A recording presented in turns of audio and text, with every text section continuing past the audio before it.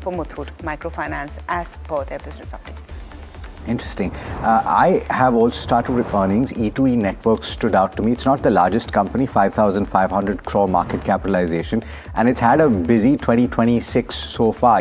It's up as much as 35%, so quite choppy and quite volatile, this stock, because it's fallen quite dramatically and recovered also equally dramatically. But take a look at the numbers. Some could call this a turnaround quarter because you've had a very strong revenue growth both sequentially and on year, and that higher revenue has helped outweigh what has been a bugbear for them, which is ultimately for their bottom line number, a very high depreciation charge, which has resulted in them posting a loss in the previous couple of quarters. The finance cost has also dropped by as much as 21.3% sequentially. The margin has expanded significantly, both sequentially as well as on year. And from a corporate action standpoint, the board has approved a stock split of 1 share into 10. If you are unfamiliar with the company, note that this is a hyperscale cloud platform. Revenue increase of 37% on a sequential basis, a 47% increase in EBITDA, margin up 410 basis points at 60.7%, which has led to a PAT number versus a loss number, a very, very high depreciation charge. Bear that in mind. TVS Motor, it's an interesting development. It's formed a joint development agreement with Hyundai Motor or Hyundai Motor Co. This is to manufacture and commercialize electric micro-mobility three-wheelers. This is something that is going to see a dramatic transition in the use of three-wheelers. When you move from gas and you move from petrol-powered three-wheelers to EV three-wheelers, and there are a lot of applications. So watch out for this pair, not just TVS Motor, but also Hyundai Motor Co.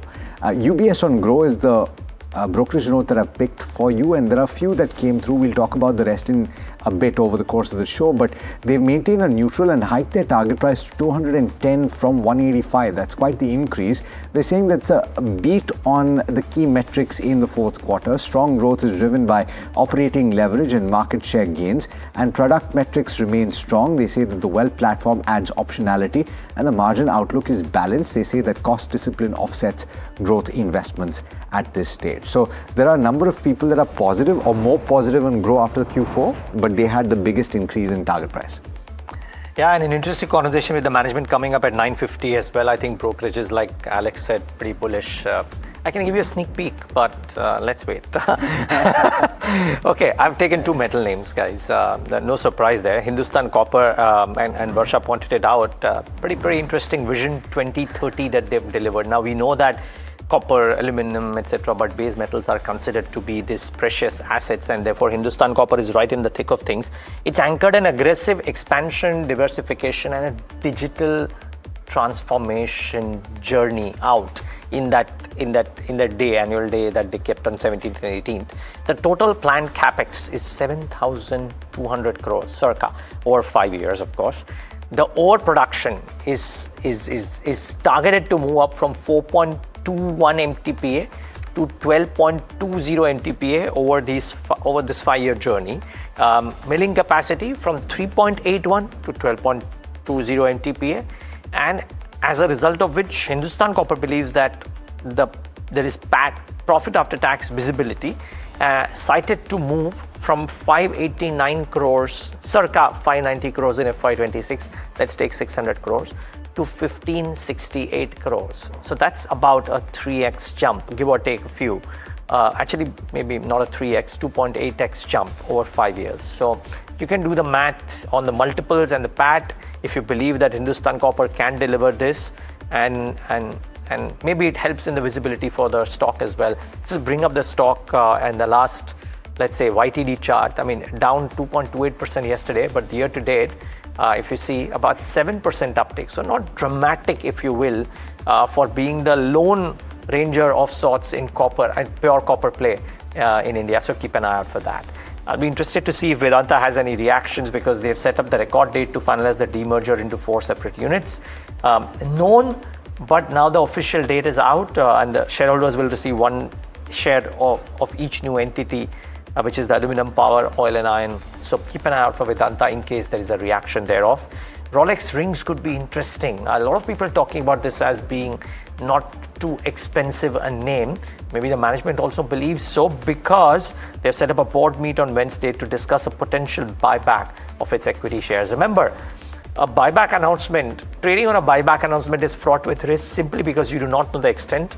Of course, you don't know the price. You do not know the extent. You do not know the extent of promoter participation in the buyback. So a lot of factors here, but just the prima facie announcement seems to be interesting. So keep an eye out for Rolex rings as well. Well, we snip into a quick break on that note. On the other side, we get to the top trading strategies for the day. Some very interesting conversations with our experts lined up as well. Stay tuned.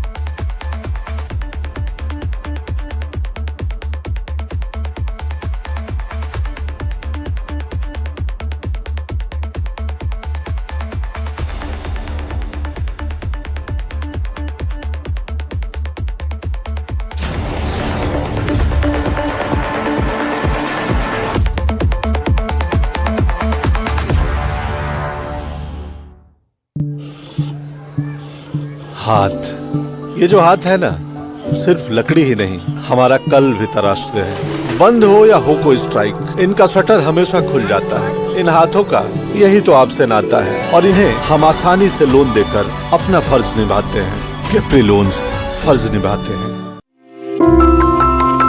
कुछ बड़ा होने वाला है।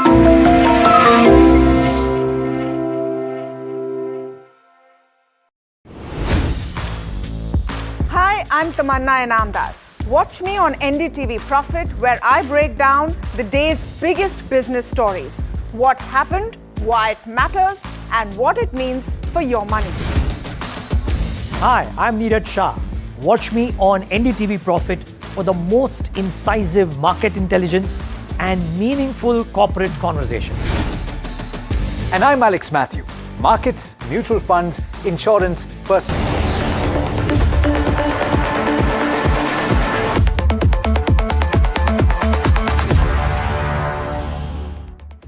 Welcome back. You're watching India Market Open. Implied showing you a small uptick. Really, the question is right now whether it lasts or not. That 80 points can be deceptive when we get into trade. In terms of what is happening on the ceasefire or talks, nobody knows. That's the basic outcome as of this moment, or the status. Kush Bora, Parag Thakkar in our studios. Very good morning to both of you. Kush, what is the strategy today? Because there is some resilience that the index is showing. That must be acknowledged. That there is some resilience that the index is showing in spite of everything around. Well, not just acknowledged. I mean, we did speak of this, right? 4 sessions ago. There were days जहाँ पे Gift Nifty 100 points ऊपर दिखा रहा था, 150 points ऊपर दिखा रहा था, and then we ended flat. If you see the last 4 days, we've been in a broad range. So intraday जो करना है कर लो. But ये consolidation जो है ये चलता रहेगा. But before that, did you guys see the match yesterday between Gujarat Titans and Tilak Varma? No and no. Tilak Varma won by a run. Okay. You got that, right? Well, so Tilak Varma scored 101 runs and the entire GT team scored about 100. So this morning my son tells me this joke, Papa, Tilak Varma won by a run. Actually, if you see, the markets are also fairly like that right now, huh? Who's the Tilak Varma? How I'll get to that, and I have this conviction that you will get the answer right to my trivia. I'll come to that in just a bit. Markets में क्या हो रहा है ना, individual performances galore, लेकिन team का overall bounce back करना ना is yet to come. So if you see, there are a lot of stock specific action that's happening, but the markets per se, as we just started, right, consolidation है, चल रहा है, वो breakout का wait कर रहे हैं. तो MI Indian markets fairly similar, you know, in that sense. But let's start with how we are placed and how do we approach this market. Like we said, there is resistance. The markets are retracing from the high points of the day. You are seeing some sort of selling pressure and profit booking from the top. But on the positive side, If you see FIIs, even though they've sold in the cash segment yesterday, they continue to maintain a healthy 20-21% long on index futures, which is a healthy sign. Support levels keep shifting higher. We spoke of this yesterday as well. So from 23,900 to now about 24,000, 24,100, at least the put base is indicating that the supports are shifting higher. So that's a positive. Of course, I think, we understand the markets are now waiting for that trigger. Could well come from the geopolitical perspective, where if Nifty takes out 24,500 and Bank Nifty takes out 57,200, then you're in for another about 2 to 3% kind of a spurt, and that could come fairly quickly. So wait for that breakout to happen. You might still be able to catch that on the long side. And speaking of noteworthy individual performances, Alex, now a trivia, fairly hard, fairly quick, right? What do these three stocks have in common? GMDC, Nava, and Graphite. Two things they have in common, by the way. One thing in common is that they've all risen very dramatically in the recent past, in the last 10 days. Yeah, so you've got the easier one correct, which is the second commonality between them. I think you only answer your quiz. Let's get some answers. Yeah, that is because ये हमारे calls रहे हैं in the last 4 days. See, so then if you want to make this plan where we praise you, थोड़ा पहले बताया करो. तो फिर natural नहीं लगता, spontaneous नहीं लगता. No, but that's obviously on a lighter note. No, but having said that, it's great that there are good calls coming in. We should acknowledge it, and then this is what happens when you watch NDTV Profit. You profit from us. Thank you so much. And the reason I highlight these in particular, of course, this is all on a lighter note. GMDC, Nava, and Graphite. The reason I highlight just these three in particular because all three of them were our calls, obviously, but they've risen more than 10% on an intraday basis. Correct. Now, shifting from cricket to poker, 4 of a kind is a difficult hand. ठीक है, तो ये मत expect करो कि रोज मिलेगा, आज भी कोई कॉल 10% चल जाएगा. This is just to reiterate that fact कि मार्केट में स्टॉक स्पेसिफिक एक्शन बहुत बढ़िया है. अभी उस पर ध्यान दीजिए. इंडेक्स थोड़ा कंसोलिडेट कर रहा है. लॉन्ग पोजीशंस इंडेक्स पे हो तो होल्ड करें. स्टॉक स्पेसिफिक एक्शन पे ज्यादा ध्यान दें. Have you given stock picks for today? Which I will now. On cue, Deepak Nitrite, Union Bank, and ESAB India, all three of them very good setup. Deepak Nitrite has a good setup, took a bit of a pause yesterday, but overall the structure remains positive. 1580, 1620 targets, 1500 is where you keep that stop loss. Union Bank, the entire PSU bank is doing well. SBI led the way yesterday. 190 is the breakout level beyond which Union Bank can do well. So 194, 199 are your targets. 185 is where you keep that stop loss. New stock addition, ESAB India. 5885, 6030 targets. 5595 is where you keep that stop loss. Okay, we've already talked about several individual stocks. Let's talk about another. And this is something that Neeraj already alluded to. Hindustan Copper, it was in his list of 3 stocks. And that's because the company has laid out an aggressive Vision 2030 roadmap. To talk about what this entails and get into the nub of the issue, let's go across to Varsha. Varsha, what stands out here? Well, the overall key takeaways from the annual meet that Hindustan Copper held was, one is, of course, they're aggressively expanding. That's the capacity expansion. This is followed by capex, and they are diversifying into new growth areas, and also strong profitability is expected in the next 5 years, and digital and governance transformation is underway. Talking about the capex plan, when it comes to mine expansion, the total planned capex stands at around 7,188 crore, and also heavy investment phase is expected.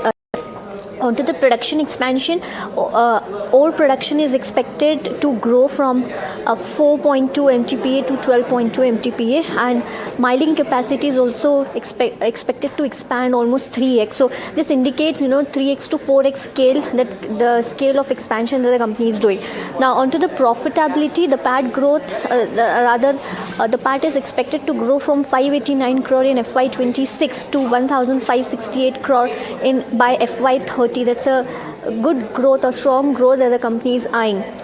Onto the dividend, of course, 177 crore of dividend is expected to expand to 470 crore by FY30. Onto the diversification strategy, company is entering into critical minerals and renewable energy. And lastly, the IT vision, of course, the 5-year company has laid out 5-year digital transformation roadmap, and objective is for safe, connected, and intelligent enterprise. So overall, this is the overall. If I have to conclude, company is doing rapid expansion, followed by diversification strategy.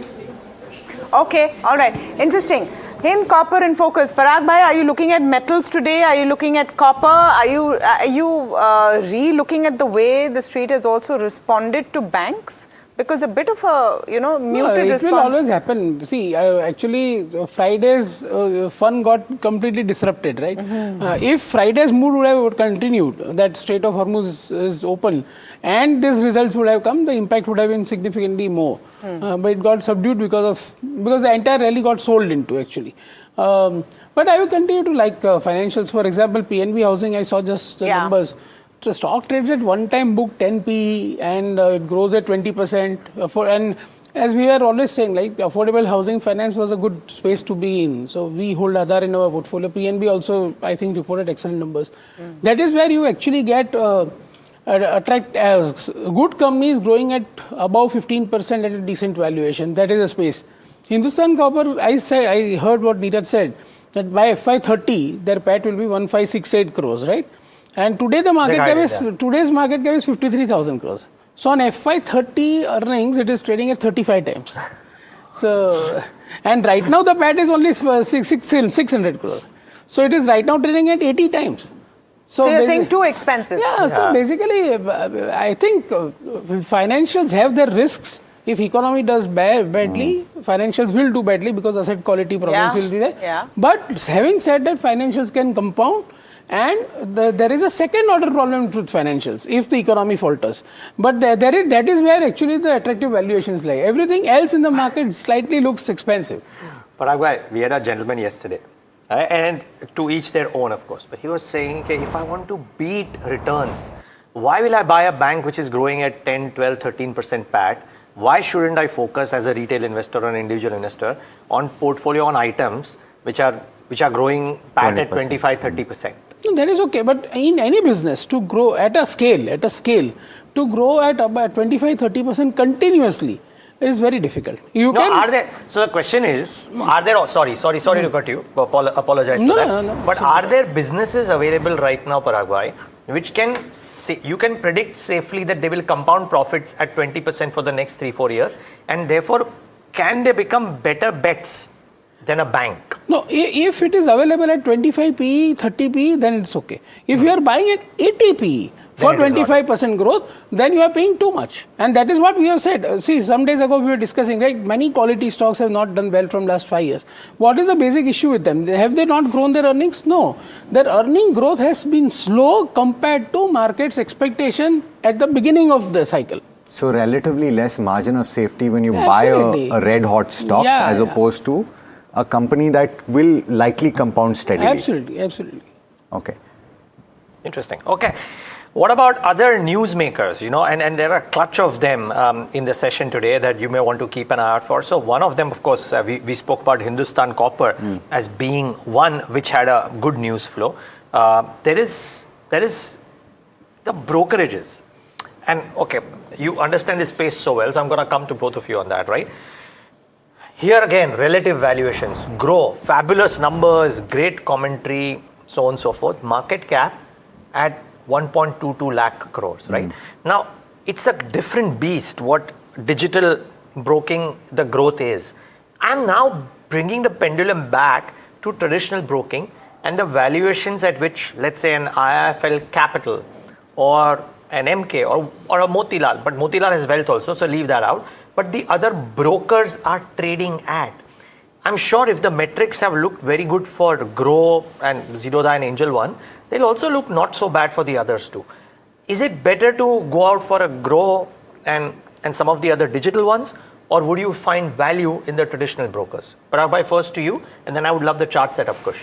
So basically, this is not as I have told always that I like AMCs and wealth management businesses more than brokers. But within brokers, I would say that the people like Groww and all, or Angel One, are well positioned to grow faster, I would say. Okay, but the relative valuations don't so valuations is okay because if the growth rate is too fast and valuations, P multiples are lesser than the growth rates, then they can be looked at. Okay, fair call. Okay, just watch out. Groww, the profit after tax is 2,000 crores and the market cap is 1.25 lakh crores. Angel One, the profit after tax is 1,000 crores, the market cap is 30,000 crores. And then you come to an IFL cap, etc. and stuff like that, even lower. So wonder if the relative valuations play a part at some point. Why such a muted response, you think, to Groww after the kind of numbers that came in? Has to be the valuation. Yes, After a point, it's getting too Based on pricey. what Neeraj said, it is trading at 60 times already, right? Yeah, has to be the valuation. And an astronomical rise, though a number correct. of brokerages today are extremely gung-ho. They're saying there's a lot more on the table, etc. Correct. But astronomical raised- rise in the stock price. they've raised Tata their target prices have prices been as well. raised as well. I wonder if you saw Oberoi Realty and you have a take on the real estate space? So Oberoi Realty has been my favorite real estate stock always. It is a most disciplined real estate developer without any debt. More than DLF as well? DLF is a different variety. DLF is a very high rental income. Oberoi is also building up a very nice rental income stream. But Oberoi is very disciplined player, and you have to be disciplined in a cyclical business like real estate. There is no debt. They only do good projects where they can execute well. Of course, there might be some delay in some selling, or like Worli project was there and all that. But it's okay. I think the stock has also corrected decently.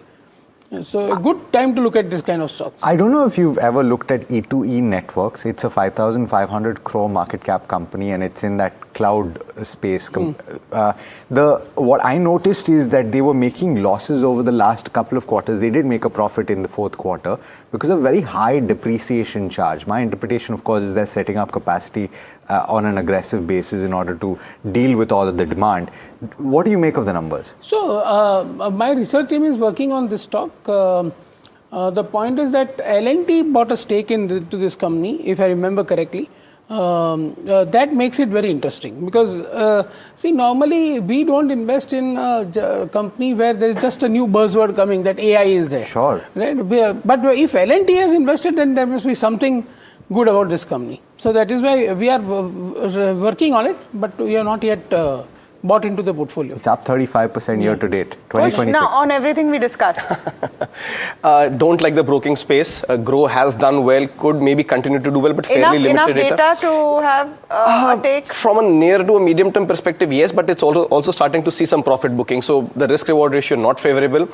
I will reiterate, BSE and MCX, these are the stocks that you want to buy if you want to be in the capital market space, and then of course the AMCs and the wealth plays come about. Not liking the setup on a lot of the broking names directly. As far as the real estate pack goes, Phoenix is starting to stand out. Fairly similar structure to Oberoi, by the way. DLF really hasn't done as much, but Phoenix, Oberoi, some of these names already at or above the pre-war highs. So if you want to trade in something, look at Phoenix. On the downside, stop losses near the 1700, 1720 mark. And E2E Networks, it's had a good run. It's had a big spurt, perhaps when the L&T stake was bought. That's where the volume spike came in. But after that, there has only been price action, not enough volume action. So could perhaps consolidate for some time, but still has a good run up until 2900 and about 31, 3150. So if you have, it's more of a hold right now for me. Interesting. All right. Varsha joining in now to talk about the stocks that will be in focus today beyond what we've spoken about. Varsha, what's on your list right now? Well, a lot of stocks are actually in focus on the back of news flows and, of course, business update. Let me start with APJ Surrender Park Hotels, wherein they've signed pact to develop 2 new hotel properties in Ayodhya and Ujjain. Then you have City Union Bank, wherein they've expanded their network by opening 7 new branches across Delhi, Haryana, Tamil Nadu and Rajasthan, and the total branch count is now 971. Interarch Building has secured 80 crore order for the supply of its pre-engineered steel building system. Next 2 stocks focuses on companies which are expected to raise some money. You have SPML Infra, wherein board meet is expected on April 23rd to consider and approve various fundraising options, and Balrampur Chini Mills have also set up a board meet for the same. Then you have Ravindra Energy, wherein associate entity has signed MOU to deploy 1,000 electric trucks. 2 companies which will be in focus on the back of business updates. You have Muthoot Microfinance, wherein the AUM growth was around 13% year on year, disbursement was up 6%, and collection efficiency improved to 96% versus 93% last year. Bajaj Finserv, if you see, Bajaj General Insurance gross direct premium was down 2% year on year, but life insurance total premium was up 25%. So these are all the stocks which will be in focus on the back of news flows and business updates. Okay, thanks for that, Varsha. A bevy of stocks out there. Kush, we've not spoken as much about the sugar space recently, maybe with reason, but Balrampur has some news flow there too. Do you like it on the charts? Yeah, I like the operative word there, which is with reason. Usually you see a lot of volatility, heavily regulated, so that's why they rarely fall on my radar. But yes, Balrampur Chini, the setup is positive. Good volume breakouts, good delivery markup, close above the 200-day moving average. It could go out and hit highs or hit the next resistance levels of 535, perhaps even 560.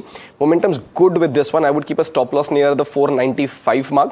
And one of the stocks that I like from what Varsha mentioned is City Union Bank. This too, even though gradual, is in an uptrend, more of a positional bet. Keep your stop losses near the 250 mark if you do enter.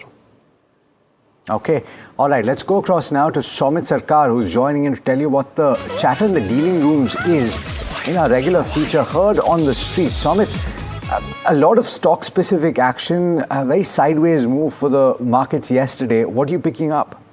Markets have been consolidating, and that is what is expected at least till the ceasefire outcome comes in. But yes, a lot of stock-specific action that we are seeing. Firstly, on Adani Enterprises, buy flows on institutional desks, both foreign and domestic institutions have been accumulating this counter in trade. So keep an eye out for the Adani Enterprises.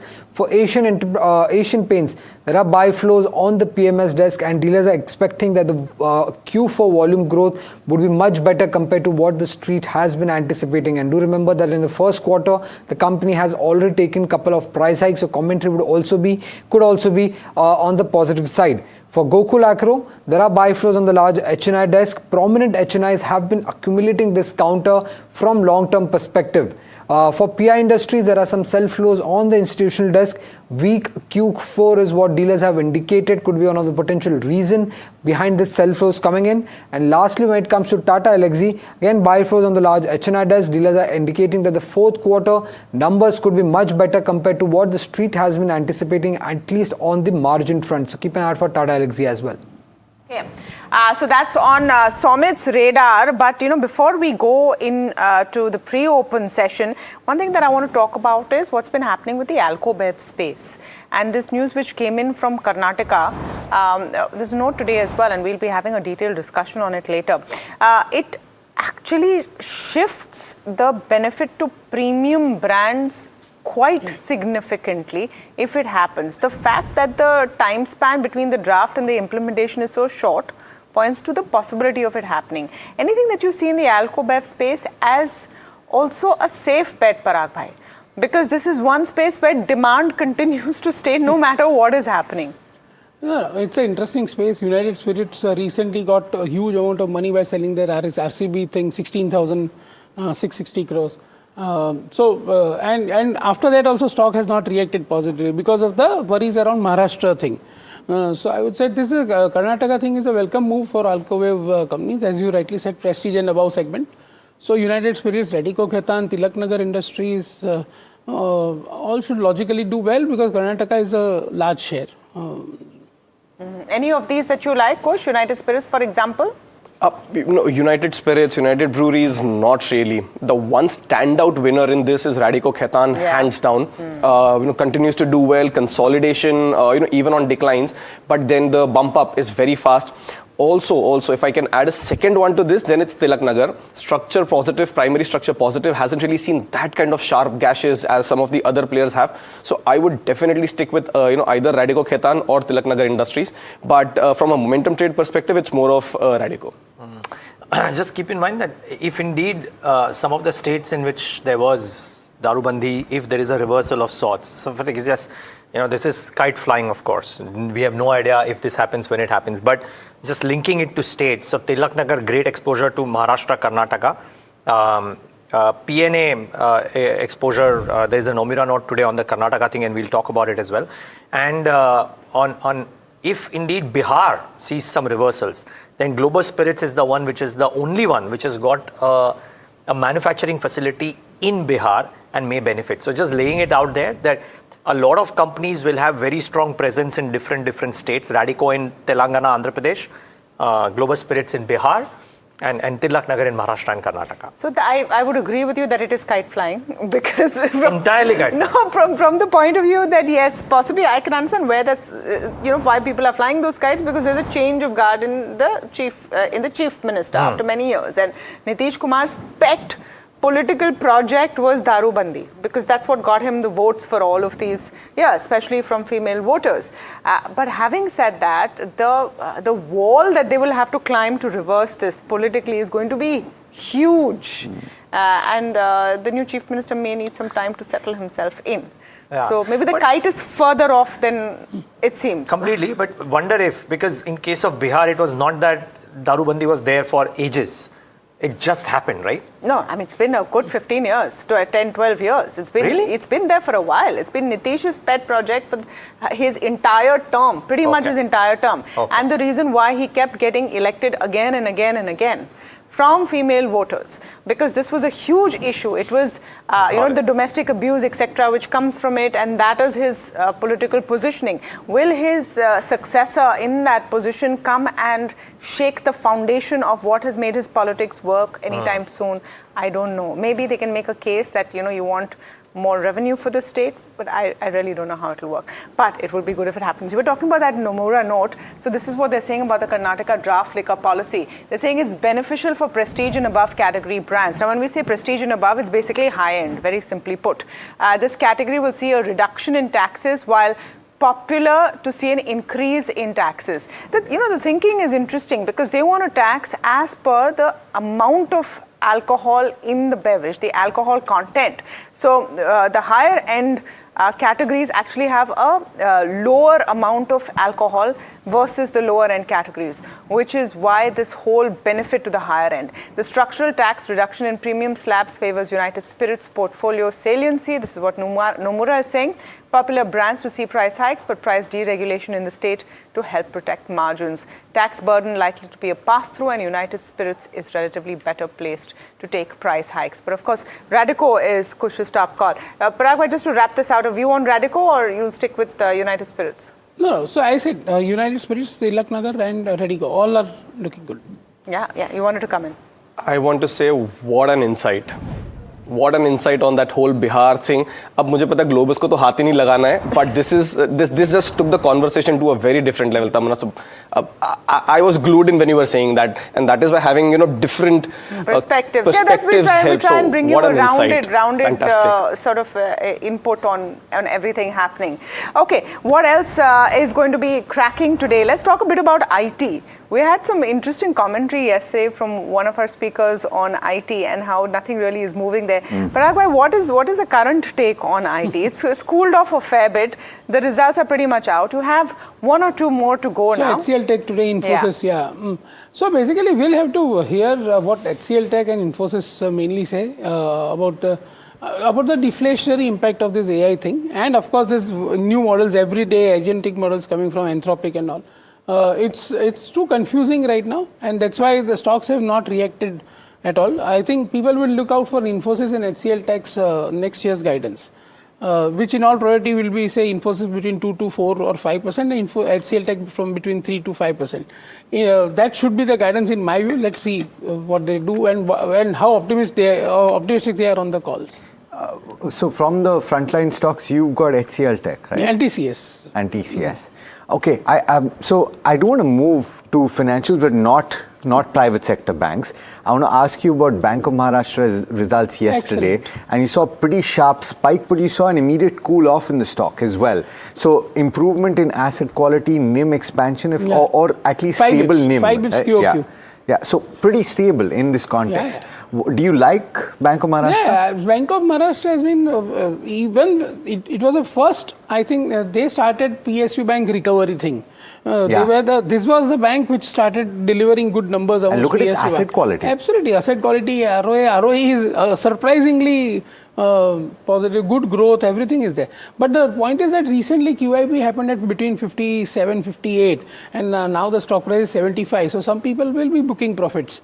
out there. Is that an opportunity? Yeah, if it falls, definitely it's an opportunity. But within the PSU bank, remember, Alex, that the valuation of Bank of Maharashtra is even more expensive than SBI. Sure. Because it is delivering such numbers. And so therefore, at what level do you think it becomes attractive? 65 or below, 65, 68 kind of thing. Is there a possibility the stock hits 65 in the near term?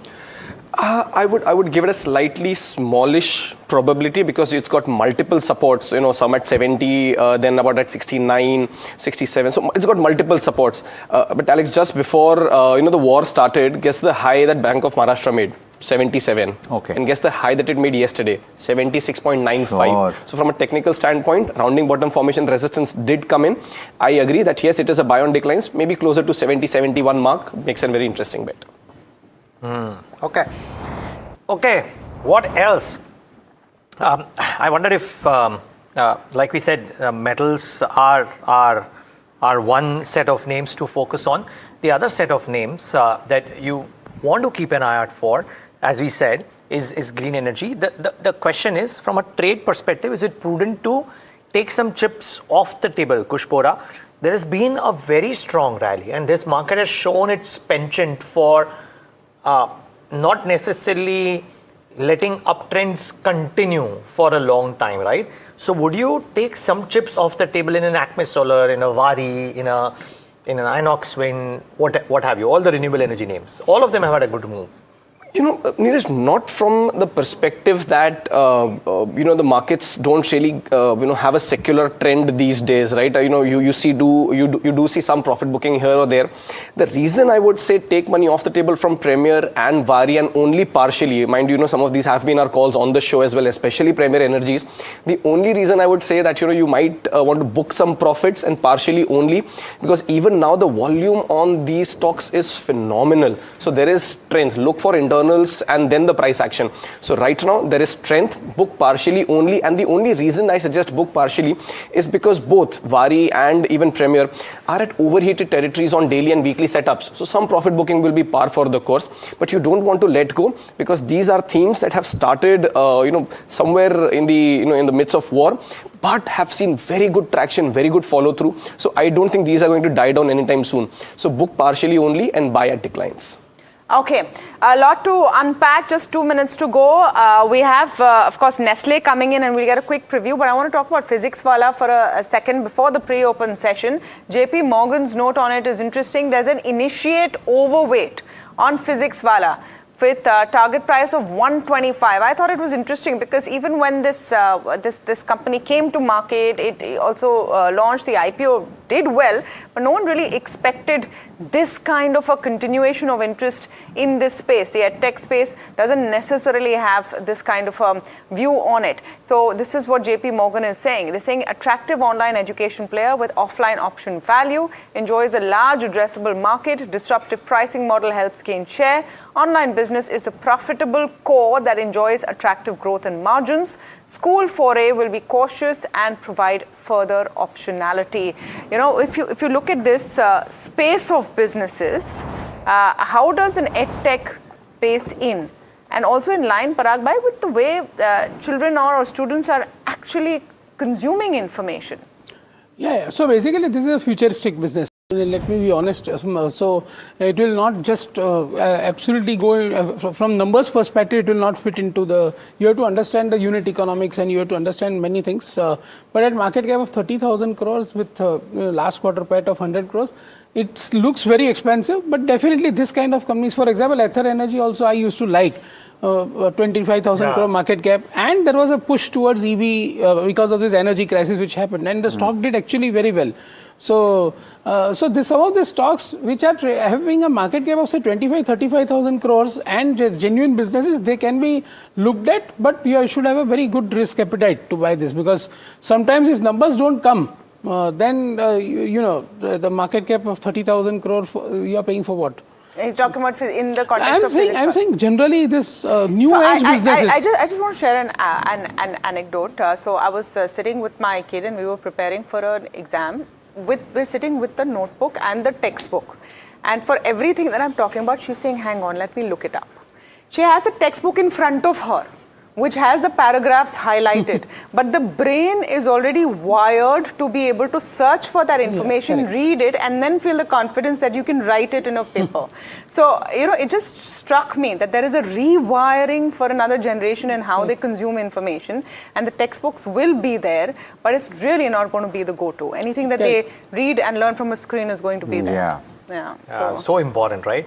And while there will be straight articles about Sweden publishing so much of money or giving so much of money for publishing textbooks in a digital era, the brain wiring is one thing. But frankly, can't blame anybody here. We all are wired to our screens as well.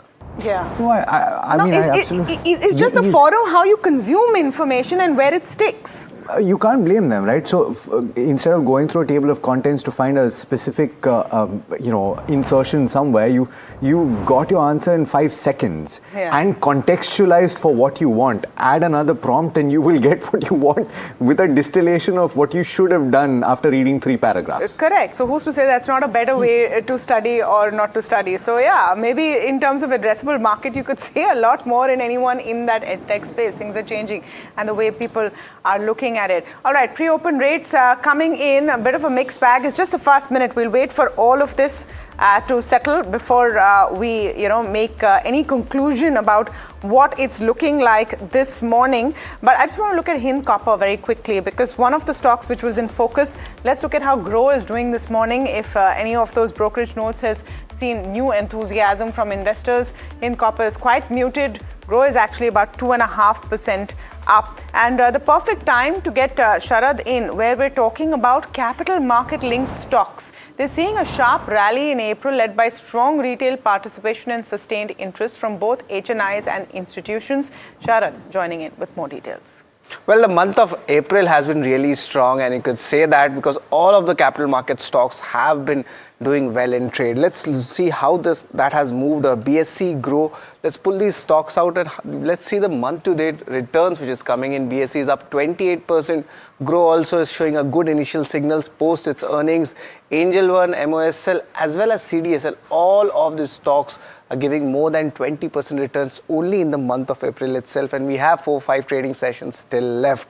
But why is there interest coming in the capital market stocks? One of the first reasons is the strong retail and the HNI participation does continue across various asset classes. Now the shift is continuing for the household savings as well. And remember, the fourth quarter numbers, they have been pretty much decent despite absorbing the M2M losses. These are the initial numbers which we have gathered in. Value buying is still seen in the recent correction which was there, and the institutional sentiment also remains strong, especially in taking positions in the capital market space. Now, what are the key triggers in the fourth quarter for BSE? There has been market share gains in the FNO segment. Anand Rathi Private Wealth, they have maintained their long-term growth aspirations. Angel One's Q4 numbers were better, especially on the realizations front. Groww, we talk about it, market share gains are happening on a year-on-year basis. And also brokerage have turned bullish, as we had mentioned. ICICI Pro AMC, better growth than the market numbers, and HDFC AMC's core business is still remaining intact. But have the valuations turned expensive? That's the question everybody is asking. And I would say net, it's a mixed feature. BSE's 5-year peak was 61 times. Now it's currently at 46 times. Angel One, we see there is a valuation catch-up happening at play.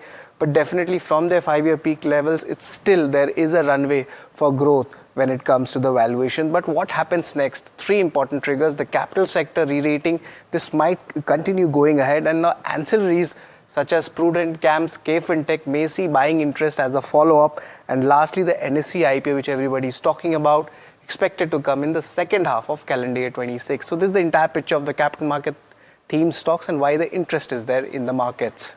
Okay, thank you so much, Sharad. All right, quick look at what's buzzing. Early trade, early pre-open trade. PNB Housing, a good set of numbers, was on our watch list as well. Top gainer right now with about 5% uptick in the pre-open session. Century Ply, look out for all the ply players. There has been a hike in prices of MDF, and that's essentially why you will see some of these players zooming. We talked about Oberoi Realty and their updates coming in. That's also doing pretty decently this morning. That's about 2.5% up. Bank of Maharashtra, second day in a row, and we're going to ask Parag Thakur what he thinks of Bank of Maharashtra as well.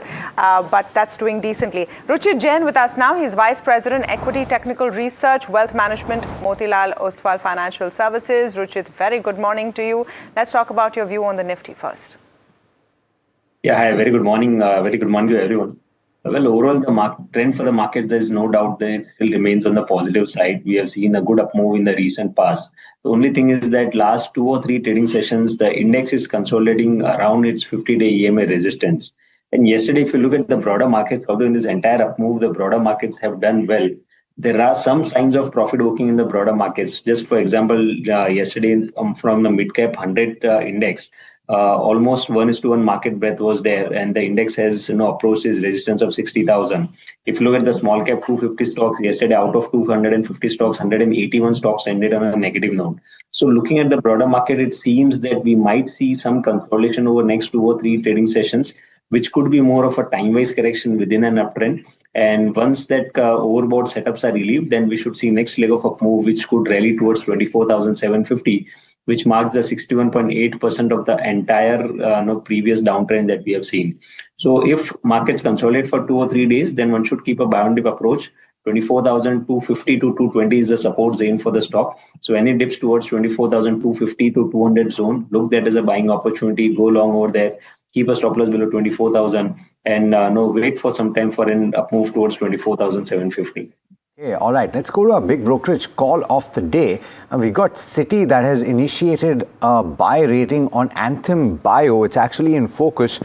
It's up about 1.5%, at least in the pre-open session. Sharad joining in to say what they are calling out with regard to this CRDMO company. Sharad, what are they saying? Well, Alex, Citi has been bullish on this counter. Now they've initiated a buy rating and the target price is set at 870 rupees. And they've stated that the company is poised for an accelerated growth in the CRDMO segment. Now, of course, the company is having a differentiated and an integrated multi-modality platform. And that is where the bullishness comes in. And there is a certain kind of a moat. That's what Citi has pointed out. Overall, they are very bullish on the growth visibility for the company. And this is for the both financial years FY27 and FY28. And largely the bullishness is coming on the solid growth expected in the commercial molecule segment as well. And this is the key reason why Citi is turning bullish on Anthem Bio. Got it. I wonder if there's a view on the fundamentals on Anthem Bio. Do you have an opinion, Parag Bhai? No, I have not read the Okay, so let's talk about the technicals then. Kush, how does it look on the charts? Nothing breakout. It's got, it's shifting the bases higher. It's got a good, up move. Volume's nothing to write home about. So more of a positional bet, not a momentum trade. If I did have it, I would continue to hold. Stop loss near the 710 mark. Okay. Okay. Well, 908 about to happen, and the pre-open rate suggests that we'll have a very, very flat start. Can't blame really. I mean, this is probably to be anticipated. Banks may have a decent move. Nifty next 50 also seems to be starting off okay. Not so much for the broader markets, to be very honest. It's a kind of a quiet start there as well. Remember Airtel, Ultratech, etc. starting off lower. ICICI Bank though, JSW Steel and some of the others are doing okay. Banks seem to be doing okay. Ruchit, in light of this kind of a start, what are the ideas that you are recommending this morning? Good morning, of course. Yeah, hi, good morning, Neeraj. So a couple of names that we are recommending to our clients. One is a long recommendation in SBI. So primarily after some consolidation yesterday, we did see very good volume plays breakout happening. So we expect this momentum to continue in the near term. So SBI can be bought at current levels with stop loss below 1080 for potential targets around 1160. And one interesting name that we are quite bullish for short to medium term is Balrampur Chini. In fact, I think sugar as a space looks quite interesting. The entire sector have recently seen good volumes getting built up, especially Balrampur Chini, where this up move from 450 to 500 witnessed very good price volume action. Stock consolidated above its 50-day EMA for a couple of weeks time frame, and yesterday again it resumed its up move. Again, if you look at the volumes yesterday in the price up move, it was much higher than the daily average what we have seen. So prices going higher with good volumes, corrections with low volumes, these are very good signs for positional traders. So one can go long on Balrampur Chini as well with stock below 497, expecting up move beyond 545 to 550 in the short term. private placement, a meeting for NCDs as well as private placement. That is what Balram Puccini is gonna do. So keep that one in mind. You know, lower known pockets, I mean, sugar doesn't come in the realms of conversation, plywood, etc. doesn't come in the realms of conversation, but Parag bhai, any thoughts on some of these plywood names? Simply because if building materials is a real thing, at some point of time, these stocks have to deliver, right? And the stocks are so cheap. So, for example, we own a small weight in Greenply.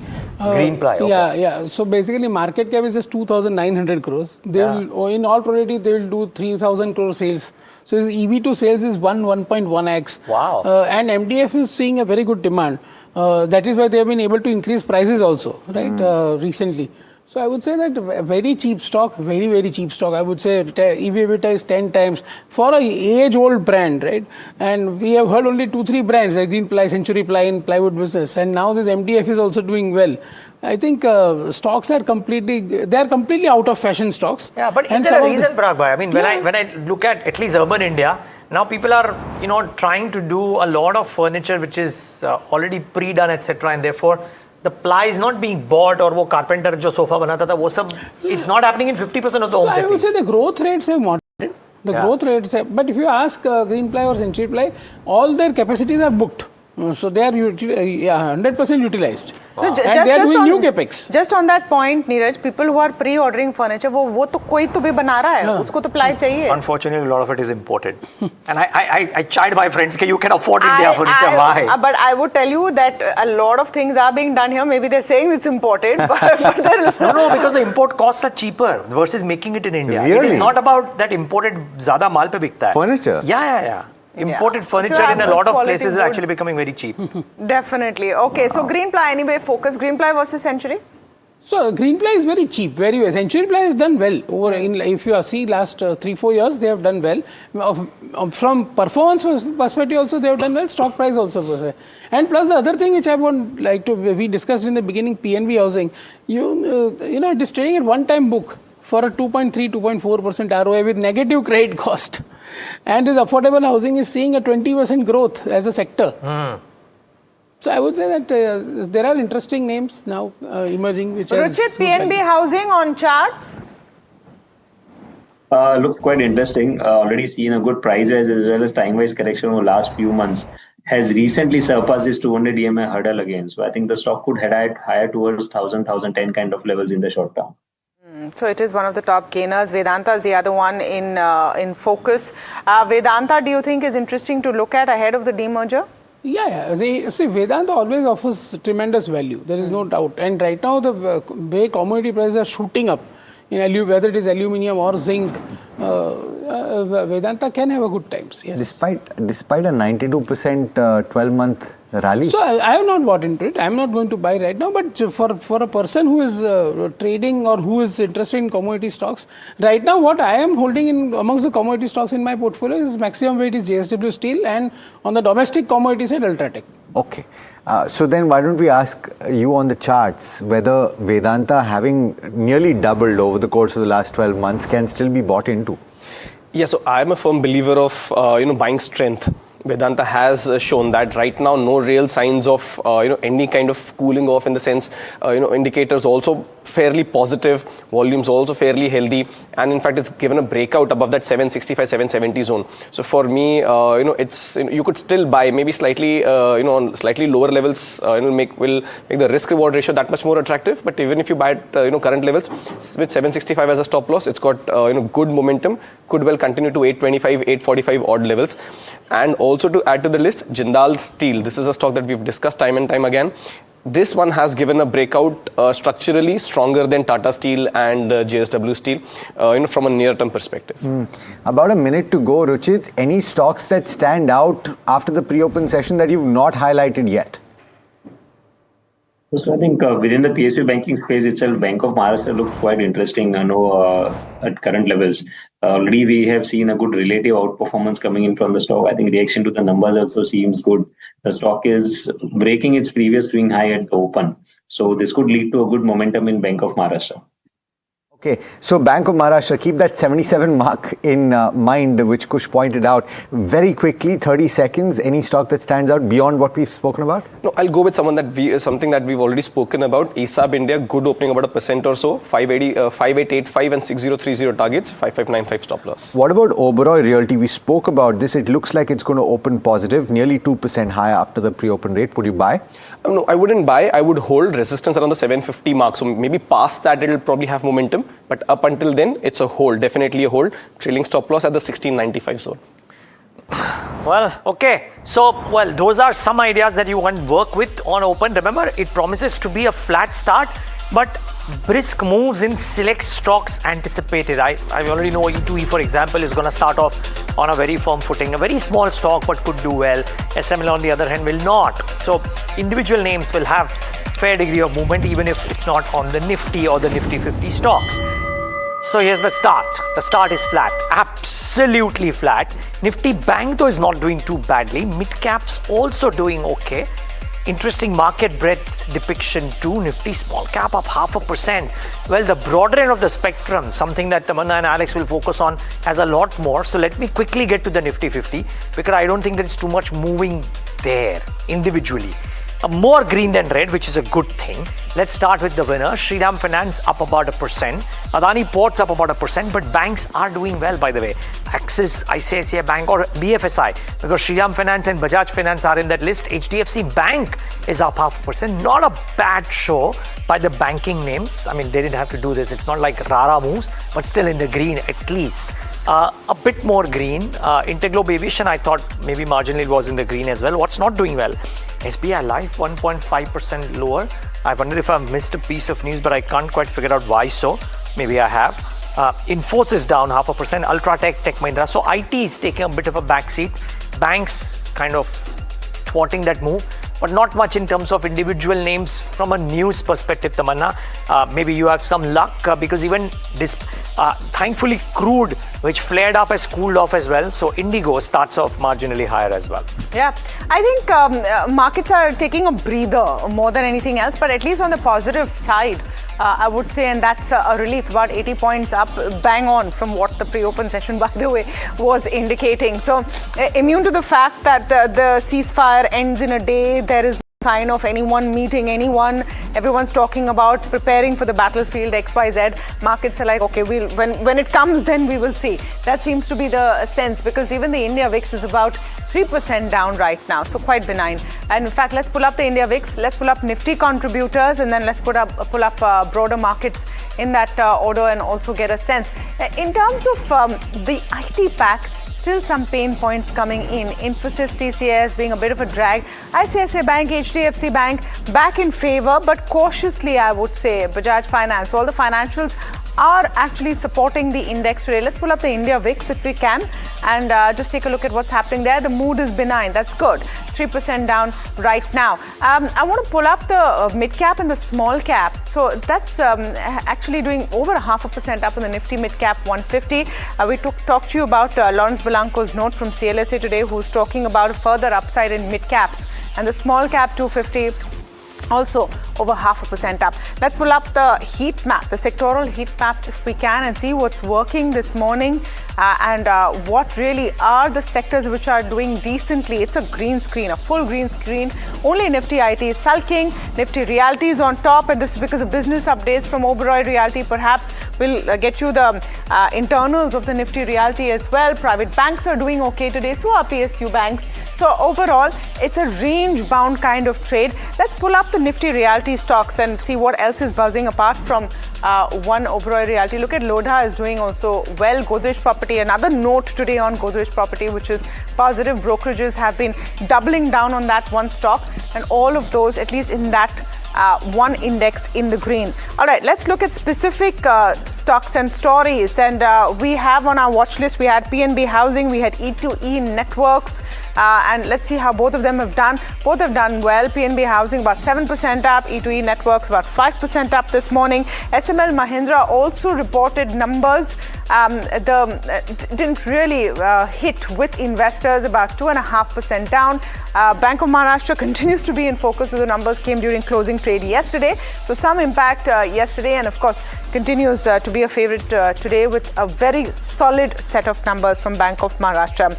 Business updates were in. We already talked about Oberoi Realty. We talked about Muthoot Microfin also. Turnaround story which seems to be growing in that direction. So a solid set of updates which came in both up in the green. Hindustan Copper, another stock on our watch list today, that's also about 2% up. So all the buzzing stocks that we talked about are showing action post open as well. Groww I wanted to look at because the numbers came in yesterday, a bit of a pullback after an initial positive response. Brokerages have been quite positive, about 1% up now. Watch out for the conversation with the management later on in the show, right here on NDTV Profit. Don't miss that.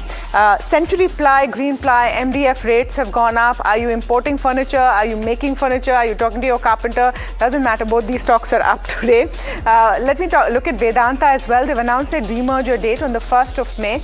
So a little buzz over there because you need to have those shares in your demat account to be eligible for the demerger by the 1st of May. So these are some of the things that I'm seeing. Nelco, let's look at Nelco again. Good numbers coming in. Great prompt there from my producer, about 11% up on Nelco. So those are some of the stocks that are buzzing this morning. I'm going to do my best, Tamanna, to try and talk about stocks you haven't already spoken about. You've gone through quite the list. But having said that, MRPL and Chennai Petro are both buzzing in trade today at the start, and close to 3% each. They're doing well. You have Birla Soft, that's up about 3.5% or so. You have Varun Beverages, that is up about 2.7%. JSW Energy is up and about as well. Home First Finance is also 2.7% up. You know, the breadth is actually pretty strong this morning. Take a look at what you're seeing on your screen, right? Nearly 1,900 advances and less than 500, just about 427 declines. And that's visible on the screen even in the broader market. So the biggest loser among the biggest losers for the Nifty 500 is SBI Life, down about 2.6%. You have Emcure Pharma, Tata Tele, Natco Pharma, all losing ground. So a few of these stand out. I do want to ask again about Bank of Maharashtra, because we spoke about this. It is hugging that 77 mark. It is just in and around that mark. Would you be convinced enough to buy into it at this level? I would have said yes, but the kind of, even if it's mild and just 5-6 minutes of profit booking that you've seen from those 79 odd levels, probably you might just want to wait a bit and, let it cool a bit and then buy right now. It's definitely a hold, so you can continue holding on to it. That's not an issue. But fresh buys, the risk-reward ratio doesn't seem as favorable, even if it's trading above that 77 mark, not convincingly so. But yes, this has a good primary trend. You should continue to stay on, buy on declines. I just want to highlight a couple of things, Alex, if I may quickly. Yeah. Deepak Nitrite doing very well, a call that we discussed. But I want to talk about ESAB India for a minute. I don't know if it is one of our viewers or if anyone who bought it, because we just mentioned that it's a stock of the day. Opening में ही 6,000 चला गया था. If it is someone who's listening to us, my point is ऐसे मत buy करो, थोड़ा settle होने दो, because now it's trading about 100-150 points lower from there. So you might want to just ease out into buying, especially some of these names which don't have that much liquidity. That's the only thing. Otherwise, the stock structure is very well. You could continue to hold. Okay. Another stock that is buzzing is Aadhar Housing Finance Company, and we spoke about this. Possibly on the back of the results that PNB Housing displayed, because it is ultimately in the housing finance space and focused on relatively affordable housing, right? Aadhar in particular. We've got Parag Bhai who owns Aadhar. Yes. So is my interpretation correct? Absolutely. So Absolutely. Therefore at these levels, is it still attractive or is the opportunity I gone? find it attractive. Of course, I have bought it around 450 rupees and right now it is around 490, 495. Yeah. I find it very attractive. 2 times price to book for a 4% ROA company and growing at 20%, disbursement growth of 20%. So it's a structural long-term buy in my view. And so we have in fact, it is our largest small cap holding in our portfolio. But Parag is anyways pretty constructive on this cohort as well. Just before we get in Puneet onto auto, since Kush mentioned about Deepak Nitrite, I just want to bring out the point that fundamentally some of the products which some of the chemical companies are making, the prices have gone up. In Deepak Nitrite's case, for example, phenol prices which were trading at about 90 per kg or whatever the metric was, there has been nearly a 60% rise in those end product prices. So therefore, they benefit from that. I heard a similar argument about a product called MMA, which is manufactured by Aarti Industries, and there too maybe there could be some momentum. So just a lot of Styrenics Solutions, again chemical name if I'm not wrong, there the end product prices, ABS, etc. have gone up, Bhansali Engineering Polymers. So a lot of these names are actually having fundamental reasons of the end product prices moving up, which is why there is a momentum. Now, will they be able to gain the benefit of all of these end product price gains? Remains to be seen. I think the management will be best placed to speak about it, but this is probably the reason. Ruchit, very quickly, Kush spoke about Deepak Nitrite as one, but Deepak Nitrite, Aarti Industries, Bhansali Engineering Polymers, Styrenics, any of these, do they look good to you on the charts? I think Aarti Industries look good on the charts. Recently, we did see some good gap up opening also about a month ago. Post that gap up, we witnessed some consolidation, and again, the stock seemed to have resumed its positive momentum. And the good thing is that it is trading about all its key averages of whether it be 50 or 200 EMA. So I think if the sector as a whole does well, then we can expect a good pullback move in Aarti Industries towards 500 kind of levels. Okay. On to auto as well. In fact, Ruchit, on that note, we can thank you. We can let you go. Much appreciate your time. Really, thanks for being with us today. Let's focus a bit on auto. Hyundai and TVS Motors have signed an agreement to develop electric three-wheelers specifically to address India's last mile mobility needs. Now, Puneet is here with more details on this. Puneet, what is the last mile mobility needs specification that they've given here? Well, thank you for that. It's a big deal that has been announced for both Indian listed players in that sense, and the reason being that last mile mobility is basically has been advented because of the e-commerce and the quick commerce basis also. So the last mile delivery from the warehouses to your home, and that's one of the key aspects. Good transportation as well as passenger transportation is the other one. Now, both the companies are actually showcased, a concept in Bharat Mobility 2025 and have now formalized this particular partnership in the electric vehicle space. And while spoken a lot in the two-wheeler and the four-wheeler space, it's much more pronounced in the three-wheeler space, because almost 60% of all new electric three-wheelers sold in the country are now electric. So all three-wheelers sold, almost 60% is now electric, and one of the bigger players winning here is Mahindra Last Mile Mobility. They have a separate vertical, Mahindra & Mahindra, where they've also had a fundraise, and they almost sold 1 lakh units at this point of time. But 60% almost coming in the electric vehicle space is just the start at this point of time, is what companies say. Just in terms of this particular partnership, Morgan Stanley also feels that TVS will of course do the manufacturing of the same, as well as the servicing aspect, where the technology also will be provided by Hyundai. So hence both these players will work in conjunction. And when you also look at the market share specifically, I spoke about Mahindra & Mahindra having 1 lakh sales in FY26. That's a jump from 68,000. Bajaj Auto is not far away at 89,000 as well, which is the number 2 position. But when you look at TVS Motors, they've jumped from just around 1,700 units to 27,000 in FY26 itself. So the space is huge. They're also replacing a lot of these cheap Chinese imports in the three-wheeler space. So that market will expand, and exports will be a next layer in the next couple of years. Interesting. I mean, strategically, I don't know, maybe we'll have an opportunity to speak to these companies and understand why they want to get into the E3-wheeler space.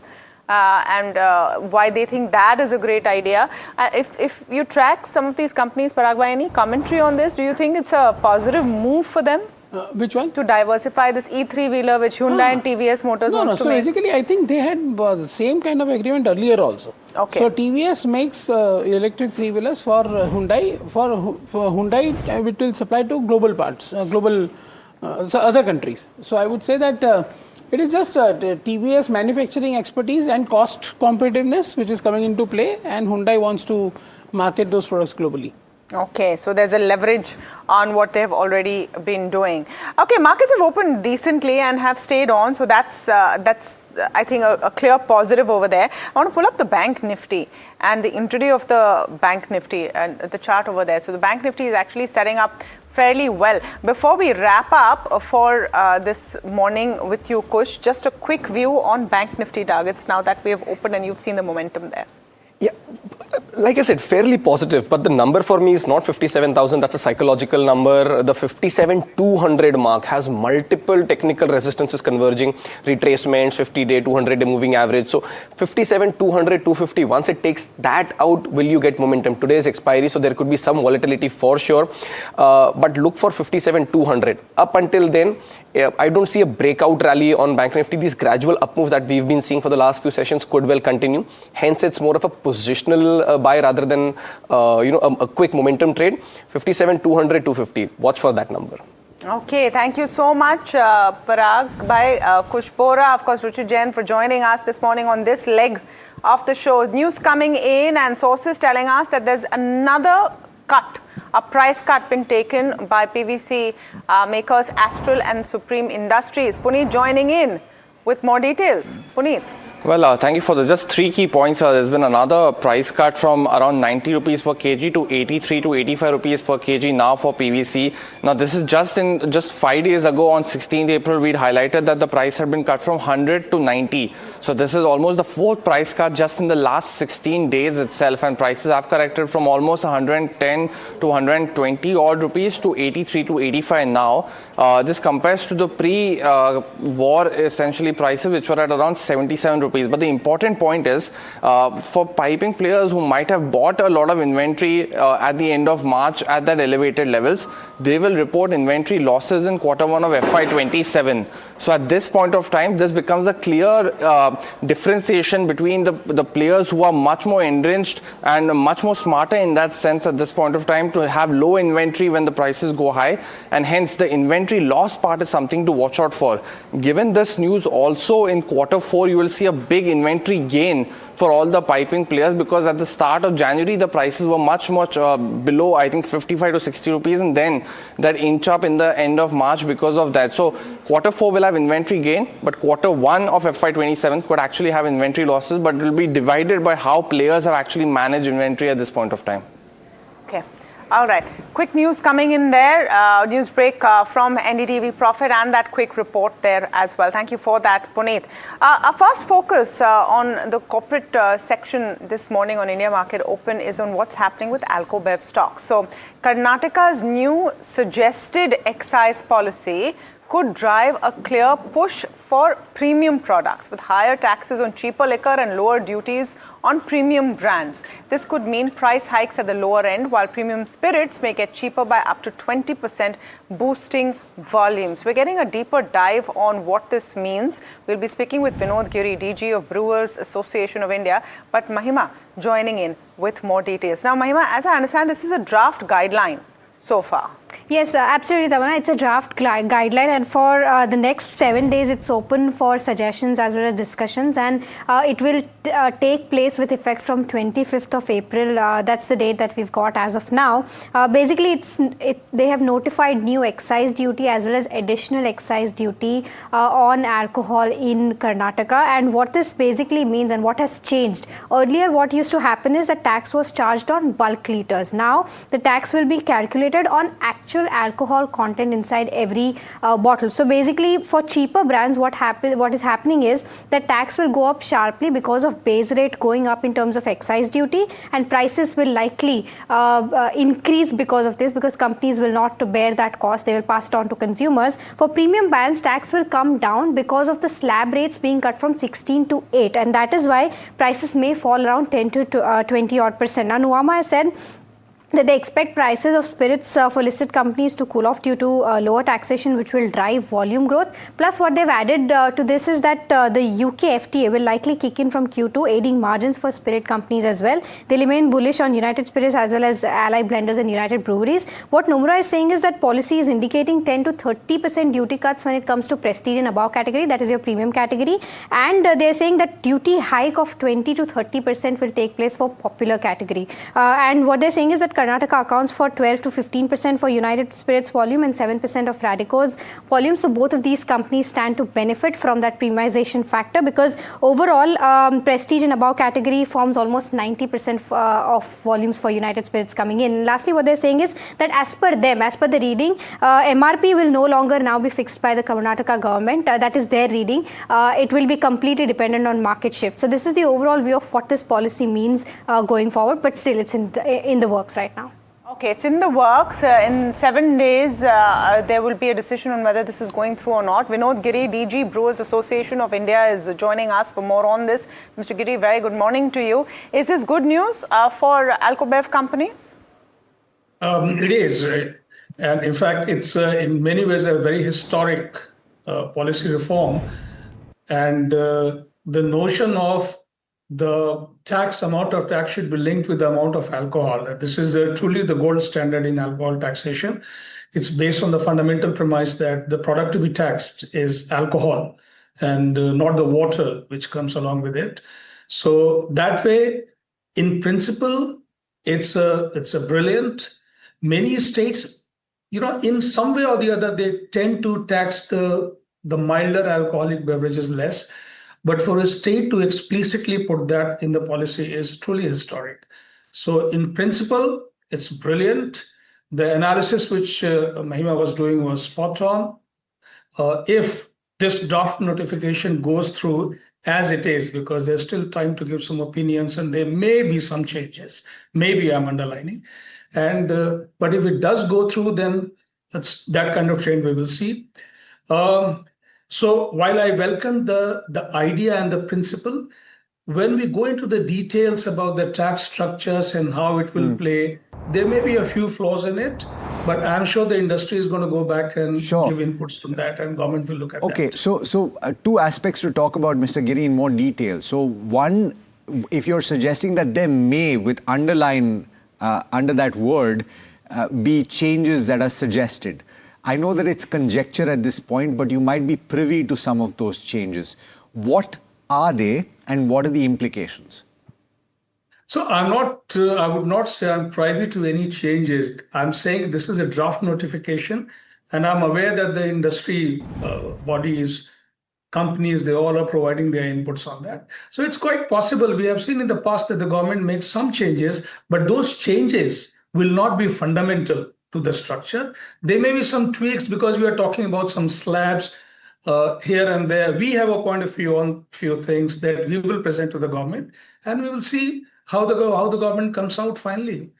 One of the fundamental things, since we are on the topic, I think the principle that the tax should be based on amount of alcohol.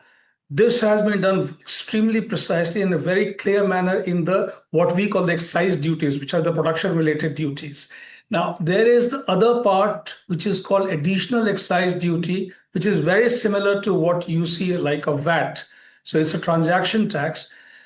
So there we see that the government starts getting into slabs and starts distinguishing between the types of alcohol, which is something kind of starts diluting the fundamental principle that no matter what, the amount of tax should be based on the amount of alcohol. So these are the things we are going to input on that. So Mr. Giri, just trying to understand, because you mentioned now a couple of times that this is historic, it's a policy change which is welcome, there might be some tweaks that the industry wants. Why has this not happened thus far? Give us some context about, has this been difficult to implement simply because now cheaper products will be taxed higher? And that goes against the grain of what people understand as a taxation policy. Though your point is correct, tax the alcohol, not the rest of the stuff with it. See, there are two aspects to it. If you go back to the legacy issues, historically in India, the alcohol companies used to be the same one producing all kinds of alcohol. So over time, a tax structure got built, which used to make the taxes uniform, whether in terms of the bulk liter principle, which is a volumetric tax, or in terms of the ad valorem. So that came on, which meant that it became a kind of very hodgepodge kind of thing over time. Now, in Karnataka, what's happening, we are saying, first of all, the lower slabs in Karnataka, and are actually priced well below what the most of the country in those products will be priced at. Say, for example, a bottom end whiskey in Karnataka would be priced, and if you look at the 180 ml nibs, somewhere around say 95 rupees or so, 9,500 rupees. Now, these prices don't happen anywhere else in the country.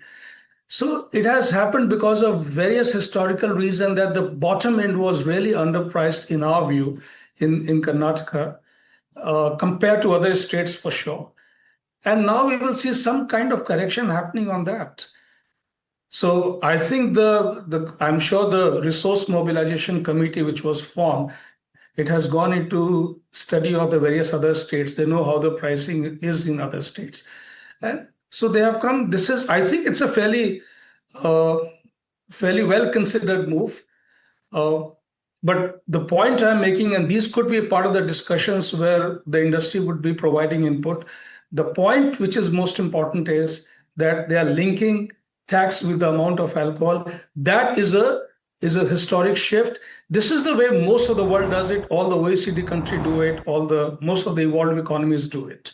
So someone is explicitly moving towards that. That itself, for me, is a very historic thing, which is someone is breaking away from the set notions of alcohol taxation. That's a great thing. Well, okay, I had a different question in mind, and I'll come to that. But do you believe this could be the template for other states to follow, Mr. Giri? We hope so. First of all. Hope so. Okay. Fair call.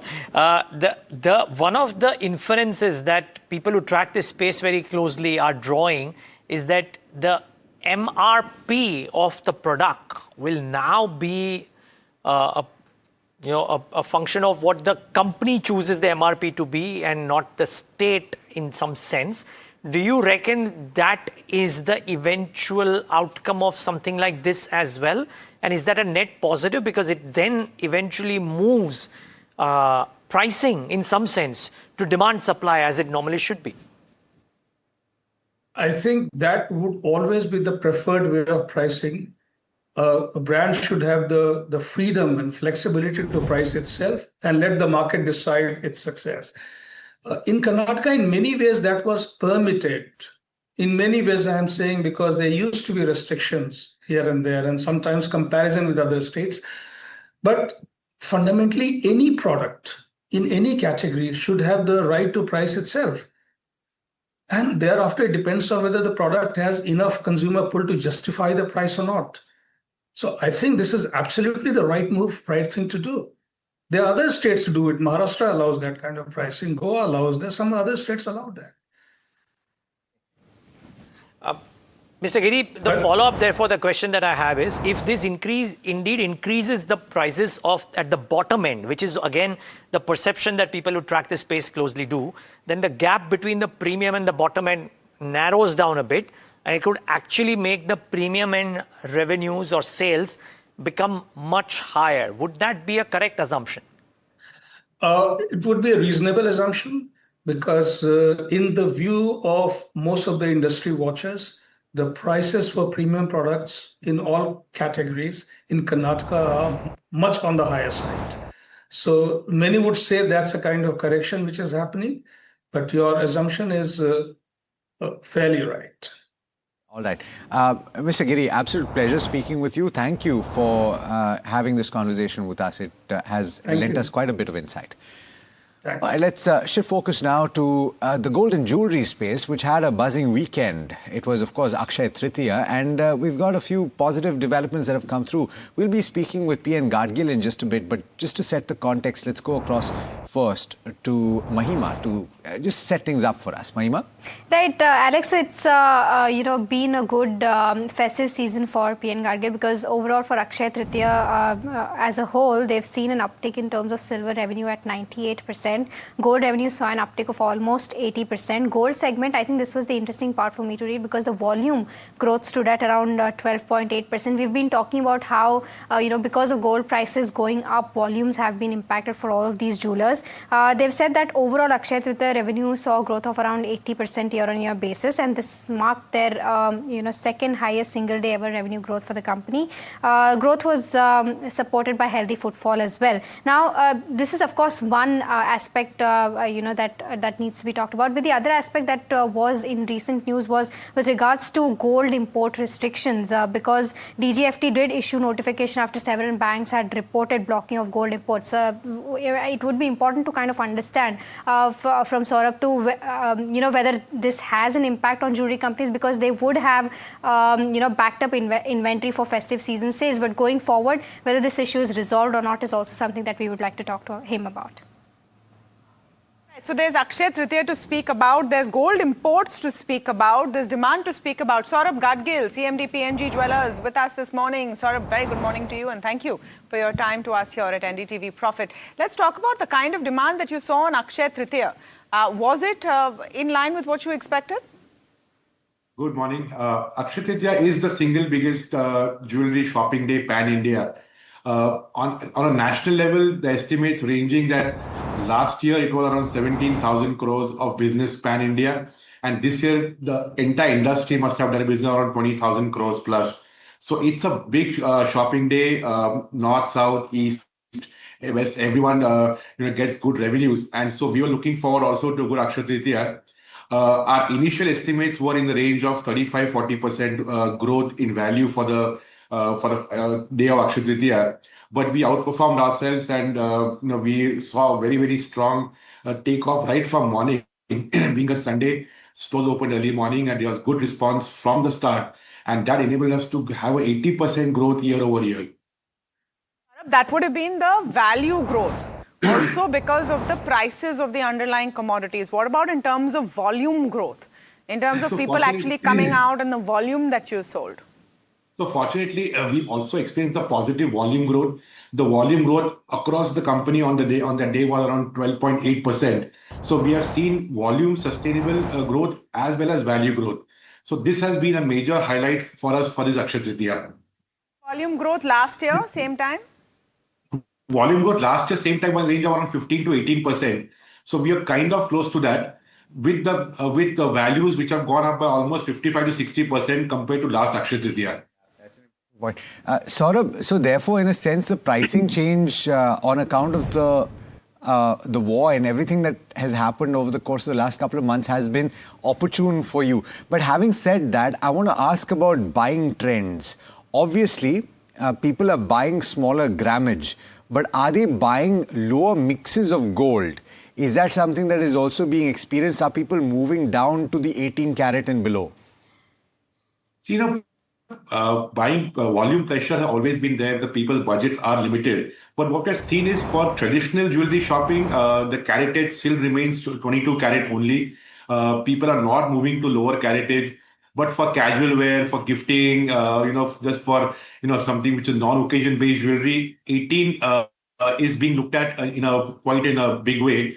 14.9 are still, I think, early days, especially if you look at Maharashtra, West India is concerned, where people are more focused on quality. But as we go ahead, these things, the caratage may shape up, and we may see jewelry in these caratages too. Apologies, we're running out of time, but I do want to slip in one last question, which is availability of gold. And we were hearing reports about the import of gold and the availability there. Are you facing challenges? It was a challenge for the last 5-6 days. Pre-Akshaya Tritiya, gold was in shortage. We were not able to procure gold bullion. But just the day before Akshaya Tritiya, this was resolved. DGFT gave bank licenses to import gold. The Dore issue has been resolved. And as we speak now, there is no shortage of gold bullion, gold jewelry in the market. And the market looks well positioned for the upcoming festive season. Got it. Mr. Gadgil, always a pleasure speaking with you. Wish you all the best. Thank you. Thank you so much for taking the time. All right, let's talk about Billion Brains Garage. Groww, of course, has seen a robust uptick in active users, leading to steady Q4 results. We're going to speak to the management very shortly, but let's go first to Sharad to tell us how things are looking and what brokerages are saying. Sharad? Well, Alex, brokerages seems to have given a strong thumbs up on Grow's earnings post-market hours. Even the con call was bullish. and largely UBS has hiked the target price from 185 to 210 rupees per share, and it's very bullish, especially on the product matrix. That has done well and it's come out really strong. The margin outlook is balanced and cost discipline will offset the growth investments. As for Jeffries, the target price has been hiked, but not as much as the others, from 210 to 225 rupees. And overall, largely they have stated that the company has shown more resilience and greater ability to cross-sell as compared to the other peers. And lastly, Citi, I would like to point out, they have maintained buy, and the target price has been hiked from 225 to 230 rupees per share. And overall, they are very bullish on the ongoing equity market volatility and a consolidation which could benefit Groww in the long term. The Groww's management is focusing on the product-centric approach to drive long-term business, and their company and Citi is constructive on the ability for this shift in this change. So overall, most of the foreign broking houses are bullish on Groww. Okay. Thanks a lot for that, Sharad. Should be interesting to know various things, including the fact that, guys, I don't know where you guys are on the argument. Of course, the market has given a thumbs up to Groww despite the premium valuation. Right, it's climbed actually over the last 8 minutes or so. Yeah, so clearly the market believes otherwise, that they want to reward this, despite the fact that the valuation multiple gap is ginormous. Yeah, but just look at the pattern that you have seen of people moving their trade online. Their biggest competitor is not listed. Yeah. So Zerodha is not listed. So it's basically Groww and Zerodha in that space with that volume. And we saw recently also that in FY26, when the reports are of lower active NSE users, report of active users, these guys have actually climbed. They've had a higher You share. had a conversation, you are going to be speaking with the management right now, Neeraj, and what is going to be on top of mind for you? Yeah, just that. What did they do in FY27 and where do they spend the oodles of cash that they are generating? So let's get in Ishant Bansal, co-founder and CFO of Groww, on to try and understand about their quarter ahead and the outlook. So Ishant, thanks so much for joining in. I want to start off after the fabulous numbers that you've given. How did the product mix evolution, because derivatives are so high for you, contribute to the margin expansion despite higher volatility? So if you look at the growth rate from a YOY basis, I think last year was relatively a one-off because of the regulations. The quarter was slightly lower. If you look at on a Q-on-Q basis also, the company has grown well, where actually the volatility that you talked about actually helped. So which has increased the equity derivatives contribution as well, because the number of orders went up because of volatility. A lot more people started trading on derivatives as well. But that number is still small. So I think earlier this number was more closer to 14 lakh. This time it is around 17 lakh.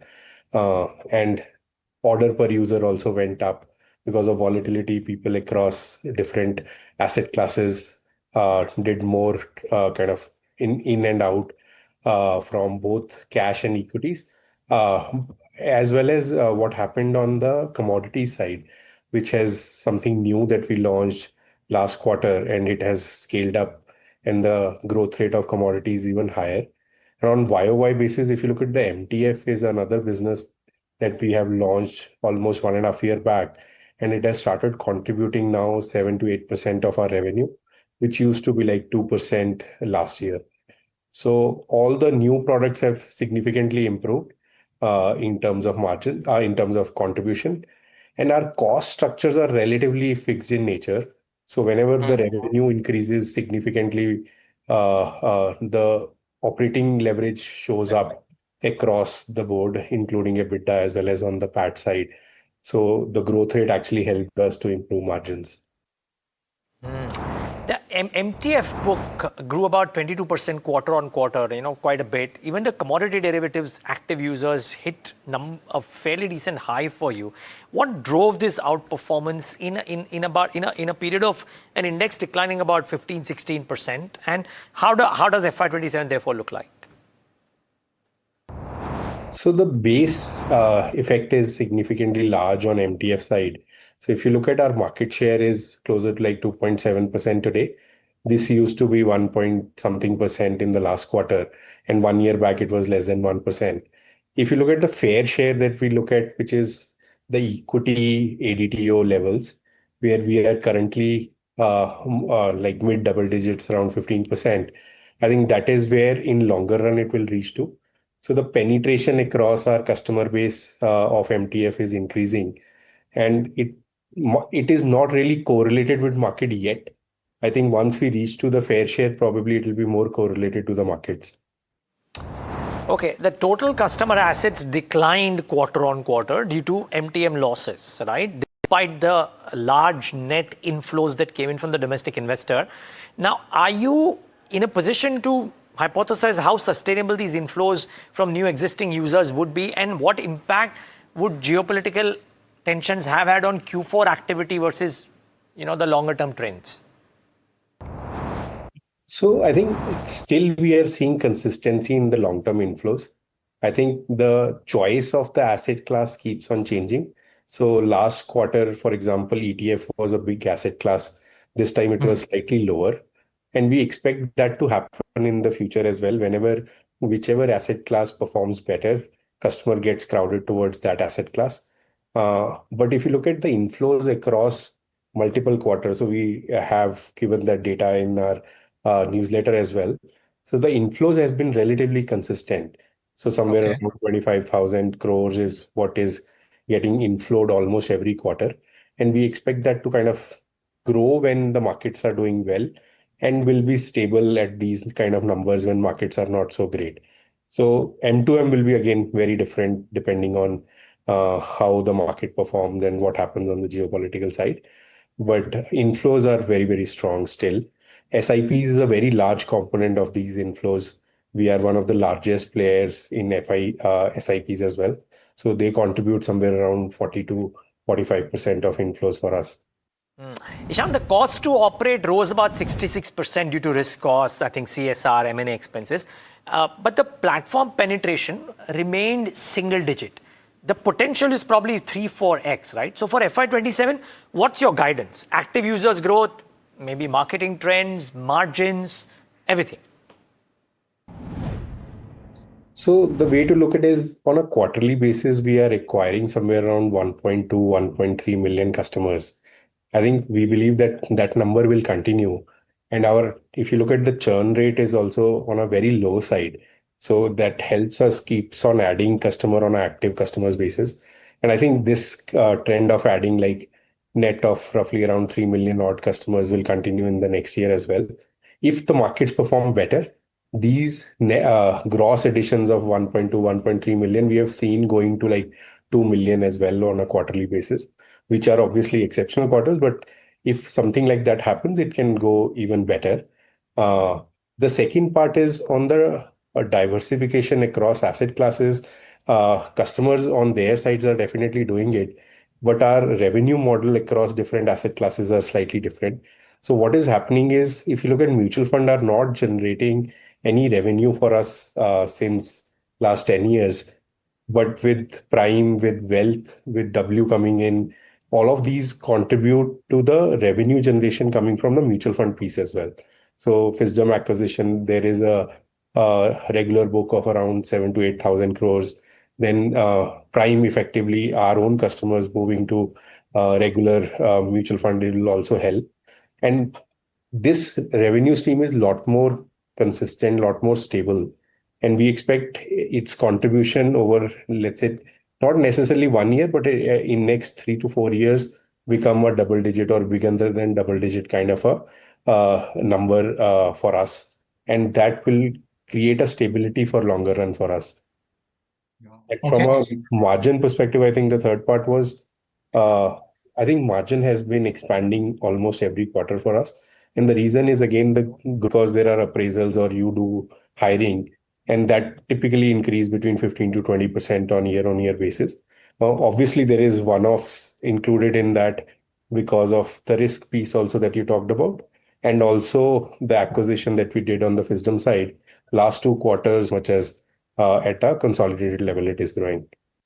Have you kind of thought of the AI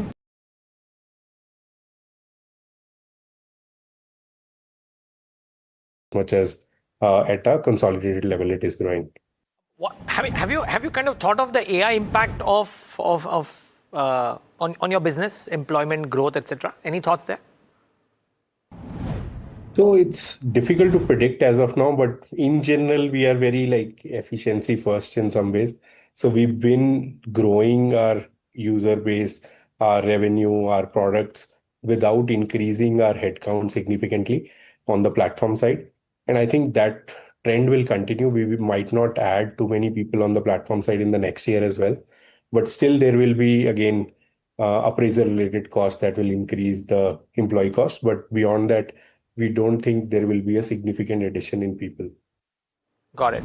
Ishan, one last question. I mean, there has been very strong profit generation. You're probably deploying into various pieces, no dividends, I presume, because of the high growth phase. Any equity or debt fundraises in FY27? Also, how will you prioritize cash allocation across broking scale-up, consumer credit, inorganic opportunities, what have you? So, barring the inorganic opportunities, if you look at it, we will generate cash, which will be significant in the next year as well. Large part of that, you rightly said, will get deployed in MTF and last kind of opportunities. Hence, we might not need any significant debt or equity raise in FY27 for sure. But assuming that some opportunity comes on the inorganic side, that might require a cash infusion. But beyond that, I don't foresee any kind of fundraise requirement in the coming year. All right, Ishan, we'll leave it at that. Thank you so much for taking the time out and being with us and giving us your thoughts. Well, that's Billion Brains Garage, but grow effectively and at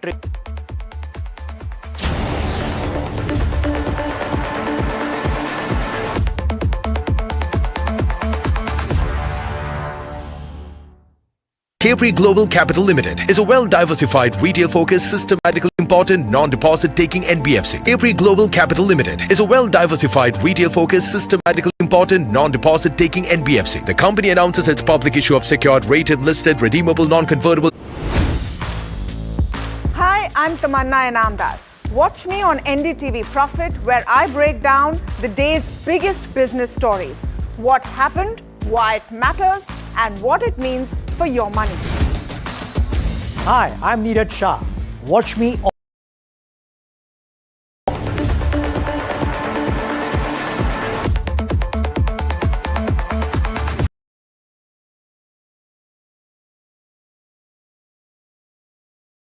in a good mood is what I would say, and this is really nice to see. The bank Nifty power in a good mood is what I would say, and this is really nice to see. The bank Nifty power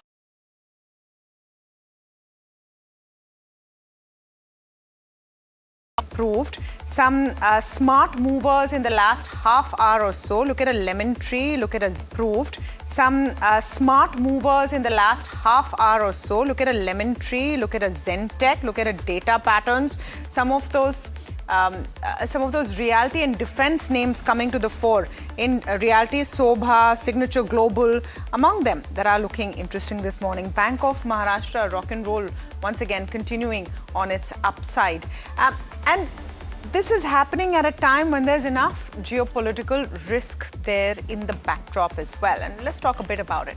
War risk is rewriting the rules of global shipping, right? Conflict across the Red Sea and the Gulf is forcing vessels to reroute, sometimes via the Cape. The consequence of all of this is freight and insurance premiums are spiking, exporters are scrambling for capacity, and the Hormuz uncertainty continues to inject volatility. Jitendra Srivastava, CEO of Triton Logistics and Maritime, joins us to give us some perspective of what he is seeing on ground. Mr. Srivastava, thank you for your time to us here on NDTV Profit this morning. Good morning. Thank you so much for inviting me. Absolutely, our pleasure. Just a basic question right now. Is there enough going out there? Are there enough inquiries? Are ships really out there, or is everything sort of in freeze? Well, no, I mean, there's a lot of inquiry, but how I would put it is that more than inquiry, it's about the uncertainties which is happening at the moment. And what we are witnessing today is basically the end of the certainty era. And let's put it this way, the kind of conflicts which we are looking at, the kind of things which are unfolding.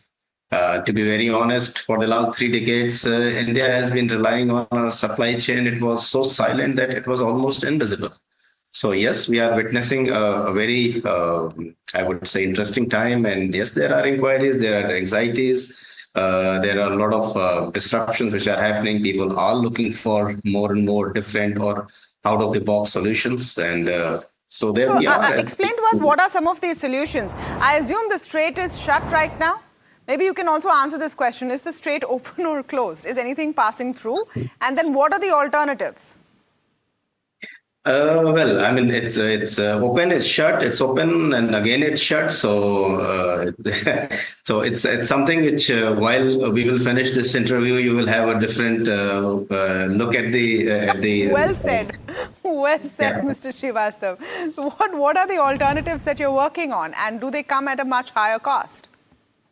Of course, I mean, when we are looking at now, everybody is looking at the longer. I mean, if you look at this, it's a 3,500 mile detour. I mean, and when you look at it, it's every product, every single thing in your house which you see is fighting a war to get to the shelf. So yes, it's a very, very strange situation. I call it, it's the fragility of the modern lifestyle now, which is happening. When it comes to the solutions or to the different ways how we look at it, most of the people around when I see is obsessed with the freight rates which are hitting, say, let's say $5,000, $6,000. But how I look at it is, I don't see dollars. You know, I simply see it as a complete working capital paralysis. When a ship is rerouting via the Cape, it's adding almost 14 days of dead time on the water. That's almost 2 weeks of Indian exporters' money, which is frozen. That's where we tell our clients, you know, that stop managing your cargo, start managing your time to value. And this is where I would say in 2026, the time is more expensive currency than the fuel itself. Yeah, that's a good point, Mr. Srivastav. And so therefore there is already a reset.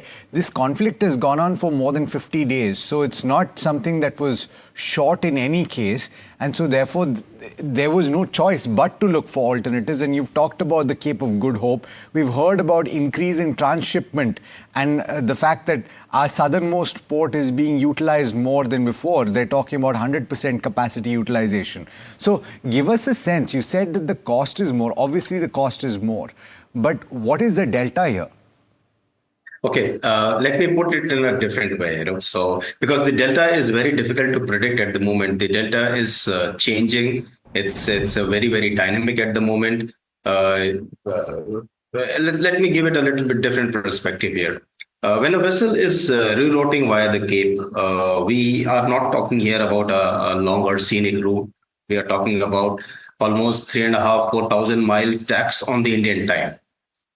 So for an exporter, it means an extra 10 to 14 days where the goods are effectively dead on the water. Look at some of the industry. I mean, when you talk about the electronics or high fashion sectors, you know, 14 days of dead time is the actual difference between a trend and a clearance sale. And this rerouting is basically it's creating a fragility gap, you know. But now, Mr. Srivastav, sorry to interrupt you, sir, but and I take your point and I realize what you're trying to say. But the alternative here is having a good to sell, whereas not having a good to sell. If you don't deal with that additional 14 days, you will have nothing to sell. So there is no alternative. All I'm trying to get, therefore, is between the earlier manner of transport of goods and now, what is the difference in actual cost paid?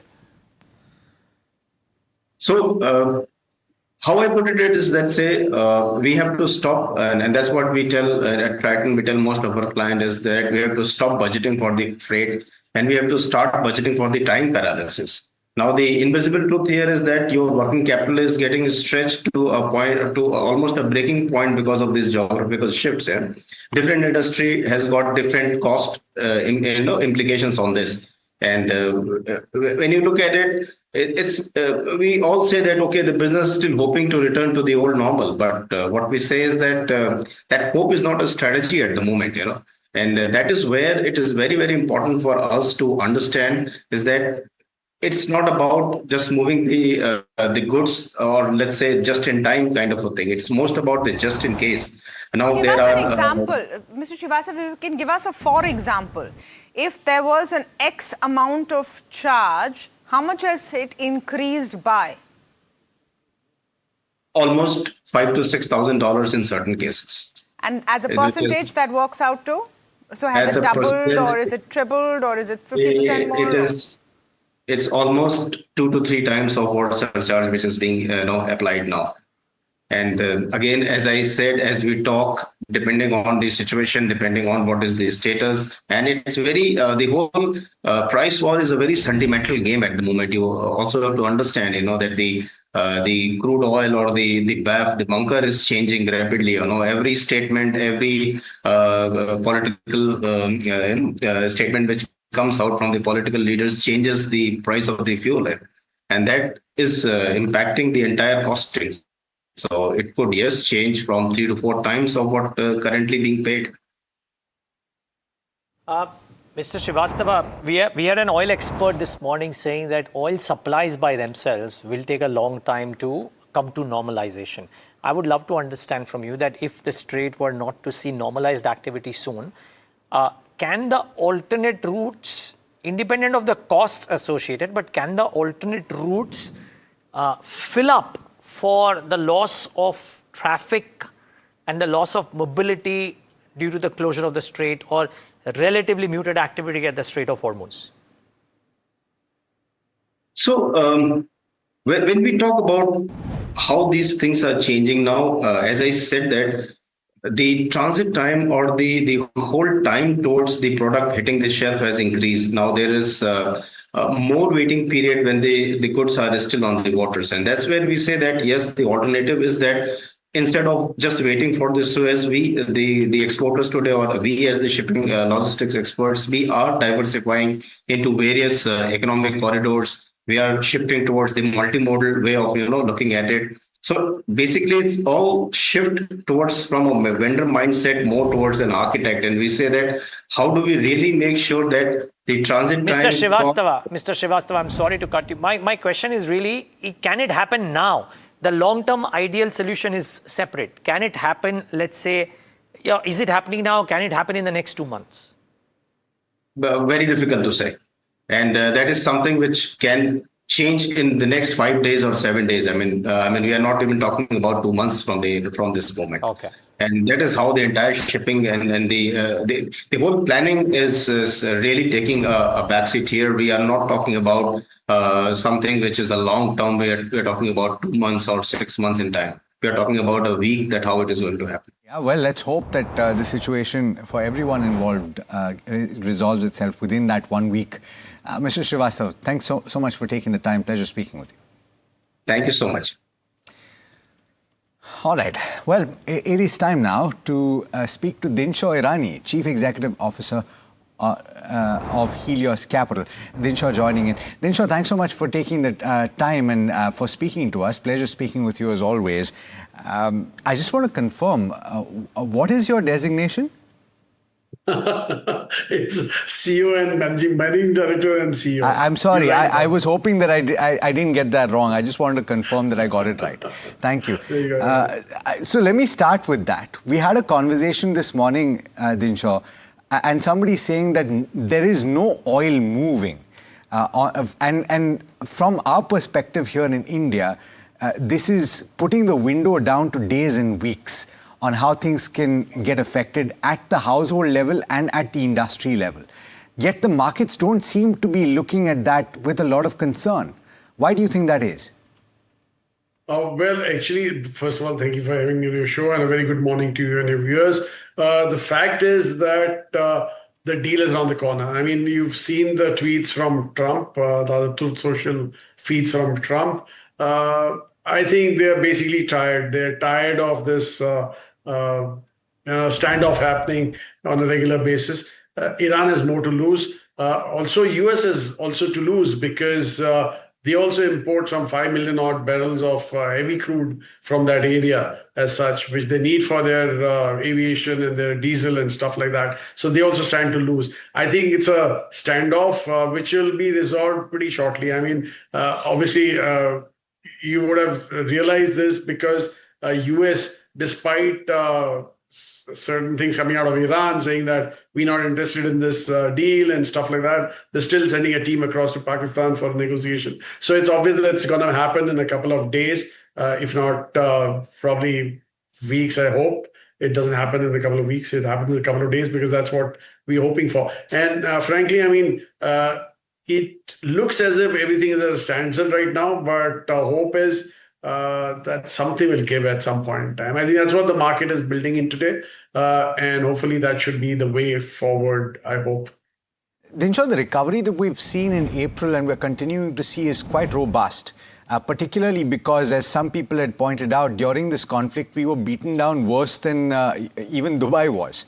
And so to that extent, I think this is par for the course. But having said that, do you think that there is a possibility that Q4 is not going to give you a complete picture of how things stand? Q1 is where you will see some damage. And so if we continue down this path, you could see surprises that will have to eventually be priced in Q1. So basically, I mean, by the way, a bit more lighter term, I used to always say that India is the only country, or our markets are the only place which is taking this conflict pretty seriously. Both the guys who were before at war were giving out with these, crazy tweets on each other. But anyway, having said that, I think Q1 is going to be the worst quarter. Q4 will still be manageable because it's only 1 month of conflict. And frankly, I mean, you haven't seen any cost escalations being passed on. Also, there was inventory lying with most of the manufacturers. So they had this low priced inventory which they could have used as such. But going into Q1, I think this is the quarter which one has to look out for, because obviously the high cost inventory is going to hit them this particular quarter. And obviously, I mean, looking at the way the manufacturers they have not been passing it on to the consumers today. So the bulk of the hit will be absorbed by manufacturers. And it's obvious, you can see it in the WPI and CPI, that there are two different tangents going there. WPI is going up, CPI is more or less flattish. So basically the consumer has not got the hit. Our feel is that Q1 will be the worst quarter if the conflict gets over pretty soon, right? Having said that, I think India is bound to now import crude at $20-25 extra for an average of the year as such. I mean, I don't think the crude is going to come down below $80 in a rush going forward, even if the conflict is over. You saw that when there was a news that the conflict's over, I think the crude came down to as low as 84, 85, and then reacted up back again. So my feel is that we'll have to live with this highly priced crude for the year, I suppose. But that again is like around $30 billion for the full year of extra money which goes out, which I think can be absorbed by the consumer to an extent. Obviously, the government has to do its bit. So it's going to be a very trying year. Having said that, I think the demand growth has not been shattered. I mean, you saw that in the month of March. The numbers, the retail numbers which came out in the auto space were very exciting numbers. I'm not talking about dispatches, I'm talking about the retail numbers, which is through the WAN data as such. April doesn't seem to be any different. So I think the consumer has taken it in his stride, obviously because he's not felt the price hikes. But one has to wait and see. That's actually the key point, isn't it? We haven't in India on ground or in any real way visibly still seen the pain of what's happening geopolitically. I mean, we're reading about it, we're seeing it, but apart from exporters, etc., no one cohort has felt it. Having said that, Dinshaw, you talked about auto consumer trends. Are you feeling enthusiastic after seeing the IT and banking results that have come so far? So basically on the IT front, I'm not feeling enthusiastic at all. We continue to remain negative, and our stance has been pretty clear. We've been negative from Feb of last year itself. We believe AI is going to be a big reset for the industry. So one has to wait and watch how it works out. You saw the TCS numbers. They were okayish, but going forward, the trends, I mean, the lookout was not that great. I think the clearer picture will come out with the Infosys numbers, which are on 22nd, I believe. So let's see how that goes as such. I think these will be clearer there. Banks was pretty good. ICICI in particular was a very exciting number. HDFC has its own set of issues. I think they're clawing through those issues. And once it's done, even at this valuation of 1.6, 1.7 times, I think it's a pretty decent stock to own because anyway, when you're building a portfolio, you need steady plays. You need these high conviction ideas which give reasonable returns. And I think banks, the private sector banks, particularly the top two, are the ones which should be doing that. Okay, so private sector banks you are liking. What about cap codes? Are you looking favorably at cap codes or some of the other stories in the energy space, Dinshaw, as a longer term theme in light of the lessons that we will all learn after what's happened geopolitically?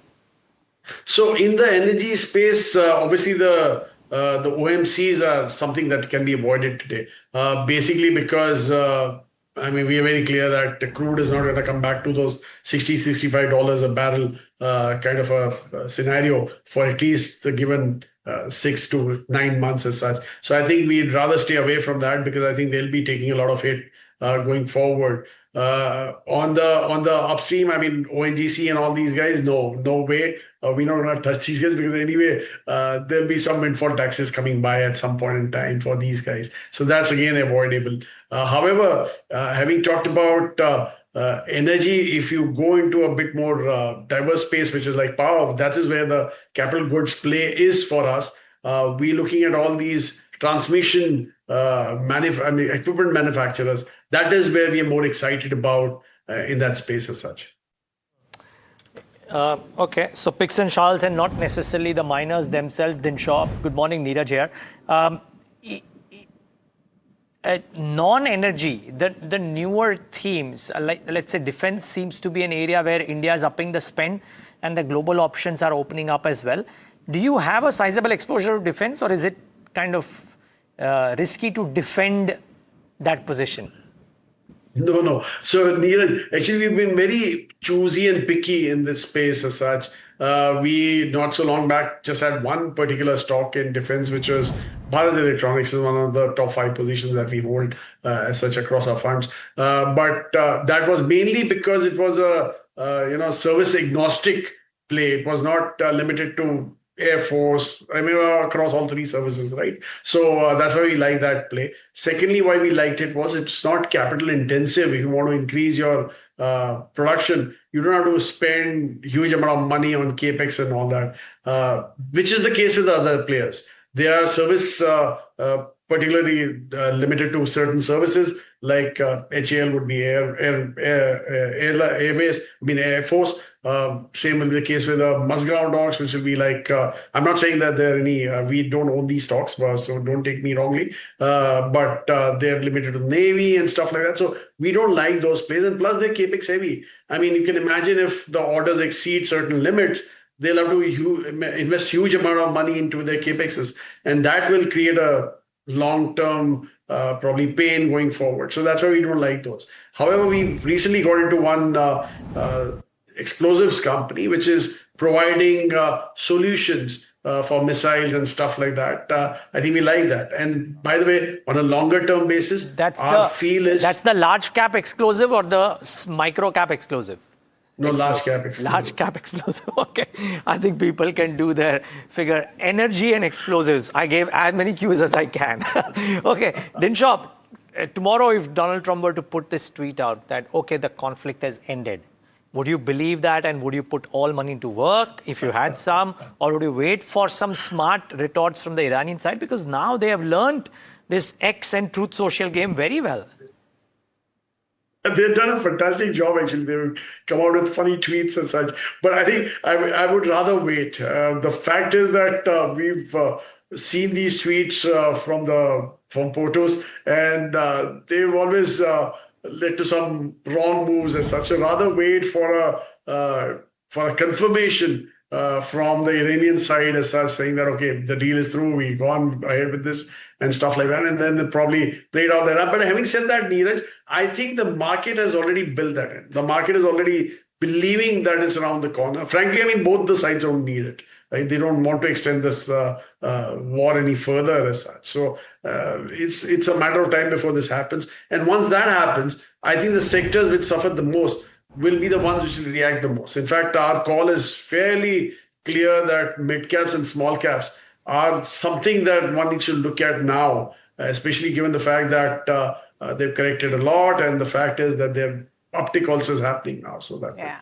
Dinshaw, I'm wondering if, like the Irani community in Mumbai, you are also engaging in heated conversations about your Iranian roots. Because I have a number of friends who are really getting into this, you know, on the Iranian side. So I actually proposed my US friends to put my name out for being the Shah of Iran, because I have a Dinshaw Shah in my name. So. I don't think it's a bad idea. At least you will handle the economy well. Okay, we'll definitely vote for you if we have a vote. No, so thank you. So I want to ask the counter. So the question to you is, what if tomorrow Donald Trump says "Sab khatam, okay, ceasefire extended"? What if the reverse happens? And they have no agreement, because we don't even know if the Iranians are taking that flight to go for the meeting. Shubh shubh bolo yaar, Tamanna. No, none of them have boarded a flight so far. They're waiting on the tarmac. But then aayenge ki nahi? The US folks are going, so let's hope that they are. No, as you well. need two sides to negotiate. But they will know, na? The US will know. They won't the send US folks anybody. are sitting there for a while. So, I mean, we don't know what's going to happen. You have to look at both scenarios. What happens in scenario 2? Yeah, you guys, three of you guys are sitting there and having a conflict between what's going to happen. But the fact is that if it doesn't materialize, I mean, the war starts again, that will be a very big negative. I mean, no doubt about that.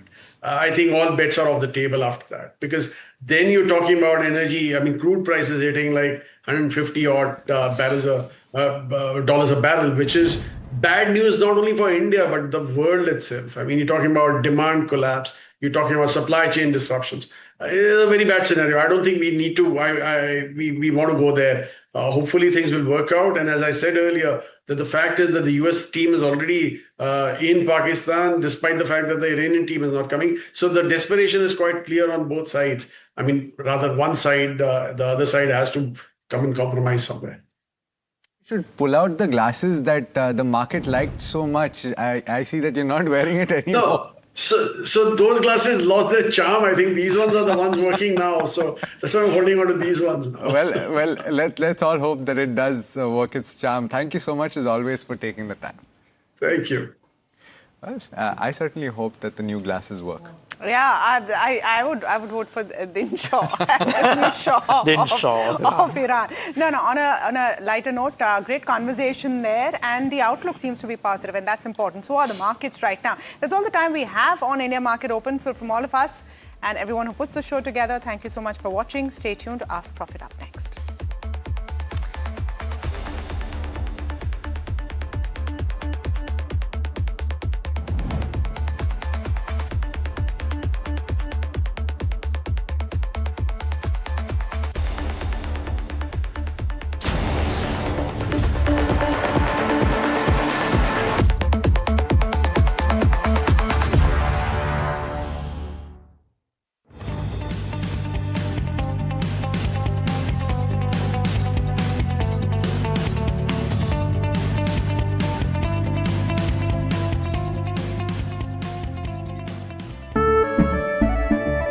केसरिया से मन जोगी हुआ रे दिल झूमे देखो मतवारा हुआ रे केसरिया से मन जोगी हुआ हर पल मनाओ केसरी त्योहार विमल बोलो जुबान केसरी कुछ खास होने वाला है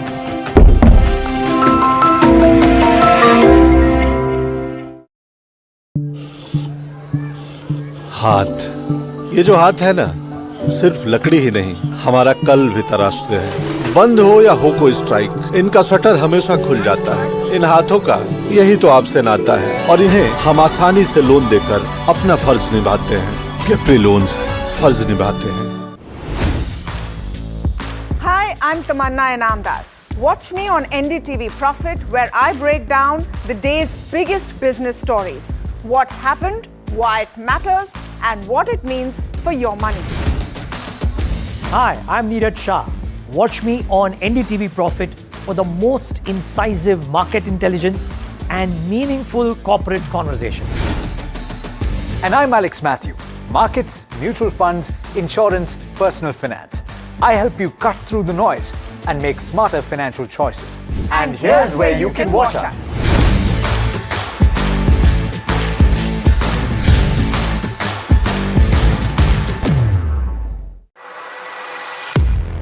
He has been tracking markets for over a decade, spots the trends before they hit the screen. And he is now bringing his analysis to the show that the market watches. Watch Sharad Dubey on Know Your Company, a show that puts the most traded stocks under the scanner. We dissect the company so that you, the investor, don't have to. Get the management to answer questions relevant to you. Watch Know Your Company weekdays at 11:30 a.m. to understand your next big bet. New year, new power panel, India market open, now in its boldest lineup. This is where the trends get tested and stocks get conviction. I'll recommend a buy call on a stock only when I'm fully convinced on the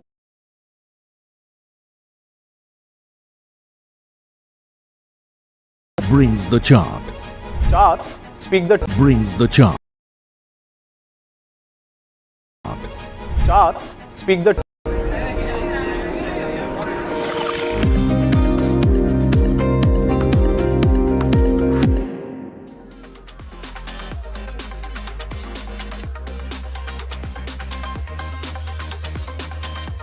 You're watching Ask Profit here at NDTV Profit. I'm Mahima Vachajani. With me, as always, is Puneet Zaveri. And I think the markets are holding up, Puneet, because the Nifty 50 right now is trading almost about 0.6% higher, well above the 24,500 levels is what we're seeing. You know, so far as the day goes, till now, we've seen stability when it comes to the benchmark indices. Even the bank Nifty is holding up by about 1%. Let's try to pull up the Nifty 50 heat map to see as to what counters are, kind of contributing to that stability coming in. You have counters like Asian Paints, which is seeing the most gain, coming in up 2%. Nestle, followed by Nestle. Of course, we expected the earnings to come by today by around 2 odd p.m. That's when they generally post their numbers, up 1.7%. Followed by Trent, which is expected to post its earnings tomorrow, followed by Adani Ports, HUL, Axis Bank, JSW Steel. So FMCG as a pack is doing fairly well. But on the flip side, you have counters which are facing pressure as well. SBI Life is down 4%. Geofinance, Dr. Reddy's, Reliance are some of the names that are seeing a downtick anywhere between that 1% to 4%. But let's try to pull up the sectoral heat map as well to see as to how sectors are faring right now at this hour.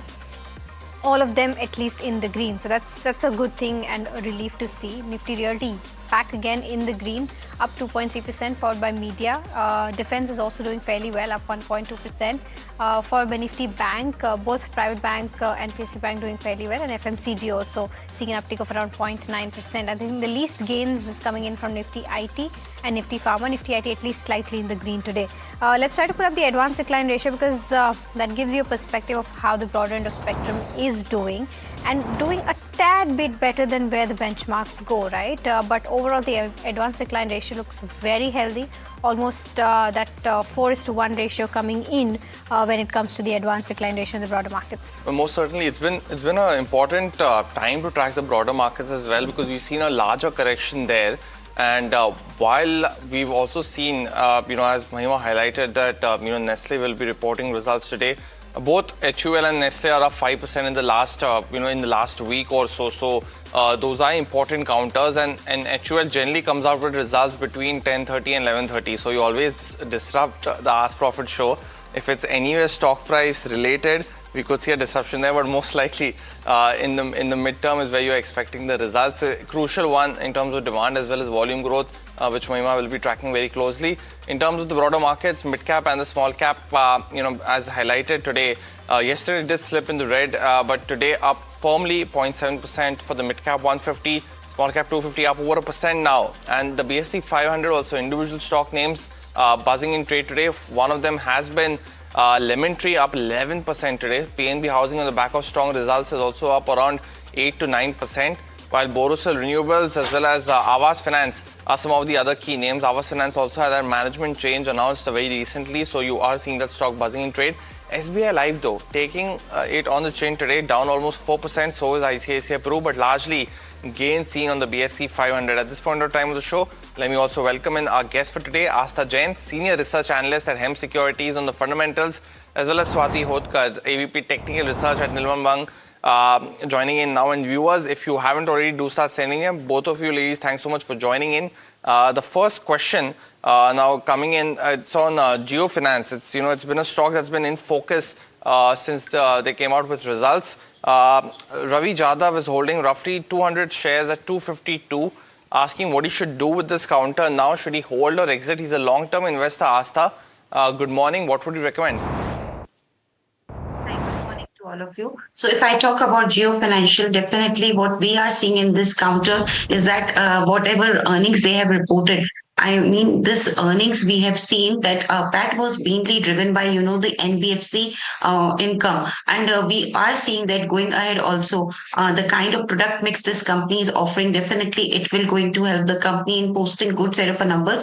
Although whatever numbers we have seen in this quarter as well as for full year seems to not to be so much on the higher side, and hence valuation seems to be a little bit stretched, keeping in mind the kind of numbers which the company has posted. Although the core business at the inflection point, but all will take some more time to show their strength. And hence we believe that in the short term, the stock might see some sort of a correction. Maybe it can fall down to 220 odd levels. But in the longer term, one should stay invested in this counter, because in the long term, we can see good momentum in the growth of this company. So for a long term, it is a hold, but in the short term, we might see some downfall. So be prepared for that. For the long term, our price targets are somewhere at around 260 to 270 odd levels. Okay, so that's the view coming on Geo Financial. The next one is on Suzlon. Sneha is asking whether this is the right time to sell Suzlon. She's bought 250 shares at the levels of 23.75. So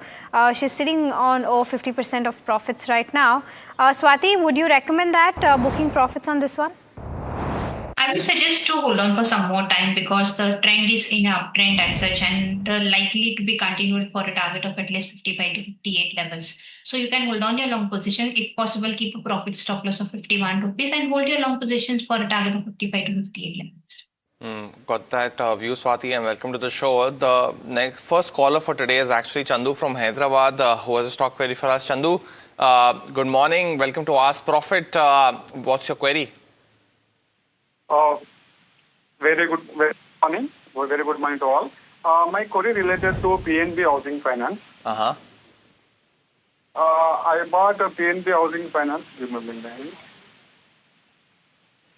Yeah, Chandu, go ahead with your query.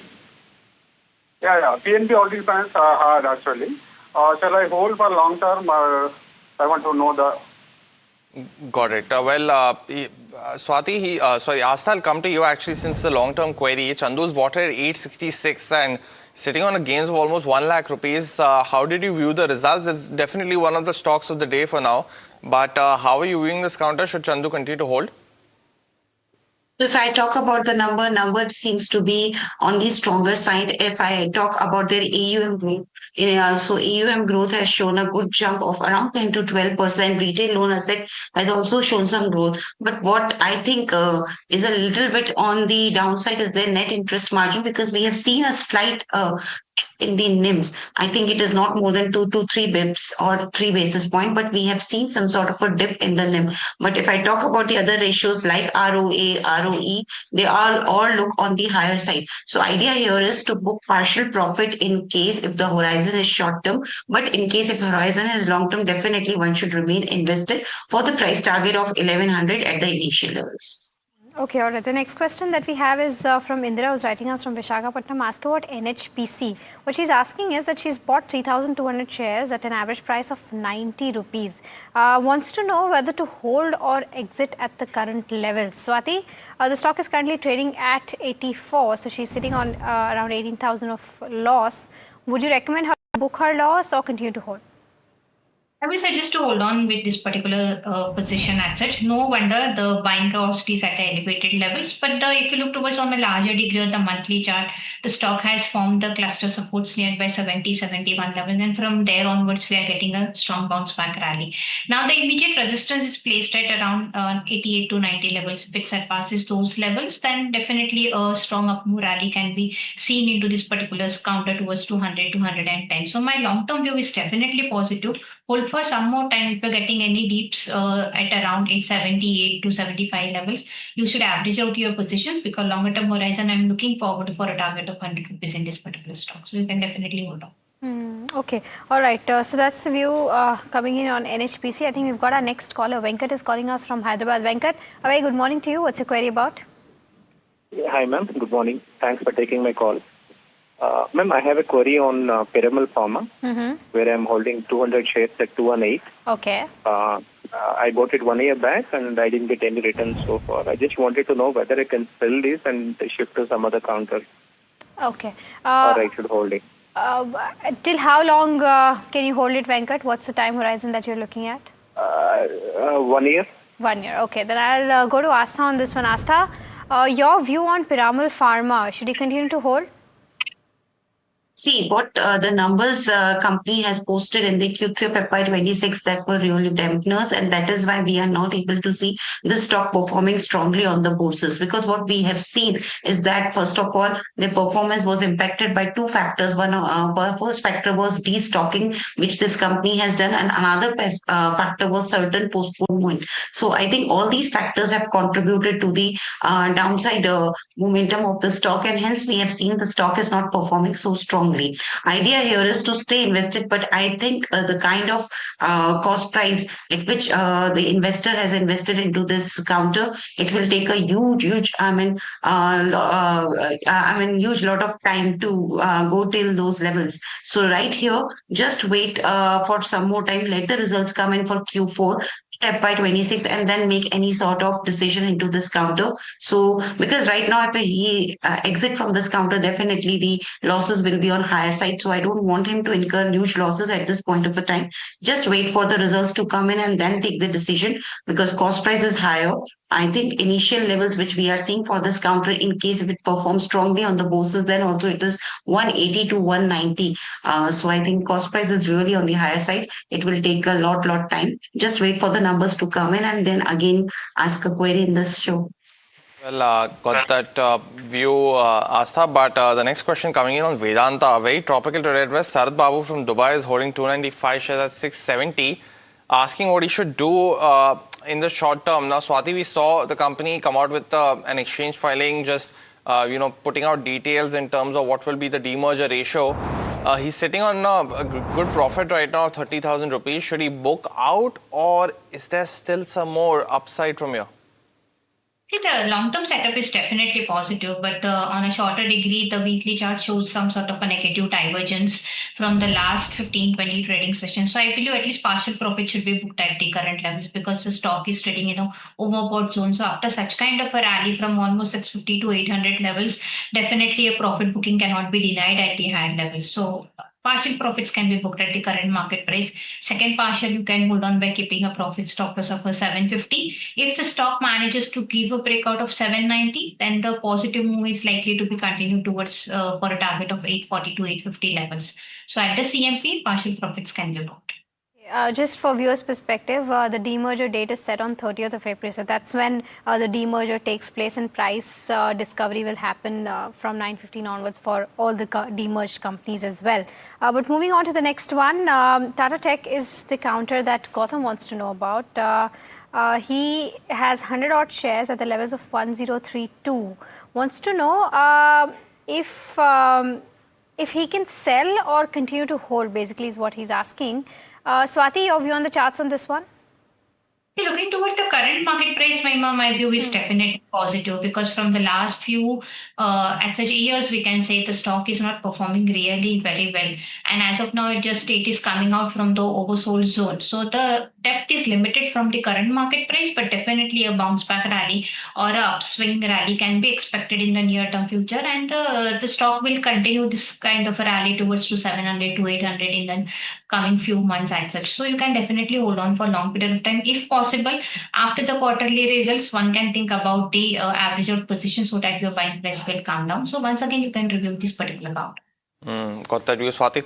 A crucial quarter four. A lot of positive commentary from the company in quarter three about quarter four was at least 8 to 10% growth is what most brokerages are also highlighting, but a crucial one for all tech companies. Let's go across, take the next question from and caller actually from Mysuru. Mohan has a stock query for us. Mohan, very good morning to you. Welcome to the show. What's your query? Very good morning. I just want to know, can I buy Swan Defense and Heavy Industries at this time for a long-term perspective? Got it. Well, Astha, would you recommend that? Swan Defense and Industries, is this a good buy for the long term for Mohan? So would like to say that right now what we are seeing, despite we are seeing a very good momentum in the defense space, the company is not able to show that strong performance as of now. Although the news flow which is coming into this counter is looking to be on the good side, but right now my idea is just wait for some more downfall to come in and then make any sort of entry. Maybe at around the level of 1750 to 1730 are the good levels to make a fresh entry into this counter rather than at this point of time. The next one is coming in from Rajesh, who's writing us from Bengaluru, asking about whether to invest in physics wala right now or urban company. So he's looking at new age tech, as a theme, and wants to know whether he should go ahead and invest in one of these from a slightly long-term perspective or short-term perspective. Astha, what would you recommend from a slightly long-term perspective, urban company or physics wala? Which one is more attractive? So right now, we feel that urban company is more attractive, although physics wala is also now gaining attraction. But what we believe that in the education sector, especially this is my point of view, that you are dependent on certain quality of teachers, and if they shift to some other institution, then definitely create some sort of a difference in the institution. So I know the kind of business model which these companies are carrying is looking not that attractive, and that's why we have seen that these companies, which in the past also we have seen like Compucom, etc., which were into the FTech, etc., which were into the education, they were not able to gain so much of market traction. Although this company is different from those companies, but still I'm not very much convinced with the business model. Hence, I would like to go with urban company at this point of time. Interesting before we move on, because we're getting a couple of views, because JP Morgan actually on physics they initiated coverage today with a target price of 125, and a couple of key points because of the large addressable market, something that Astha also highlighted, is something that JP Morgan likes, and the online business, co-profitable, attracts growth is something also that they've highlighted, and the foray into school will be cautious and provide a further optionality to them as well. But that's largely a key one on physics wala. But very important point that Astha mentioned, because of the total addressable market that's there for urban company also, and the competition there with Snapit will lead the company to a better, stronger performance in the near future, something to watch out for of how it happens. But before we take further more queries, time now to dive into the BSE F&O market setup now, and Sharad is joining us exactly to do the same. Sharad, over to you. Thanks a lot for that, Puneet. And largely we see a stable up move coming in the initial hour of trade for the benchmark indices, and see almost all the stocks in the Sensex are in green. Of course, BL and Reliance, they are in the red, but not so much to be of concern. A good buying, a follow buying is coming post the gap up opening as well. Of course, Asian Paints, Adani Group stocks, ICICI Bank, HDFC Bank, all of them doing well in the trade. Stocks are up 1%, and markets are getting an optimism for an extension of ceasefire. Even the VIX has cooled off, but let's see the stock-specific moves where the action is. And long build-up includes PNB Housing Finance, and because of that, all the housing finance companies are rallying in trade. A very strong numbers coming in as the recoveries beat PAT estimates, and AU Small Finance Bank also seeing a good buy. The stock is up almost 4%. Amongst the short build up. We are having SBI Life. That's where sell-off is happening. Earnings is also slated to come in. So that's where the street is not happy. And ICICI Pru also, the story remains the same. The stock is down 1.5% as well. Long unwinding candidates include Sammaan Capital and ICICI Lombard, but not a major trade, to be honest, to be made. And short covering is there for the realty stocks as well. Lodha is leading the pack. The stock is up 4%. And also I'd like to point out Vodafone Idea, renewed interest has come in the stock. The stock is up 2% and some volume pickup is definitely happening. And the street is expecting some kind of a news flow as well from Vodafone Idea. So stock specific moves happening in the FNO space, but net, the good strength in the markets is there, especially in the broader indices. Thanks so much for that, Sharad. But let's go across, take another caller from Hyderabad now. And Kavya has a stock query for us. Kavya, good morning. Welcome to Ask Profit. What's your query? Yeah, good morning, everyone. I brought SML Mahindra at the average price of 4,624 and quantity is 20. Okay. Should I hold it for long term or should I exit as results are not good in this quarter? Right, Kavya. I mean, definitely the margin impact was something to watch in this particular quarter. But Astha, how are you viewing SML Mahindra? Because it had a very sharp run up once it was announced that Mahindra is acquiring it somewhere around the second half of last year. And since then has been around this level. Do you feel that once the acquisition is complete and integration with Mahindra, I think they are looking to keep this entity, listed entity for now. But what would your advice be for Kavya right now? So what we are seeing today is purely a result impact because the results were not on the greater side. Especially if I talk about the bottom line, it was just 2% growth which they have posted as compared to year-on-year basis I'm talking about. So not at all a very, very strong growth. In fact, if I talk about their operating profit, because operating profit holds a key importance in any numbers. And here also what we have seen is the degrowth. So the results were not on the positive side, and all the margin, whether I'm talking about operating profit, net profit margin, they have seen a strong fall as compared to last year. So markets are not liking that. Now talking about the corporate arrangement, definitely it will be on the higher side. But right now, I think markets will be more influenced by the kind of number which this company has posted, and hence we are also not very much optimistic about this counter at this point of time. Okay, all right. So that's the view coming in on SML Mahindra. The next one that we have, before I take the next question, I was just wondering that we should also start asking our viewers as to what age they are of. Because when I heard Kavya's voice, I felt like she's a pretty young woman who's, tracking the markets actively, probably even studying. It would be interesting to know, as to how young they are and since when they've started tracking markets, just from that perspective. But moving on to the next question, I think Priyanka from Mumbai is writing in, and she's holding 220 shares at the levels of 7586. Wants to know whether she can continue to hold this going forward. She bought it from a long-term perspective, but wants to know as to what should be the next step for her. Asta, your view on Tata Elxsi? So my view is just if she wants to buy this counter, just wait for some more time. I don't feel that this is the right time to make entry into this counter. So we are of the view that definitely what we know that the company will going to announce its numbers on the 21st. That is today. So let's wait for the numbers to come, and maybe markets are sensing something very strong in the numbers, and that is why we are seeing 2% move. But I would like to recommend safety is better than right now taking risk. So just wait for the numbers to come in and then make entry into this counter. So wait is what I'm recommending at this point of a time. Wait right now is what Astha recommends on Tata Elxsi. Is most certainly the results today, and of course we'll be covering it at NDTV Profit. But let's go across to our next caller from Hyderabad. Rama has a stock query for us. Rama, good morning. Welcome to the show. What's your query? Yeah, hi, good morning all. Thanks for taking my query. Yeah, I'm related to query. Mazla and Dark shipbuilders. Shall I accumulate for long term? It is right time to enter. Okay, for the long term, got it. Well, yes. Astha, on Mazagon Dock, would you recommend Rama to enter this stock right now? What would be your view? For long term, we are positive on these stocks, like defense related stock.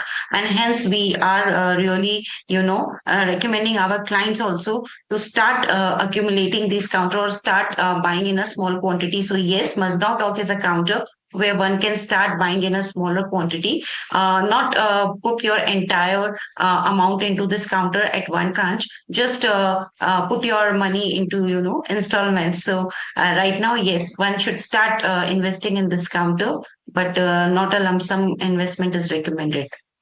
So that's the view on Mazagon Dock. It's time for our first rapid fire round. Astha and Swati, you both know the drill. The first question is coming in from Divya, who's asking about Swiggy. She's got 125 shares at the levels of 396, currently sitting on a loss of around 15,000 rupees. Swati, from a 3-month point of view, can she continue to hold? Yes, definitely you can hold on for a target of 340 rupees on highs. Mostrep Technologies is the other one. We haven't spoken about the stock for a while. Our viewer Mahesh has bought it at 218. He's holding 264 shares. Swati, any view on the counter now? Yes, view is positive. Upside rally can be extended at least towards to 225 to 230. So you can hold on your long positions. Okay, Nalco is the other one. Arun from Hyderabad is holding at the levels of 235 and 100 shares is what he's holding. Wants to know from a long-term perspective, can he continue to hold? Astha? Yes, from long-term perspective, it is a hold with a price target of 460 to 465. Okay. PNB Housing Finance, we took a fundamental view from Astha, but Swati, our viewer Thomas George from Cochin actually holds shares at 480.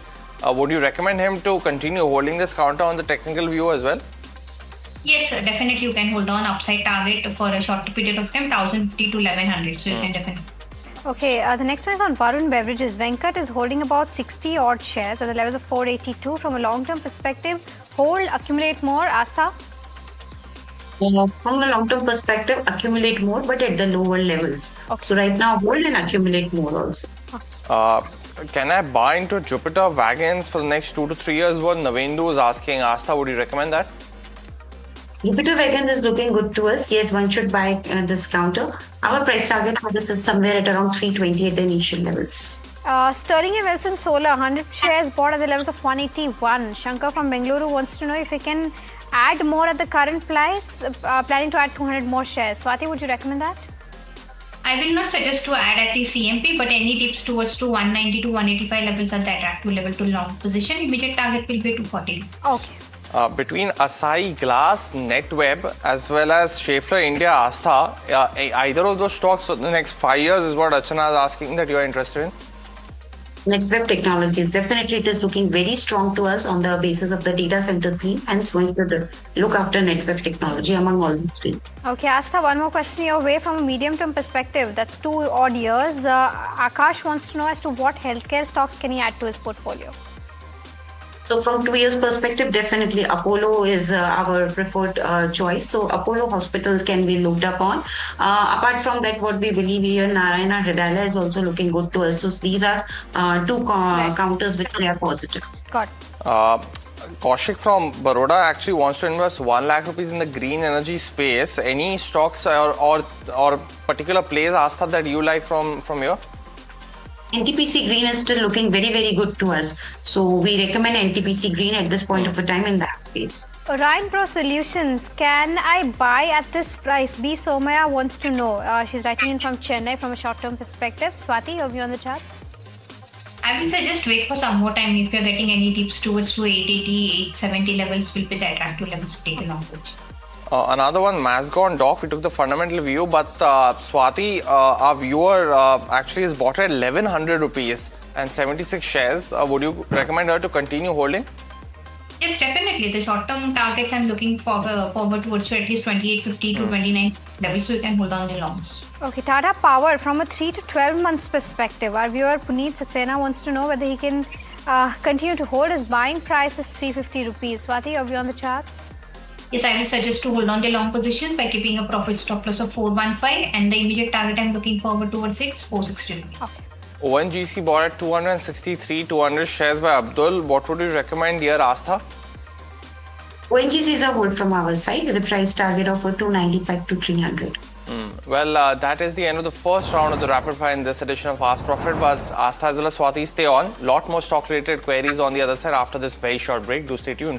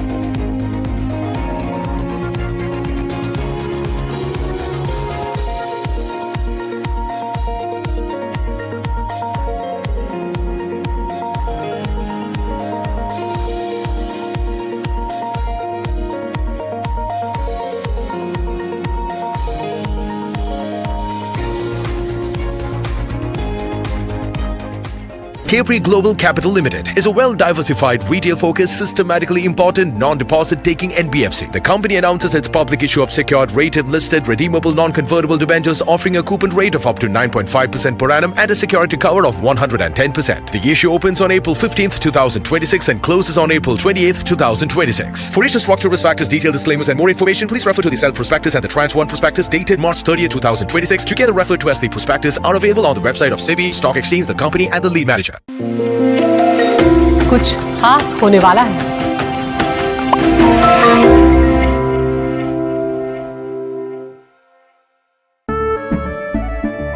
केसरिया से मन जोगी हुआ रे, दिल झूमे देखो मतवारा हुआ रे। केसरिया से मन जोगी हुआ। हर पल मनाओ केसरी त्योहार। विमल, बोलो जुबान Kesari. Hi, I'm Tamanna Inamdar. Watch me on NDTV Profit, where I break down the day's biggest business stories. What happened, why it matters, and what it means for your money. Hi, I'm Neeraj Shah. Watch me on NDTV Profit for the most incisive market intelligence and meaningful corporate conversations. And I'm Alex Matthew. Markets, mutual funds, insurance, personal finance. I help you cut through the noise and make smarter financial choices. And here's where you can watch us.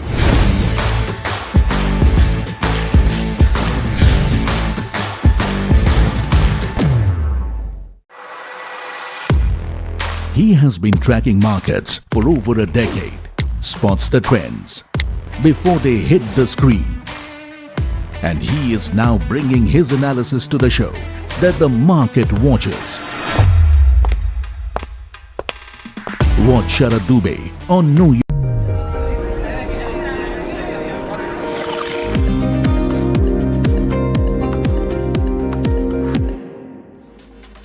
Welcome back. You're watching Ask Profit here at NDTV Profit. For viewers who are just tuning in, you can either give us a call or send your queries on WhatsApp number that are flashing on your screen up there. We've got our next question coming in from Mahalakshmi, who's writing us from Hyderabad, asking about Polycab. She's bought 80 shares at the levels of 3525 and probably is in profit.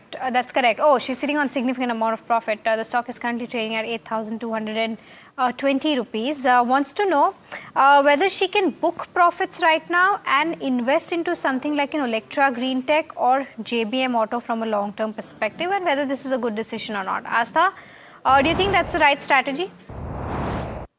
So I think Polycab is also looking very, very good to us. So there is no need to exit from this counter. In fact, this counter is also well poised to move or to show more upside from here, because what we have seen that in the fundamentals also, whatever growth they are showing, they are very, very strong growth which the company is seeing, especially on the domestic front. And in fact, this kind of a growth is also able to offset the margin pressure which the company has witnessed. Going ahead also, we will see that margins will beginning to normalize. So I think Polycab itself is looking good to us, and we are recommending a hold on this counter with a price target of 9,500.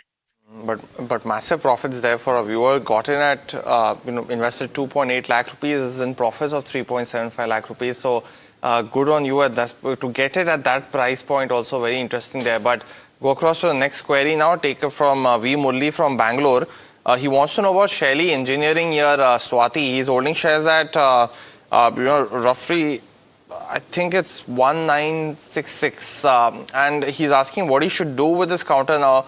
Now, Swati, it's been a very interesting journey, right? Year to date, stocks down, but since March 21st, it has just been in a downward spiral, down 22% from those levels as well. What's leading to very volatile, right? What would you recommend here to V Murli? See, at the current level, my view is a little bit cautious in this particular counter. If look towards at least 2 to 3 months data, we are continuously hitting the low levels, trading in a pattern of the low tops, low bottom formations. And the observation is that the stock is not giving the breakout of the 20-day moving average also. So which is a little bit cautious sign. At the current level, we are getting a little bit bounce back rally, which should be utilized to exit your long positions. If you're getting any bounce back rally towards to 2000 levels, I will suggest to exit your longs, because the stock has under under the formations of the head and shoulder pattern. And if it gives the breakdown of 1800 levels on the downside, more selling pressure is likely to be intensified, which will take a counter towards to 1500 to 1600 levels on the downside. So on every rise, you should exit the long positions. Okay, all right. So that's the view coming in on Sherry Engineering. The next one that we have is from Vandana, who's writing us from Bengaluru.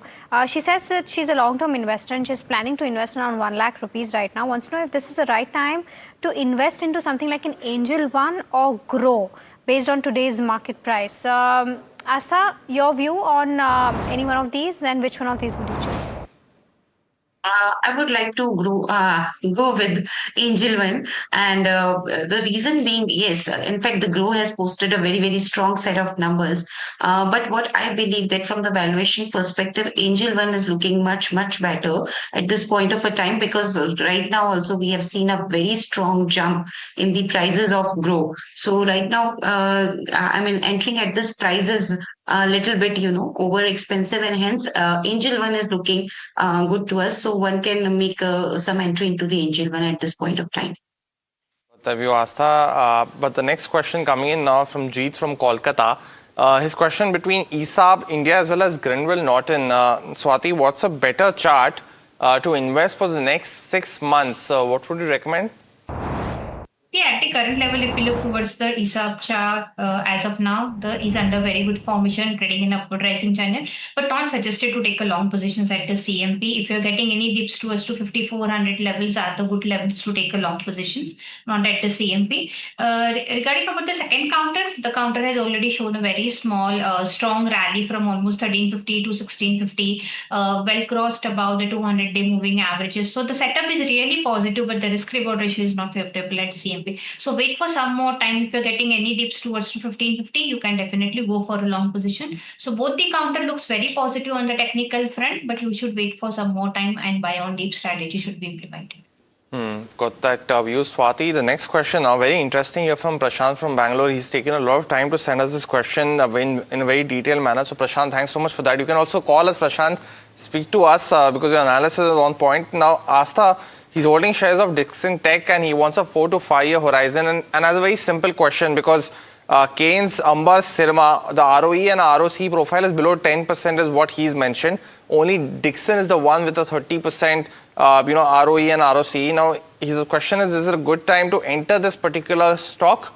And what could be the share of this particular counter in his portfolio? What would your view be? So yes, Dixon is looking very, very strong to us, and hence we have also given a buy call on this counter previously with a price target of 11,800 in our short-term portfolios. So now talking about Dixon, yes, the growth is very strong in the Dixon's. Especially if I talk about the smartphone sales, although we know that it has seen some sort of a dip in the last few months, but going ahead, we believe that Dixon is well poised to garner the opportunity which is present in the sector. And hence, we believe the kind of ratios which the company is posting is also looking very good as compared to the peers. So right now, Dixon is one counter in the EMS space, which we really like.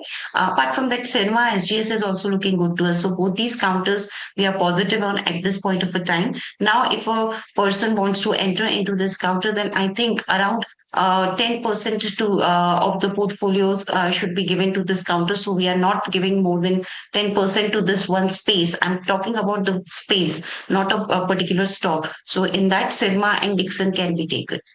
Okay, all right. So that's the entire perspective that we got on the EMS space. The next one that we have is from Shankar, who's writing us from Delhi. He says he's gone a bit overweight on his portfolio on banking and financial stocks. So his portfolio is spread across ICICI, HDFC, SBI, Bajaj Finance, Geo Finance, as well as Bank of Maharashtra. So 60% of his portfolio is in banking. Should I trim it down? What are the other sectors that I can look at? Asta, I don't think this is for sure recommended. What would you advise him to do right now?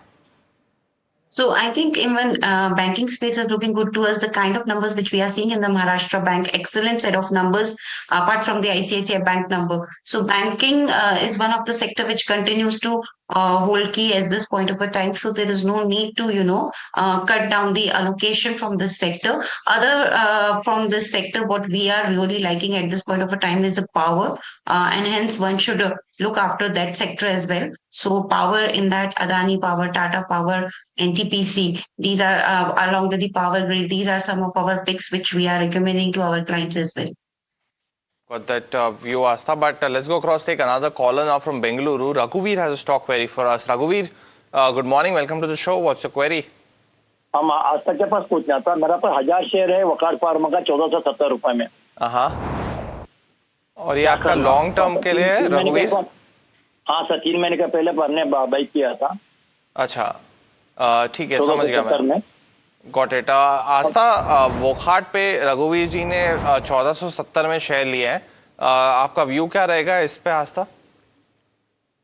इसमें view positive है और आप अपनी positions को continue कर सकते हैं hold करना। तो वोखाट फार्मा, वैसे हमें फार्मा स्पेस भी अच्छा लग रहा है और उसमें कुछ एक सेक्टर्स ज्यादा कुछ एक काउंटर्स ज्यादा अच्छे लग रहे हैं। वोखाट फार्मा की बात करें तो यहाँ पे भी मुझे ठीक ठाक लगता है ये काउंटर बने रहिए, क्योंकि जिस तरह के नतीजे इन्होंने पेश किए थे, जो तीसरी तिमाही थी वित्तीय वर्ष 2026 की, बहुत बढ़िया नतीजे थे। जैसे मैं यहाँ पे ऑपरेटिंग प्रॉफिट की बात करूं, जिसे हम कामकाजी मुनाफा भी बोलते हैं, सब में बढ़िया 20% से ऊपर की ग्रोथ थी। तो ये काउंटर भी अच्छा है और यहाँ पे भी बिल्कुल बने रहा जा सकता है, तो होल्ड कर लीजिए। वैसे भी आपकी कॉस्ट प्राइस कुछ बहुत ज्यादा दूर नहीं है, मुझे लगता है आने वाले दिनों में बिल्कुल ये काउंटर आपको प्रॉफिट देता हुआ नजर आएगा। Got that view, Astha, but let's go across, take another call from Bengaluru. Pradeep has a very interesting stock query for us. Pradeep, very good morning. Welcome to the show. What's your query? Good morning, to be with you all after some time. They regularly never miss out your program. See, thanks so much for that, Pradeep. 100 shares of Avalon Tech, right, bought at 509. Okay. I'm a long-term investor, and the stock has more than doubled. Right. So I just wanted to know, for long-term, whether I should hold on to it or should I book profit? Firstly, Pradeep, very good buy and very good price as well. When did you buy this? It's been a couple of years since you bought it and have been holding on since then? Yeah, around 2 years. And what prompted you? Because, whenever we talk about EMS, we talk about Dixon, Keynes, Amber, as we spoke about with Astha. What led you to buy into Avalon? Because very niche company in that sense, right? So, and it's worked for you very well. But what led you to buy it? See, normally when I go for a stock, I see the fundamentals. Basically, I see the fundamentals.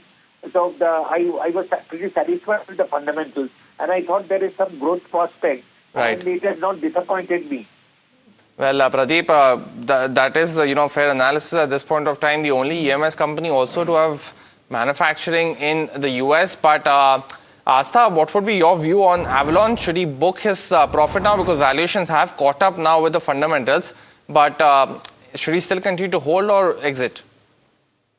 So it is one of the leading players in the electronic manufacturing space. And what is the major attraction of this company? The kind of numbers they have.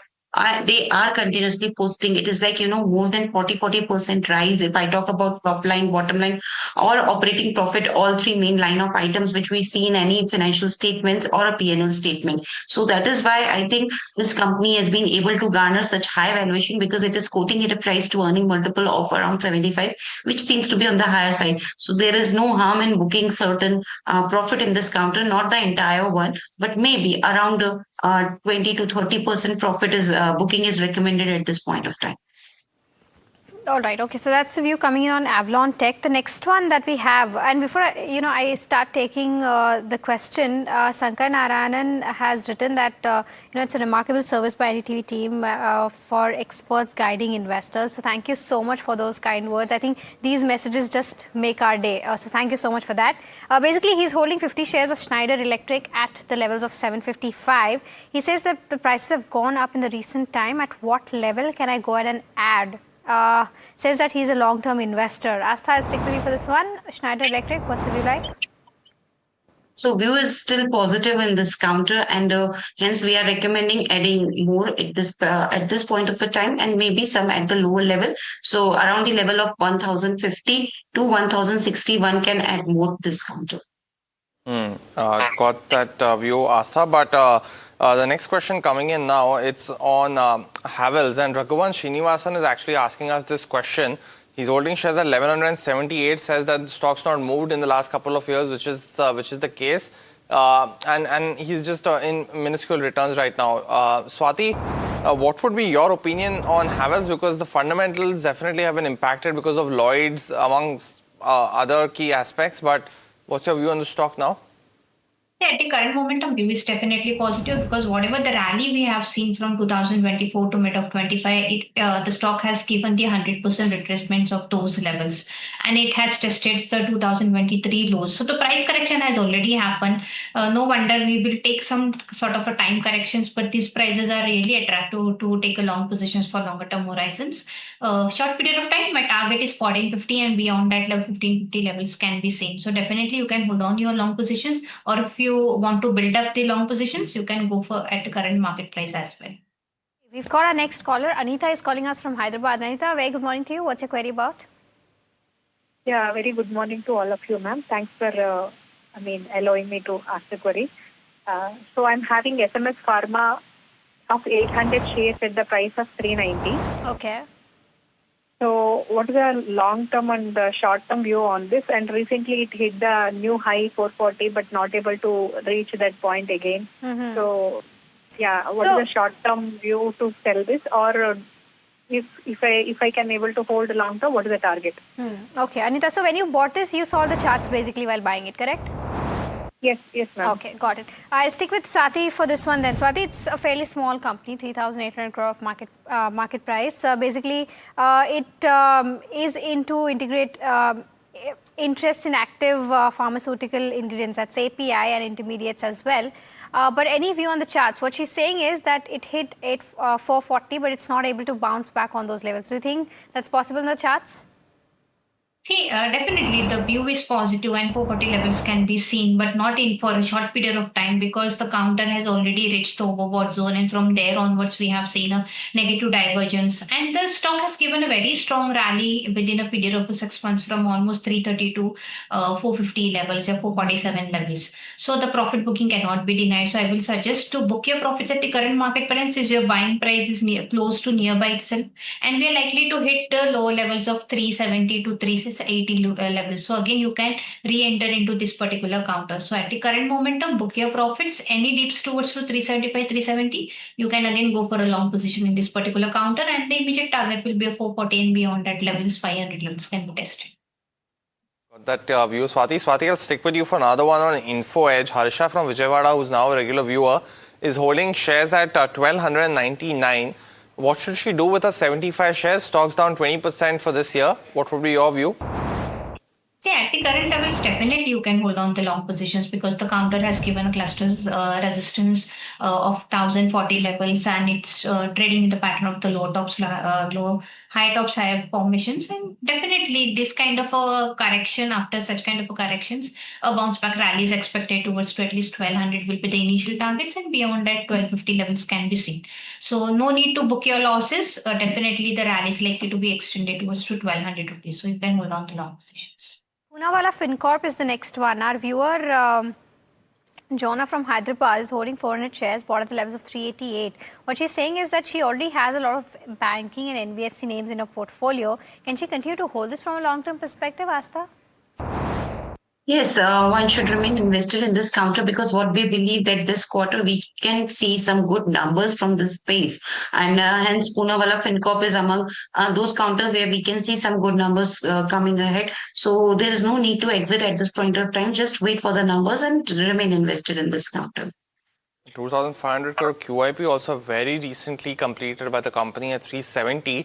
So something to watch on Poonawalla FinCorp. The next question coming in now on Bluestone. Shivani from Mumbai actually is holding shares at 479. So stocks up from those levels. Now, her question largely being, what is the next target for this particular counter? Swati, what would you recommend? I will recommend to hold on your long positions because the stock is under the formations of the patterns and it's a W-shaped patterns on the weekly chart as well. So for immediate target, I'm looking forward is 600, and if it surpasses those levels, then 690, 700 levels can be seen very soon. So you can definitely hold on the long positions. If possible, keep a stop loss of 500 rupees and carry your longs. All right, okay. So that's the view on Bluestone. The next one, I think we've got a caller. Aruna is calling us from Vijayawada. Aruna, very good morning to you. What's your query about? Very good morning, ma'am. Thanks for receiving my query. Our pleasure. I'm planning to buy Biocon. Okay. I'm planning to buy Biocon, ma'am. So recently it just hit the 338 low, and basically what is the short-term and long-term view on this, and if I want to buy, what's the right price to buy, and what is the targets for short-term and long-term? Okay. Aruna, so basically I want to understand, are you seeing the charts for this one, or are you seeing the fundamentals of the company while you plan to buy it? Just I have seen the charts, ma'am. Not much idea on the fundamentals. Got it. Aruna, I got your question, and I'll take this up with Swati then. Swati, do you think this is the right time to enter back on seeing the charts? Yes, Mahima. If you look towards a longer term horizon data from 2023, the counter is under the trading in the pattern of the high tops, high bottoms, upward rising channel, and it had tested the lower trend line of that particular channel, which comes to nearby 340 to 330 levels. So at the current market price, I will suggest create a long positions, but 20-30% of quantity is only recommended. If you're getting any dips towards to 340 levels, you can add on. The short-term target I'm looking forward to is 400 levels, and beyond that 470 levels can be seen. So at the CMP, you can add on at least 20-30% quantity. Got that view, Swati. The next question now coming in again. It's on Sundaram Fasteners as well as another stock, but Satyan, you know the drill, one stock at a time. He's asking now that what he should do with this particular counter. He is currently sitting on a loss of almost 12%. Astha, on Sundaram Fastener, you know, we saw the company when they sold one of their key business verticals a few months ago. What's your view on the counter now? It's not very fast moving in that sense, right? Right, absolutely right. And in fact, if I see the numbers also, so from the numbers perspective also, we are not very much, encouraged by this counter. And hence, I recommend just try to exit from this counter at every higher level. This is what I'm recommending right now. Okay, all right. So that's the view coming in on Sundaram Fasteners. The next one that we have is on CleanMax. This is from our viewer, Guru Datta was writing in. He's got 1750 shares, bought at the levels of 995. Can he continue to hold? 1 year is his time horizon. Astha, your view? Yes, CleanMax was looking good to us. This is the company which came in with the IPO recently. And what we believe that the kind of business model this company is having, it is a very strong business model, and we are expecting strong set of numbers also. Remain invested in this counter with the price target of around 1150 at the initial level.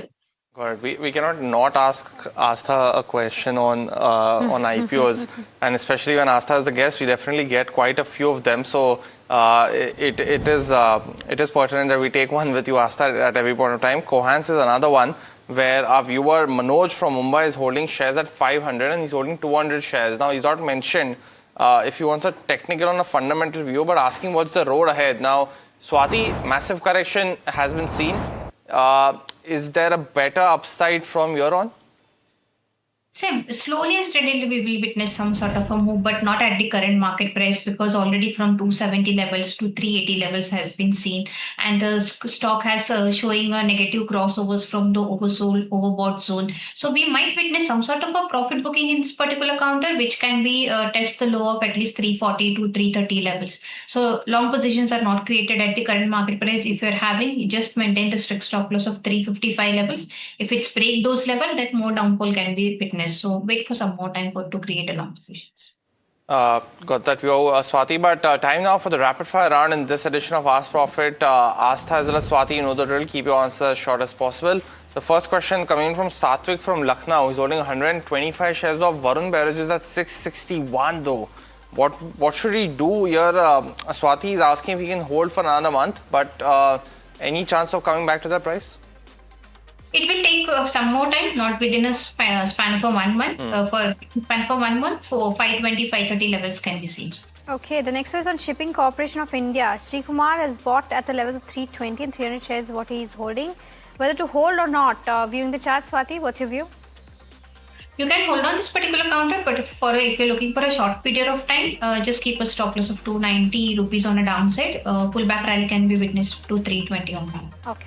Mahalakshmi is holding ABB at 6,422. Asta, what should she do with her 150 shares?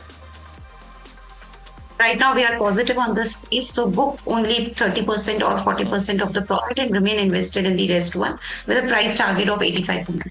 Canara Bank, are these the right levels to buy? If not, what levels to watch out for to buy into this counter? Swati, your view? I would suggest to take a long position at the current market price, 30-40% are recommended. Any dips towards to 135 should be also the good levels to take a long position. Immediate target is 160. Indraprasth Medical Corp, Asta Nagababu is holding shares at roughly around 400. What's the long-term view on the stock if you track it? Medical Corp is a long-term view is not very much attractive because I believe that valuations are not that strong. So rather than move to other counters like we have already discussed, Apollo Hospital, etc. Okay, BEML 140 shares bought at the levels of 1630. Sadranath from Hyderabad is asking this. Wants to know if we can go ahead and book profits on this one. Asta, your view? I think BEML is a space where one should remain invested in. If there is no hurry of booking profit, then remain invested with a price target of 1850 to 1900. Okay. Bank of Maharashtra bought at 68 by Sudhir from Bangalore. He's asking if it's a good time to book profits now, Asta. Would that be your view or continue holding? We have recommended this counter, so we are still positive on this counter with a price target of 90 to 95. Remain invested in this. Okay, Gale bought at the levels of 158. 350 shares is what our viewer is holding. Continue to hold. Swati, or book out. What's the view on the charts? I will suggest to hold on Myanmar for a target of 170 rupees, and you can keep a stop loss of 156 rupees on the downside. Okay. Sunita from Hyderabad is asking on Urban Company. She's bought at 193. We took the fundamental view with Asta, but Swati on the charts, she's asking if she should average now. Not at the current market price, but definitely if you're getting any dips towards to 125 to 120 levels, you can think about it, not at the same. Okay, the next one is from Sunny. He's asking about ABFRL. He's bought 1,000 shares at the levels of 62. Good time to average. Asta, your view on this one? This query is for you specifically. Maybe at the lower level, but yes, ABFRL is looking good to us with a price target of 70 to 72. Okay. The next question coming in now on Wipro at 204, holding 800 shares. Should he hold on or exit, Asta? Wipro, hold on. This is what we are recommending. JSW Energy from a 6 months perspective, buy right now, wait for the dip. Swati? I would say just wait for a dips towards to 530 to 520 levels. Upside target is 620. Ashok Leyland bought at 163 now.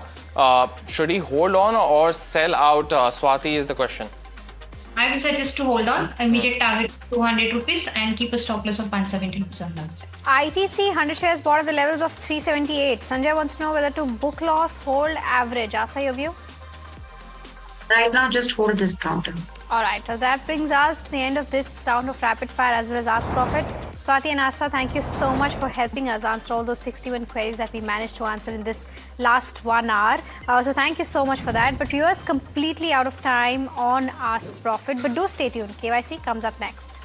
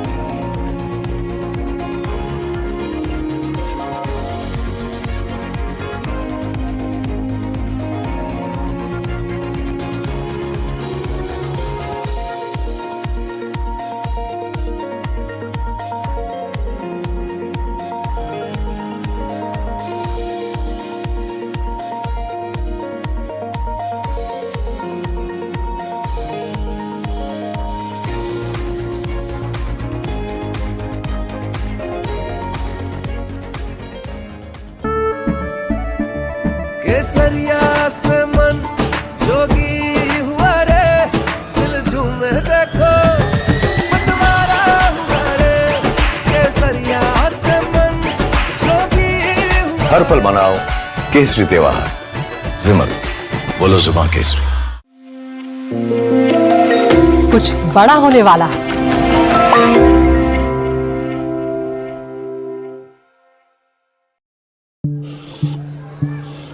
हाथ, ये जो हाथ है ना, सिर्फ लकड़ी ही नहीं, हमारा कल भी तराशते हैं। बंद हो या हो कोई स्ट्राइक, इनका शटर हमेशा खुल जाता है। इन हाथों का यही तो आपसे नाता है और इन्हें हम आसानी से लोन देकर अपना फर्ज निभाते हैं। कैप्री लोन्स फर्ज निभाते हैं।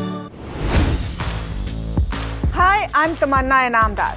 Watch me on NDTV Profit, where I break down the day's biggest business stories. What happened, why it matters, and what it means for your money. Hi, I'm Neeraj Shah. Watch me on NDTV Profit for the most incisive market intelligence and meaningful corporate conversations. And I'm Alex Matthew. Markets, mutual funds, insurance, personal finance. I help you cut through the noise and make smarter financial choices. And here's where you can watch us.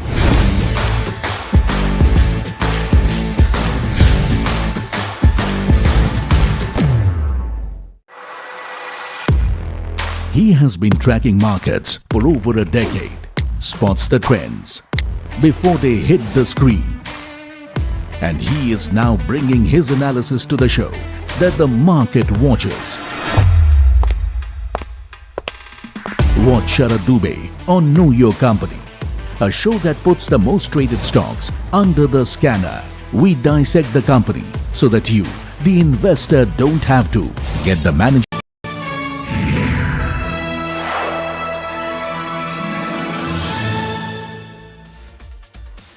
Hello and welcome to KYC. I am Sharad Dubey and you are watching NDTV Profit. And also let's talk about the overall companies which I'd like to get in KYC. It's a very interesting company which I have got for you, but I'm not going to give the name right now. I'm going to give you some hints. Try to guess it, and it has been a flavor when the IPO had come. It's a Delhi-based pre-engineered building related products company. Also, let's hold on and let's give you some more hints about this. It's the second largest PV player in India. I'm sure a lot of you must have guessed by now, but I'll give you more hints also for those who can't guess. As of now, it was listed recently. You could say it's just been 1 year plus listing, but from the listing price, which is the IPO price which I have taken, the stock has moved more than 2 times from its IPO price. Very interesting company. It's a niche and also a market leader. But what is the company in focus which we'll be talking about? And recently the company has been getting a lot of orders. The company in focus is Interarch Building Products. This is the company which we are talking about. During its IPO 1 year ago in 2024, there was a lot of noise about this sector and its growth profile, but definitely that noise has come down. So is there any value coming out from this? That's something to know about. But what are the key questions? Why are we getting this company? Of course, the company has been getting a lot of orders. That's the first reason. Recent order wins coming in. What are the key updates and the timeline from this? And of course, the order book status is something which we'll ask about the Interarch company. The PV industry, what are the bottlenecks and how is the company mitigating this? Of course, now we are getting a little bit of discovery about the industry as well. It's one of the good times to study it as well. The industry tailwinds, the market share picture for the organized player, and where does Interarch Building Product stand? That's the key question to be asked. The timeline for the commissioning of the Gujarat and Andhra Pradesh facilities, will they be completed by the second quarter of FY27 or is there a delay? Also, current capacity utilization and the capex earmarked for the next 2 to 3 years. And remember, most of its sales is coming through the infra and the industrial segments. Of course, we'll ask the demand also and the incremental benefits to the margins, especially with a lot of automations at play. Does it actually convert into incremental help in the margins? That's something to know about. The important growth targets for FY27 and the expected industry growth rates. Remember, the company is under the silent period also because the Q4 numbers are not out yet. And any new product foray plans, if yes, in which areas? That is where we are looking at, where the growth momentum can be for the company. And to give us more details is company's MD Arvind Nanda. he will speak about the growth prospects of the company and the industry as a whole, and it'll be very interesting to have this conversation for Interarch Building. But before that, let's understand what are the key details about the company which should be in your radar. And first and foremost, I would like to give you a perspective that it is a new, you could say a new area has come in, that is the pre-engineered body segment, and in that it's a market leader. The company does steel construction solutions in India as well, international expansions, we'll talk about it a bit later. Integrated facilities they have, where there is installation, erection and the pre-engineered steel buildings. जो बने बनाए building होते हैं, if you call it in a very simple word, that is what we talk about it. It's the second largest integrated PEB player, and that's almost 2 lakh plus MTPA is the capacity. Now the company is having 5 manufacturing facilities. It includes Uttarakhand, Andhra Pradesh and Tamil Nadu as well, and one facility is also there in the state of Gujarat. So this gives you a little bit of perspective, bird's eye view about the company. And interestingly, I feel the moat about the company is this: they have 155 qualified structural design engineers and detailers. That is where the moat generally comes in, and you get better clients and of course better margins in an industry which is highly unorganized. Now 3 orders recently they have got of 222 crores rupees in last 1 month, and last 1 week itself 2 orders had come, one of 80, one of 60 crores. The acquisition and registration for freehold industrial land was there in Gujarat for its expansion, so that was a recent news flow, and that's what also triggered my interest in the company. And company recently did 100 crore rupees QIP raise as well. Of course, it will be used for their expansion of the 2 facilities, which we'll discuss more. But this is the recent news flow for Interarch Building. But the total order book as on 31st January stands at roughly 1685 crore rupees. This is an important data, do note it down. Apart from this, let's also talk about how the order book breakup looks like. Industries is having roughly 83% of it, so the majority of this is in the industrial front, but the remaining 13% comes in from the logistics and only 4% comes in from the infra segment. Also, apart from this order booking, let's look at the key tie-ups and clients, and that is where the alpha might lie going ahead. It's not incrementally or quantified yet. The first one is the export presence in the strategic collaboration with Mold Tech. So that'll be pretty much interesting what this is all about, and the strategic partnership that was there with the Jindal Group for urban infra as well. Now, of course, the company would be focusing in the multi-story buildings and heavy building structures as well. So that is something which we will be watching out for. We have already understood the industrial part. Now maybe the residential part is something the company might be focusing in. Clients are really big, large group are the clients. That includes Reliance, it includes Asian Paints, Unilever and Grasim, to name a few. So definitely the company is in the right direction, at least in their industry, and they are one of the key players as well. But let's understand this market, how big this market is and what's the growth rate looking like.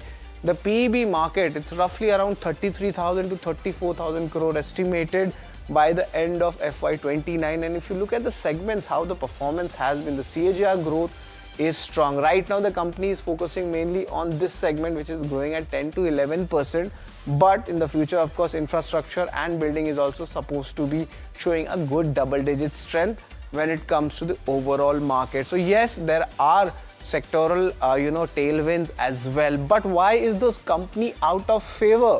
It was once the darling in 2024, but now it seems FIs are trimming position. That's what at least I saw sequential basis. The second reason the stock is out of favor is valuations still remain expensive. Maybe the street is not giving that premium valuation which was being given during the IPO time. Street is concerned about the growth rate moderation, and why that can happen, that's also a reason I would like to point out, is it is still largely an unorganized sector.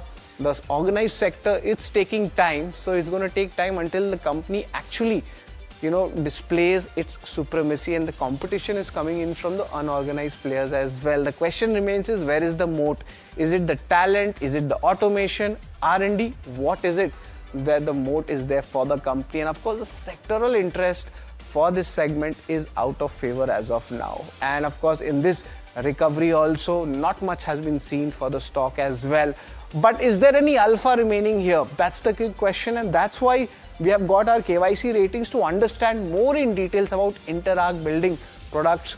Is that is the pain bottoming out. And because of that, we will be studying income statement, balance sheet, cash flow. This is the holy grail for financial ratios and also the return ratios. Remember, it's a high return ratio business as well. Earlier in the IPO also this was told, and we see the numbers. So shareholding street cred, remember, the overall time is roughly, you could say, 12 to 16 months in our analysis. Company में सिर्फ एक साल से ज़्यादा का listing जो है हुआ नहीं है. Valuations will be very much interesting to have a comparison, but these are the small cap players, so that's caveat to remember. And the outlook, what the numbers they're expecting or what's happening, and largely it is qualitative, so we'll try to understand in case any quantitative outlook comes in from the management, but these are the important parameters where we will be judging the company. And the first parameter is the income statement, and the numbers we have taken from FY23 to FY25, the 3-year CAGR numbers, and look at the top line numbers. 20% 3-year CAGR coming in. EBITDA and PAT, that is where we are seeing alpha. So the company has done really well when it comes to PAT, EBITDA, and even revenue. Looking at the metrics for the third quarter, because the fourth quarter numbers are about to come in some weeks, the sequential numbers, there was a decent up move, but the year-on-year numbers have been strong for this. However, a little bit of margin pressure is definitely there. But remember, there will be some questions to be asked, especially on the financials front, but it is a silent period. So that's one perspective to look at. But company has maintained that 9.5 to 10% EBITDA consolidated margin. So that is doing well for the company as well. It will be pretty much interesting to understand what will be the next growth lever for the margins to go up. But net, it's a very strong setup for the income statement. So I'll give a thumbs up when it comes to the income statement. Let's look at the balance sheet. And one interesting thing about this balance sheet, the most important thing is company is debt free. And largely this is pretty much decent. There was a QIP fundraise also. That means in future, the next shareholding pattern update, we will see the promoter stake coming down. But the most important thing is the borrowings front, and this is something which is a good unique selling point of the company. That is that the debt levels are zero, and the way they are going about it, it's very much important that their cash flow management would also be strong. And speaking of cash flow, they are having a 200 crore cash as for the end of FY25. So is there any acquisition at play, or is there any expansion at play? They'll be able to fund it. Internal accrual as well. So it's a balance sheet is also very strong. So I've given income statement and balance sheet, both of them a strong thumbs up. But let's see what's there for the cash flow segment. And largely we see the cash flow management is pretty strong in this kind of a business model, and what the company has. The operational cash flow to PAT ratio is pretty much decent at 50%. And even the net cash flows and the operating cash flows are decent as compared to the other years as well. Whether there is any lumpiness involved in this business, that is something which we'll try to understand when we decode this model. But now, as of now, it's a neutral rating when it comes to the cash flow segment. But let's go into the return ratios. And I had mentioned you earlier that the ROC numbers are very strong in this kind of a business model. 30% plus is something which you are looking out for, but a minor decline has been there. Now, will this decline be arrested going ahead, or will there be a little bit of more pressure? Remember, expansion is also going on, so you can expect ROC numbers slightly to be depressed at least for the next 6 months or 12 months as well. So net, still I would say for a business model like this and the ROCs which are coming to you, it is a neutral rating as well. But let's talk about shareholding, and a little bit of concern definitely comes. 59% was there in the month of September.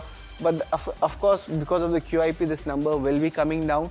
FIs, they increased the stake a little bit, then again they sold it off, and it's at 5%. But on the other hand, there is a way to look at it. That's the DIs. DIs, on the other hand, have been lapping up stake, though it's lesser from the 7% which was there. But nevertheless, there was a movement in this quarter. That is where the interest comes. Is the smart money coming back in Interarch? So because of that basis, I'll be giving this a neutral rating when it comes to the shareholding. But apart from shareholding, let's talk about street cred. How much money has been made for a long-term basis and also for the short-term basis, and see what has happened. Remember, 2024, the listing was there. So from the IPO, if you are holding the stock, congratulations, you have made money. The stock has given you more than double returns. But apart from that, last 1 year, it's been a decent 11% up move coming in. From 2025 highs, the stock is still down 24%. And the question remains is the valuations turning favorable, or it's better to stay away from this counter, and year-to-date basis also the stock is down 14%. So for IPO investors, congratulations, आपने पैसा बनाया, but for the medium term and short-term investors, it's still going to take some time. So net-net, it's a neutral rating when it comes to the street cred. Now I'll explain you the valuations, and very interesting companies have also come on my radar. Penar Industries is there, and there is EPAC Prefab also. Largely, Interarch is having valuations which is higher than its peers, but that doesn't mean is it very expensive. Remember, from its peak levels, there's always a correction of 20 to 30% in their premiums as well. But maybe it's a market leader. It's the second largest player in terms of capacity in India, the organized one I'm talking about. So that's why it is having a slight premium advantage, and it's justified. But is it justified for an investor to come in? We need to think. So it's a neutral rating when it comes to the peer comparison part. We spoke about 7 rating parameters. The last one I'm going to give you, this is the outlook coming in for the company as well. Now the Gujarat Andhra Pradesh facility, that's expected to be commercialized by the second quarter of FY27, and also the company is undertaking a lot of automation initiatives. In this industry, automation does help a lot, especially if you need to bump up your margins. The enhanced manufacturing presence in South, Eastern India and Western India, that is where the focus is. Remember, this is a Delhi-based company, so in the central areas and the north areas, they definitely have a good presence. Now, upgradation of their Kitcha, Pantnagar and Tamil Nadu manufacturing facilities, that's also pretty much important. Whether this is the capacity push or is there something else, that's something to be understood. And foraying into multi-story and heavy steel structures, this is a new area, so we need to understand how this business model works and what would be the incremental benefit in terms of the numbers. So let's give you the entire perspective. Outlook of course is a strong thumbs up, but एक revision हो जाए. KYC ratings में हमने क्या-क्या दिया है. So let's understand the income statement, balance sheet has been really strong for this company. Cash flows, it's pretty much decent. Return ratios, it is slightly dipping, but nevertheless still holding that 25% plus ROCE mark. Company is going through some spending, so ROCs might be depressed in the coming time. Shareholding, of course, FIs are selling, DIs are buying. On the other hand, street cred for IPO investors, it's been a great returns, but after that, it has been a bit downhill. Valuations, it is slightly premium, but the street also needs to understand and give a valid valuation for this industry, and this seems to be out of favor. It was not out of favor in 2024, and outlook was good. So net, I have given on the higher side of the average earnings or the average ratings which I give. That's coming in at almost 5.5 out of 8 for Interarch Building.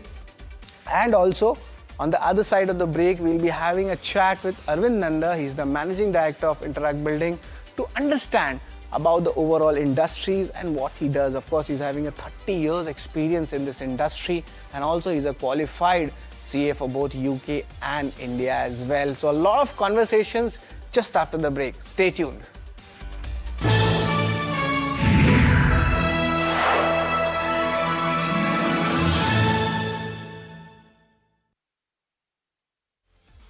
Capri Global Capital Limited is a well-diversified, retail-focused, systematically important, non-deposit-taking NBFC. The company announces its public issue of secured, rated-listed, redeemable, non-convertible debentures offering a coupon rate of up to 9.5% per annum and a security cover of 110%. The issue opens on April 15th, 2026 and closes on April 28th, 2026. For issue structure, risk factors, detailed disclaimers and more information, please refer to the Self Prospectus and the Tranche 1 Prospectus dated March 30th, 2026, together referred to as the Prospectus, are available on the website of SEBI, Stock Exchange, the company and the lead manager. कुछ खास होने वाला है.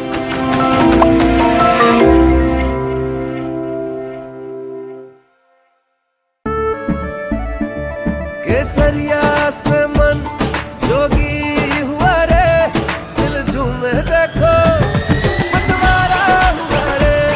केसरिया से मन जोगी हुआ. हर पल मनाओ केसरी त्योहार. विमल, बोलो जुबान Kesari. Hi, I'm Tamanna Inamdar. Watch me on NDTV Profit, where I break down the day's biggest business stories.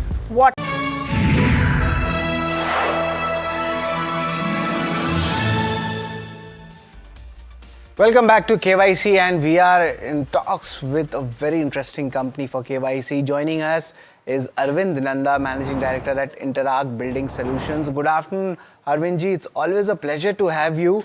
And a lot of order flows has been announced by the company, almost 3 big orders coming in the last 1 month or so. Just wanted to understand what are these key orders all about, and by when can these realizations start coming in? Thank you very much, Sharad. Well, these orders have come in recently. So our normal starting point for any new order is about 3 to 4 months from the date of the order. That's the time it takes to get the drawings approved, material ordered, and go into production so that the supply can start. But this is a part of a pipeline. So it's just a new order that we have booked.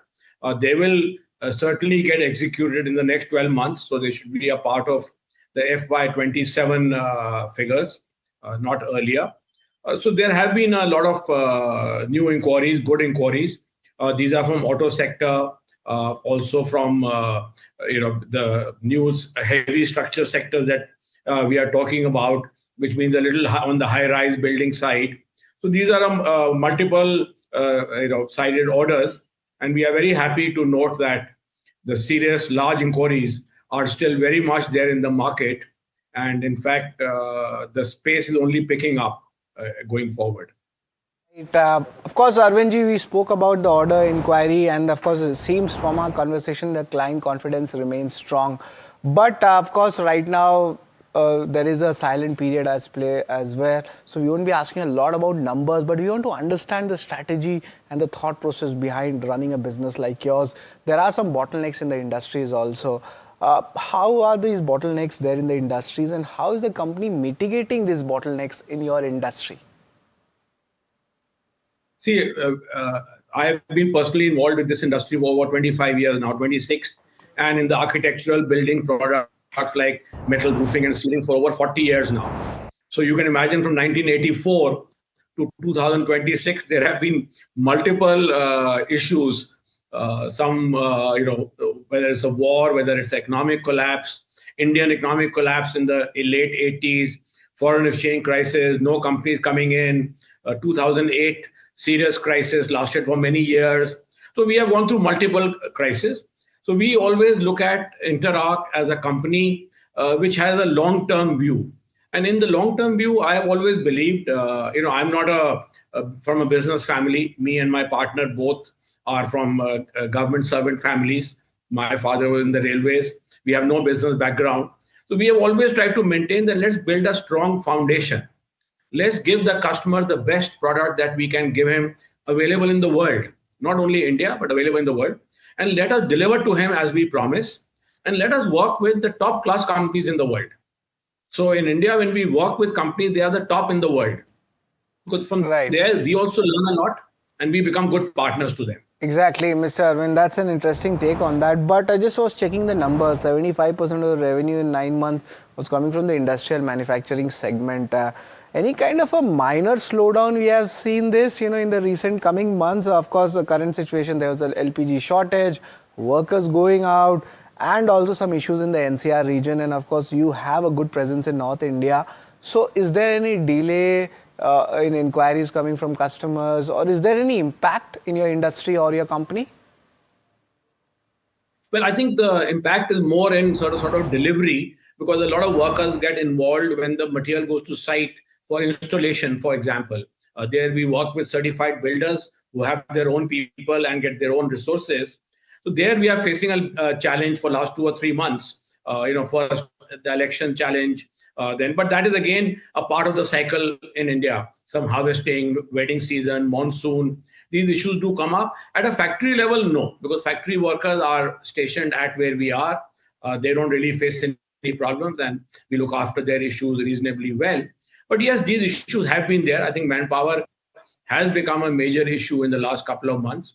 But we hope that after the Bengal elections, it will get resolved. LPG issues are getting resolved. And the contractors have also learned to take care of their people better. But from the inquiry side, no. See, the clients we deal with, they are very large, long-term companies. A company like Asian Paint or Grasim or Tata Micron or Excise battery. These guys are very long term. They don't go by the seasonal up and down or even an annual up and down in the business. It does affect the sentiment, no doubt about it. Right. We have not seen any downturn in inquiries. Right, Arvindji, that's a very interesting point, and you have clarified it also for the industry as well as for your company as well. And of course, there is no impact coming in on the company or the factory level, and at least no impact on the inquiries as well. I just want to understand a little bit about your tie-ups. There are two tie-ups which was very much interesting, which is already there in the public domain. One is with JSW Group and another is the Moltech. So what are the actual benefits like? And of course, you cannot give us any timelines for it because it's not a publicly given information. But what kind of benefits we can understand? You could just give us a qualitative angle to it. Okay. The tie-up is not with JSW, it's with JSPL. JSPL has a fabrication company where they manufacture structure for themselves primarily and also for others. So we had a tie-up with them because earlier, till our own heavy structure plant comes into play in June, July this year, the heavier structure items were very unproductive for us to make. So we had a tie-up with them because there were orders that we had in the last 2 years where we needed those so-called heavy structure items. So JSPL was our partner for supplying us that on a periodic basis when we needed them. That is still there. But I think once we have our own plant running in June, July, that of course will sort of die a natural death, but it is always there that we can go back to them if we have additional quantities to buy. Moltech is another one. Moltech is a very advanced technical engineering detailing company which has its base all in America and Canada and Europe. They don't do any work in India. So to tie up with them was primarily because they have a lot of clients who work out of US and Europe, and they want pre-engineered buildings, drawing and engineering to be done. Right. So right. That's a pretty interesting take. Arvindji, another question I have is, you spoke about a lot of automations which are happening in the company, and a lot of investors ask, what's the moat of the company? Of course, you work with great people. You have been in the industry for 3 decades. Just want to understand what is this angle of automations, and can this be quantified? Can this be quantified as a benefit for the company? I don't want the number, but will this be margin accretive, and why? See, the quality is always a very important issue. Normally, when we automate, we are doing it to improve our quality of the product.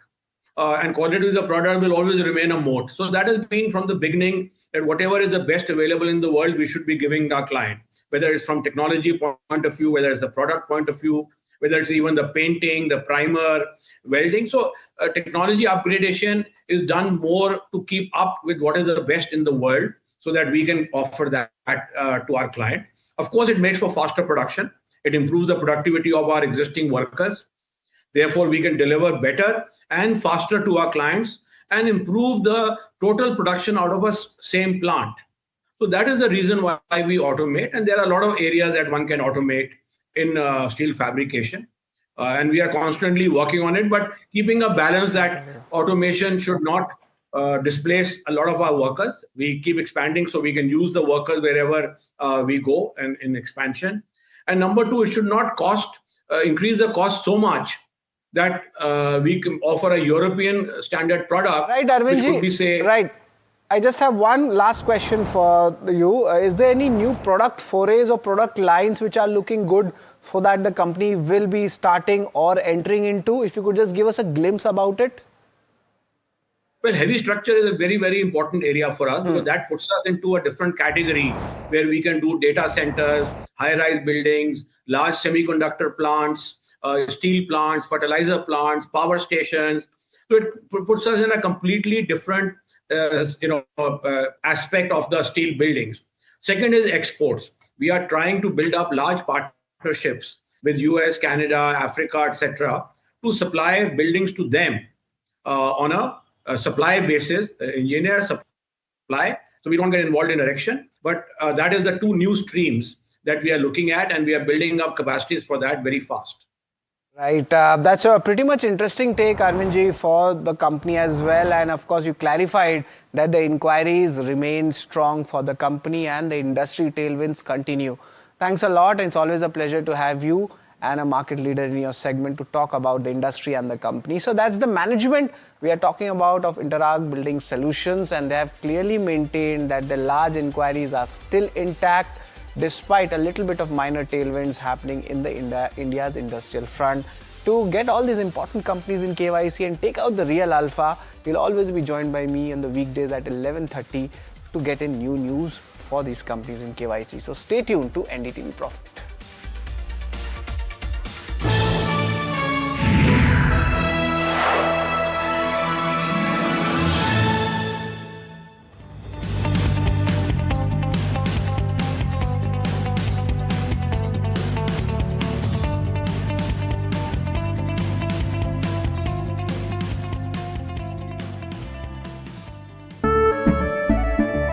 केसरिया से मन जोगी हुआ रे, दिल झूमे देखो मतवारा हुआ रे। केसरिया से मन जोगी हुआ। हर पल मनाओ केसरी त्योहार। विमल, बोलो जुबान केसरी। कुछ बड़ा होने वाला है।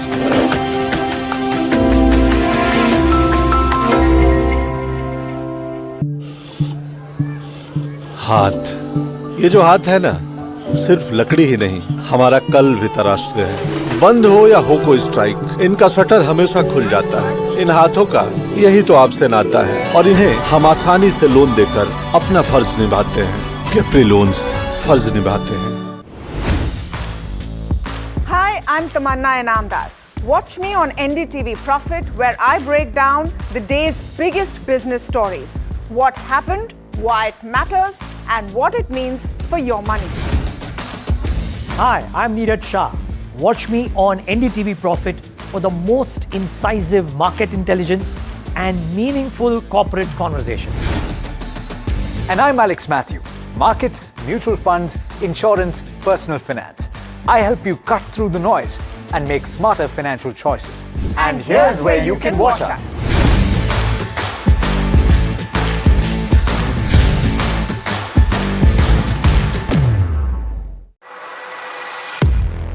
He has been tracking markets for over a decade, spots the trends before they hit the screen.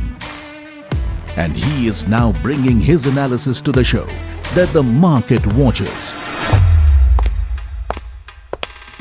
Watch Sharad Dubey on Know Your Company, a show that puts the most traded stocks under the scanner. We dissect the company so that you, the investor, don't have to get the management to answer questions relevant to you. Watch Know Your Company weekdays at 11:30 a.m. to understand your next big bet. New year, new power panel, India market open, now in its boldest lineup. This is where the trends get tested and stocks get conviction. I'll recommend a buy call on a stock only. Dalal Street rejoices amid hopes of peace being brokered at Islamabad talks. Nifty stays above 24,500. Sensex jumps more than 600 points. Real estate IT lead the gains with all major sectors in the green today. Karnataka is rewriting the liquor playbook. Cheaper alcohol gets costlier. Premium spirits get tax relief, potentially cutting the prices by up to 20%.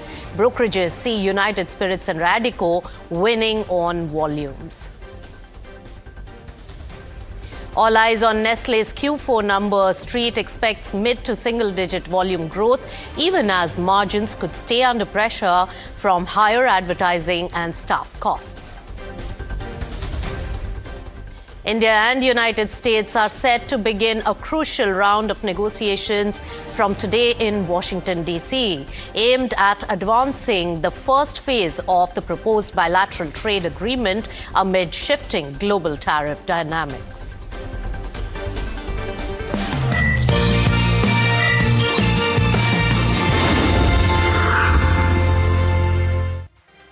Hello and welcome. You've tuned into Markets at 12. I'm Nisha Poddar. Let's take a look at the markets. And yes, it's a good day of trade today with some bit of sanity coming in on the negotiations restarting in Islamabad.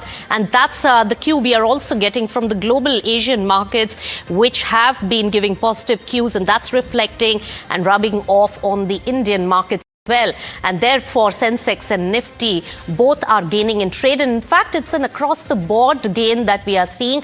Almost all the sectoral indices are in the green, barring just pharma, which is on the flat line with just a tinge of negative bias. But otherwise, remember that the advanced decline ratio should give you a good picture, which is trading in the range or the ratio of 9:3, and therefore that particular rift between the greens and the red is really maintained throughout the trading session, at least in the early session today. When we take a look at the broader markets, it's mid-cap 100 universe, which is 0.83% up, slight outperformance to the key indices. When we talk about the banks, which is outperforming, so if you really take a look at the contribution chart for Nifty 50, it is the banks which are attracting the capital, which is really pumping up the key indices today. So that's the important bit to also note. HDFC Bank, ICICI Bank are the top leaders in trade. And remember, banks are the quasi-investment into the economy. Now, oil prices, they have been acting up and becoming the largest single factor that has impacted Indian money market as well as the equity market. While money market, with a slight bit of withdrawal from the measures that RBI was taking, rupee is today depreciating in trade. It's a slight adjustment, but largely stable, at least from that momentum that has been broken when it comes to the overall momentum of depreciation. But crude oil prices marginally softer today on expectations of probable negotiations. All right, Nishal Maheshwari joins in. Nishal, always a pleasure to welcome you on NDTV Profit. Do you think that market is showcasing that worst is behind us? Afternoon, Nisha. Thanks for having me on the show. Looks like basically, I think market is now factoring in saying that, there is going to be some amount of negotiations and market is factoring in saying that we are not going back to the 2 weeks back war and bombing on each other countries. I think this is what the market is today giving you kind of an indication. That's right. Apart from the defense play, Nishal, do you also have a view on the shipping and global transportation? Is that also going to see some relief and probably a theme could be building there? So too early to say basically, because even if the war comes to an end, I think it will take some time for these things to build out, given there has been extensive damage, especially to the oil assets in the Middle East. So I think reviving and transportation getting it to its full thing, I think it will take at least a couple of months, if not more. So I think one has to be a bit cautious, circumspect, because those are the direct impacts. It's not a second derivative, basically, where I think things are going to become smoother much faster. Right, and how do you play the large caps, Nishal, at this point where a lot of them, and with Nifty 50 also now reaching 1 month high levels today. It touched upon that yesterday as well, but gave up gains. So how are you seeing the momentum when it comes to the blue chip counters, and especially with HDFC Bank also recovering a large part of the lost ground? So I think banks do continue to have a good amount of value. But then it has been so basically for the last 1 year, and the banks have continuously underperformed. At this point of time, I think the private sector bank is cheapest in the last 10 years. Both HDFC, ICICI at 2 times. I think ICICI 2.3 times. HDFC is around 2 or lesser than 2 times kind of a price to book. And today, HDFC is at 25% discount to ICICI. So I'm saying these kind of situations we have not seen in the last 1 decade. So, or even more time, basically. So, yes, great value here. But the issue is basically that the FIs, if they continue to come and sell India, these are the two largest holdings they have, and they come and sell that only. And I think that's why the underperformance. Right, but Reliance Industries also has been muted for quite some time and has had a fairly volatile kind of a session in terms of also the trade-offs, global trade-offs in terms of the India play. But at this point, earnings season has already begun. We are at the initial stage.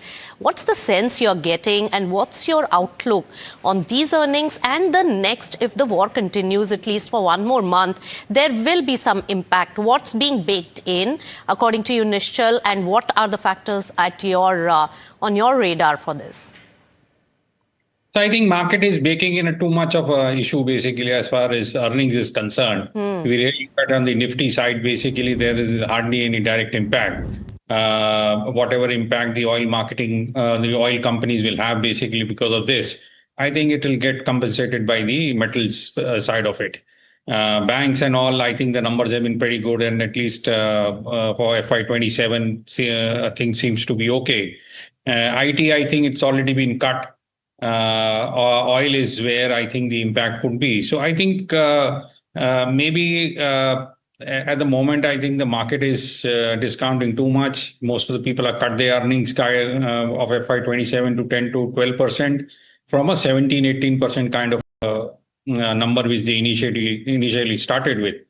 So I think it's been overdone over the course of the year. If the war ends now and it doesn't get extended, I believe basically you might see some upgrades in numbers. All right, some upgrades could also come in, Nishal, but all dependent on the war situation. And it's quite a vitriolic situation over there on the flip-flops in the negotiation as well as the stance taken. But my final question to you, Nishal, on other factors that are going to impact the market for the next 6 months going forward. So, of course, weaker than expected monsoon is being also talked about. Second, the on-ground inflation, apart from impacting the company's raw materials, if the war continues, but also the consumer demand could be at play to be watched out for. Any other factors and your view on a summation of factors at play? So I think maybe monsoon we have to see how it all pans out because there could be worse than expected. Now there are two things where IMD has come and said it's going to be worse, and there is a private company basically which has SkyMed, which has said that it's going to be normal or above normal. So I'm saying basically this is a toss, and we have to see basically how the monsoon plays out. Maybe initially the monsoon may not be very strong and thereafter it comes in. So let's see how it plays out. But yes, monsoon is the only issue which I see. I think all other factors seems to be pretty well discounted. Inflation doesn't seem to be very much of a cause of concern for India. Oil prices at the moment, government has been able to maintain, and if the war gets over now, I think very little impact as far as oil is concerned. So overall, do not seem much of an issue basically at this point of time. Yes, I agree with you. Monsoon could be a spoil spot. Right, so initial monsoon, and also remember the urea shortage because of the war situation that's impacting the fertilizer sector. Those two are the watch areas because they both together can really impact the agrarian part also. Thank you so much for joining in with your expert take on the market momentum. All right, moving on. India is gearing up to really scale its semiconductor ambition, and the government plans a larger retooled ISM 2.0 by May this year. Now, with a significantly higher outlay and also a wider ecosystem focus, from chip design startups to equipment, materials, and even JVs. Now, the push signals a faster march towards a 75% chip self-reliance by 2030. That's an aggressive and ambitious target. Rishabh is joining in with all the details of government's plans. Rishabh, tell us. Absolutely. What we're getting is some sort of contours and the details of this much awaited ISM 2.0. And this has been a long-standing demand of the chip sector that wants to be developed here in India. What we can expect is by May, the ISM 2.0 to be rolled out. What you have is MeitY already conducting interministerial talks with several stakeholders, with several ministries, including the finance ministry. This is expected to have a 30% higher outlay. So ISM 1.0 was roughly 76,000 crores. This one could be anywhere between 1 and 1.2 lakh crores. So 30% uptake is what you're seeing, given that ISM 1.0 was very successful, largely in terms of commissioning about 10 chip facilities. Under ISM 2.0, you'll also have DLI 2.0, which is the design-linked incentive scheme. That will support up to 50 new deep tech firms that will be rooted in design here in India. What is also allowed under the DLI 2.0 is a JV sort of a mechanism wherein foreign companies can come in, partner with Indian companies, but the Indian company should have a majority holding. So it will continue to remain an Indian IP. That is a very important part. What we're also seeing as part of this ISM 2.0 is an ecosystem play. So you'll have a lot of ancillary ecosystem players. You'll have MSMEs, gas, as well as specialty chemical makers that will be allocated some sort of an outlay as part of ISM 2.0. Those are the details that we're picking up at this point in time. So, of course, waiting the EFC's nod. This is the Expenditure Finance Committee under the Finance Ministry. They are the ones who sort of appraise any scheme that is worth above 500 crore rupees. So that is what is being worked out currently. And that's what we're picking up on ISM 2.0. Right, Rishabh, thanks for all the details. Grand plans there for self-reliance, up to 75% of semiconductor chips by 2030. That's a tall order and ambitious target the government is working on. Now let's take it straight across to my colleague Jasmeet, who is joining in with all the stocks to watch, which are buzzing in trade today. Jasmeet, what all makes your list today? Well, thank you for that. Starting off with my list, I have a few of the counters that are buzzing on the back of that strong news flow. So our first one is the PNB for housing finance. Well, this particular counter is buzzing on the back of strong Q4. We did note that the overall AUM and disbursement has witnessed a good growth in the Q4. Further, the company has also seen that the overall funding costs and margins have improved, seeing a sequential improvement as well on QOQ and YY basis. Lastly, we also see that the overall recovery is coming in well for the management. Management nearly recovered 167 crore rupees from the retail and the corporate sector, which is acting as a positive tailwind for the particular counter. If you look at the key numbers, total income has come in at 2,172 odd crores, is up nearly 0% YY basis, while the net interest income has come in at 808 crores, which is nearly up 11%. So that's the reason stock is buzzing in trade today, up about 8%. Well, the next counter is E2E Networks. While this particular counter is buzzing on the back of that strong revenue and EBITDA growth we see. Now, if you look at the overall key takeaways, the revenue has seen strong growth on YOY and QOQ basis both. Further, we also know that company records its highest ever monthly revenue rate for this particular quarter, which has come in at 37 odd crores versus 28 odd crores. We see a jump of nearly 10 odd crores coming in with this particular counter, and that's why the overall PAT has also turned profitable for the company. Given the last 3 quarters, we had noted a PAT loss for the company, but here we have seen a profitability in the Q4 coming in. But on an annual basis, the company still remains under loss. If we look at the overall key numbers, key takeaways, we see that revenue is up nearly 36%, while the EBITDA is up nearly 46%. While the margins have improved by 400 basis points and have touched that 60% of margin which we are seeing in this current quarter. But lastly, PAT is a jump, PAT sees a positive up move to 6.4 crore versus a loss in the previous quarter. Now, in terms of the other key counters, I have something like HEG and Graphite. While these counters are buzzing on the back of that positive sentiment that's coming in with the Steel Dynamic results, where they have posted a strong beat in the Q1 number, which has led to the overall rally in this couple of counters. While next one is the overall fertilizer segment. While we see a strong data coming in for the month of March for fertilizers, that's why the stock focus in fertilizer segment are buzzing in today's trade. Now, stocks like FSCT, Deepak Nitrate and Pradeep Phosphate are buzzing in today's trade. Well, lastly, if you look at the overall MDF price hike, well, that is leading to overall up move of 2 counters. That is the Greenply and Rushil Decor. The price action, which is the overall price hike, will help company increase the margins. That's why the couple of counters, that is Rushil Decor and Greenply, are buzzing in today's trade. All right, Jasmeet, thank you so much for getting us all those stocks to watch in trade today.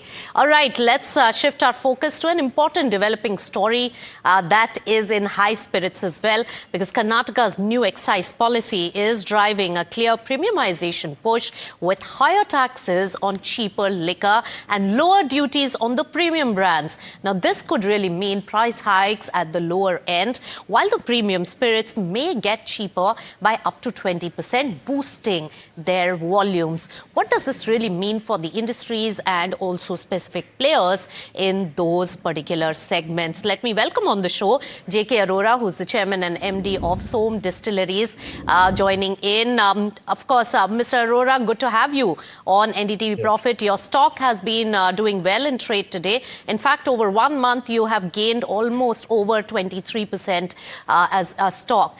First of all, what do you make of this excise policy that the Karnataka government has really proposed, and how will it really impact Som Distilleries? You see, the Karnataka government has always been a torchbearer to all the states. That's the one state which sets the trend to follow by all states of the country.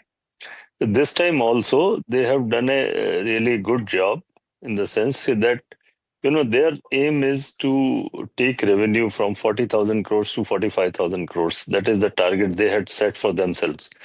So this is one issue.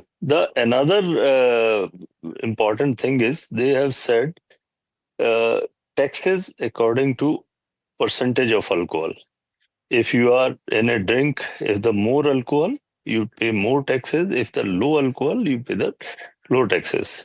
So that is by and large, it is a very good policy for the youngsters, consumers, and the actual users of the drink. Which means if you are consuming less alcohol, you will pay less taxes. If you are having a more alcohol, so you will pay more taxes. This is regarding beer, what they have done.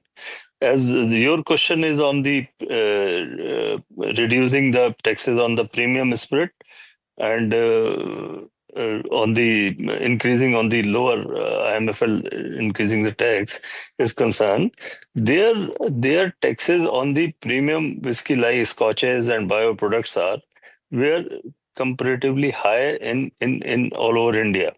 So premium whiskies were quite expensive in the state of Karnataka, which was resulting people were bringing the stocks from the another states for this thing, which was harmful to them. By doing this step, it is good for them. I think this will help in improving their revenue. As regards increasing the taxes from the lower alcohol to increasing some taxes is concerned, because as of now, they were the almost, I think, cheapest in the country as a cheaper alcohol. So they have increased about 10 to 15 rupees a nip on cheaper alcohol, which is reasonably good, and this will help in increasing their revenue. So this policy is a path breaking, and will set the example for all over the country. All right, very well put there, Mr. Arora. You gave all the details on why Karnataka is coming up with this excise policy and how will it boost their revenue and also bring in the premium liquor more at play in terms of circulation, which was seen as an expensive commodity. All right, very well put. Let me also add another, company for taking this discussion forward along with Mr. Arora. Aditya Ishan Varsheni, who's the CEO of Latambrem Chem Breweries, and he joins in now. Thank you so much, gentlemen, for taking forward this discussion. Arora as well as Aditya Ishan Varsheni. Aditya, when we talk about the Karnataka policy, how do you see the impact on the overall sector and your company? Hi. So, I think it's a groundbreaking sort of policy for, craft beer brands like ours, Makadi, because, we've always believed in creating a movement around beer, right? Beer is never been a product that you can have one for every occasion. There's supposed to be lighter beers for afternoon occasions or evening occasions, and then, stronger ones for different occasions like partying, and today, with the policy that's always existed. It's been around the fact that, today beer has always been unfairly taxed, where, it's been gauged by volume, which means that, spirits always ended up working out to be cheaper than drinking a beer. Now, because of which overall beer consumption in the country has been lower as opposed to other parts of the world where, taxation has always been done the actual content of alcohol that exists. So I think this move, will allow breweries like ours, younger craft breweries, which, will now start innovating in all spaces, whether it's low ABV, mild ABV or high ABV, giving variety to the customer. So I think it opens the doors for a lot of innovation, a lot of new styles, and I think there's a lot to see that's going to come by brands like us now down the line in the Karnataka market. Right. So that's a good view coming in, Aditya. JK Arora, you were talking about the overall impact, but I also wanted to know Som Distillery's own working when it comes to beer as well as also Indian-made foreign liquor segment. How is this move going to impact both these sides? And you also said that cheaper liquor was too cheap in Karnataka, and that's why the price escalation move has happened. Do you think it will impact the demand? I do not think that it would impact much because the kind of ambitious target for their revenue, 40,000 to 45,000 crore is not a small jump. And especially when you are doing extraordinarily well in comparison to all other countries. If you look at the size of the Karnataka economy in comparison to the same size of the states, like Madhya Pradesh and Karnataka is the same size as Madhya Pradesh is 17,000 crores and they are at 40,000 crores. And on this revenue plan, if they are having the 5,000 crore extra, then you have to have a little bold decision. And I think this will not impact much. Maybe 4-5% consumption goes down for the cheaper liquor. But I think beer and the premium range liquor would compensate them well. So it would not impact no counterproductive impact on the revenue or the sales. I think it's overall a very, very good policy, I would say. Good policy, JK Arora. Aditya, your final word on the demand and also higher taxation even at cheaper liquor. How does this augur for companies like yourself? And we have seen enough innovation taking place in the indigenous market in the liquor space of late. Of course, gin, beer, all of them put together. So how is this move going to impact the overall condition commercially as well, and when it comes to these different segments and people's consumption pattern?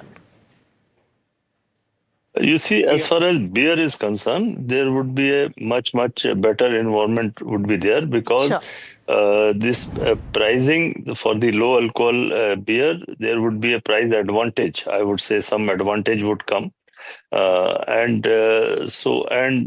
Impacting is little impact on the cheaper liquor would also benefit the beer. And same time, so for a large number of consumers, it is going to be beneficial because beer is going to be priced reasonably. So it will benefit the beer directly. IMFL, as I said, would not impact much, and higher alcohol will give them the more sales. So would be overall. I do not think any negative. This is they have actually, it's not a quick policy. They have formed a Krishnan committee. Yes, which has done a detailed study. So I'm sure they understand the market and the consumption pattern a lot. Also, Mr. Arora, just one last question I have time for, and let Aditya just put in his word on how is it changing really the consumption pattern. Is also, Aditya, this is the first time that a tax rationalization is going to happen under the present, government structures where the overall direction has been on higher taxation and also deferment as well as discouragement of the sin stocks. Yeah, right. So, I mean, I think the impact is going to be large in overall consumption patterns, right? Especially in price-sensitive consumers, right? Today, because of the past taxation structures, consumers have always steered towards the higher alcohol beers, right? Regardless of what their taste preferences are or what the occasion is. Primarily because the cost of making the product strong versus mild, the difference in pricing is not that, costing is not that high, but the taxation was being similar, always made consumers go towards the stronger beer because the price discrepancy wasn't much. Now with taxes getting varied between the two, there will be a clear advantage or a cost benefit in consuming a lower alcohol product, hence driving the price sensitive consumers also to be consuming the milder beers in the right occasion, right? So I think we'll see an overall uptake in lower ABV consumption, and I think overall better for from a health standpoint as well, because now consumers will steer towards lower ABV products, which are better for health, better for overall benefit of different things, right? So I think we'll see a lot of positive come out of this, not just from an industry standpoint in beer consumption, but also from an overall well-being perspective of the consumer. All right, high-spirited discussion is always welcome and very interesting, and this is a big development. Thank you so much, J.K. Arora, as well as Aditya, for joining in on this very riveting discussion and path-breaking move, probably heading towards a parity between the low stack segment liquor as well as the premium liquor as well. That's where the direction probably looks like. Early to say. With that, it's a wrap on Markets at 12. Thank you so much for tuning in.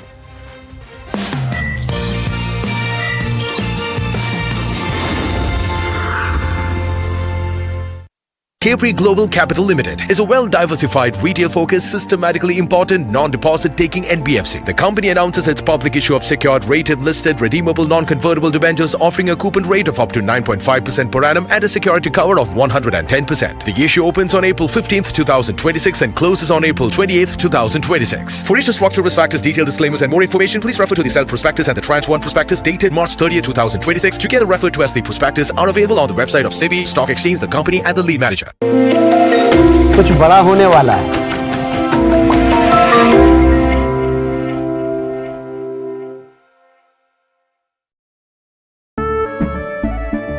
केसरिया से मन जोगी हुआ रे, दिल झूमे देखो मतवारा हुआ रे, केसरिया से मन जोगी हुआ। हर पल मनाओ केसरी त्योहार, विमल बोलो जुबान Kesari. Hi, I'm Tamanna Inamdar.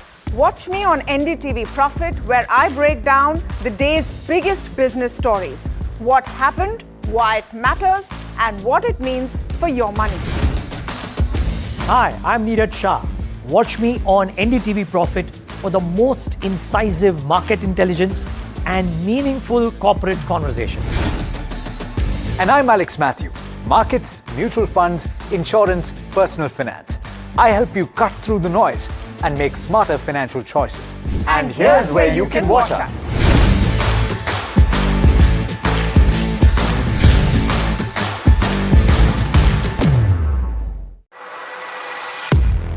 He has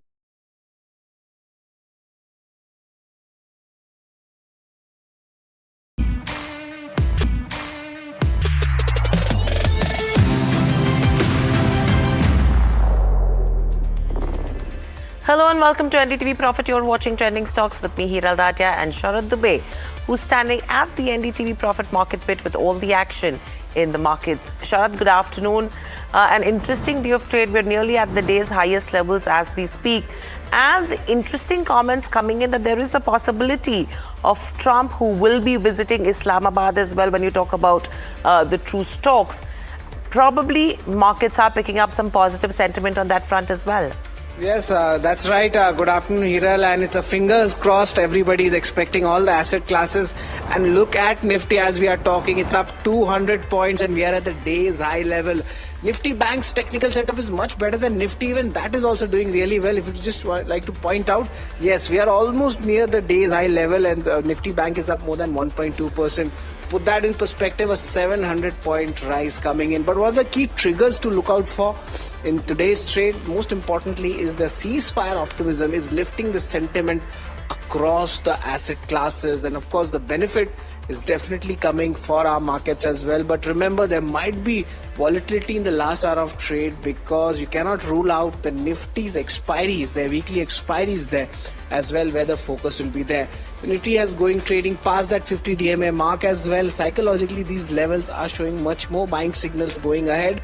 And also Nifty Bank, let's see what's happening there. I would like to give a resistance range for that. Good momentum coming in, that 57,500 to 58,000. This is the resistance range we are looking at. If that breaks, then we can see a further up move as well. Apart from that, let's also look at the SMID segment. This is doing really well. Value buying continues in the small cap and the mid cap space, be it HNIs, institutions or retail, and housing finance companies, fertilizers and graphite electrode makers are rallying in trade. What's not working is the life insurance stocks. That's where the sell-off is happening. The street might be a bit scared on the SBI Life numbers. Rupee has weakened as RBI has lifted the forex restrictions on banks, and that's what we had seen earlier today. And that's also a developing story.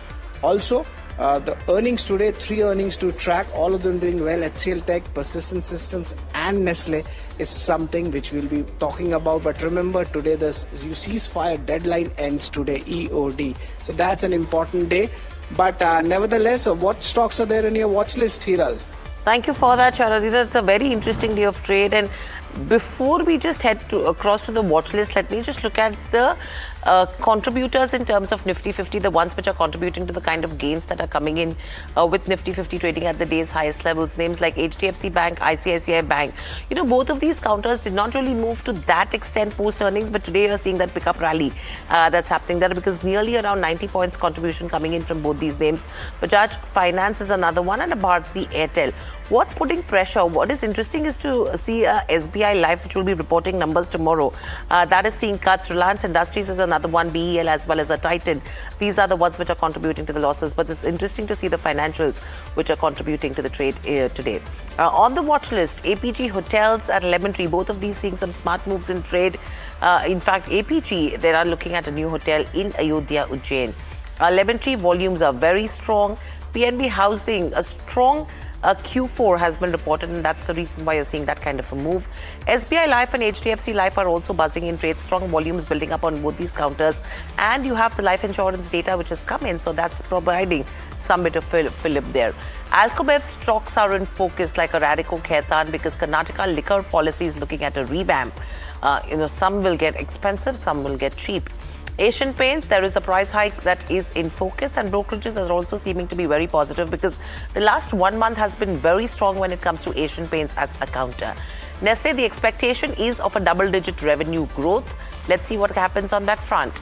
Hyundai and TVS Motors, they're inking a pact to develop e-3-wheelers, that's electric 3-wheelers, in India. They've done a prototype in 2025 and now they're taking that partnership further. So both these counters will be in focus, and TVS Motors, to be honest, has seen a good growth from FY25 to FY26 in terms of the e-3-wheeler category in the sales numbers.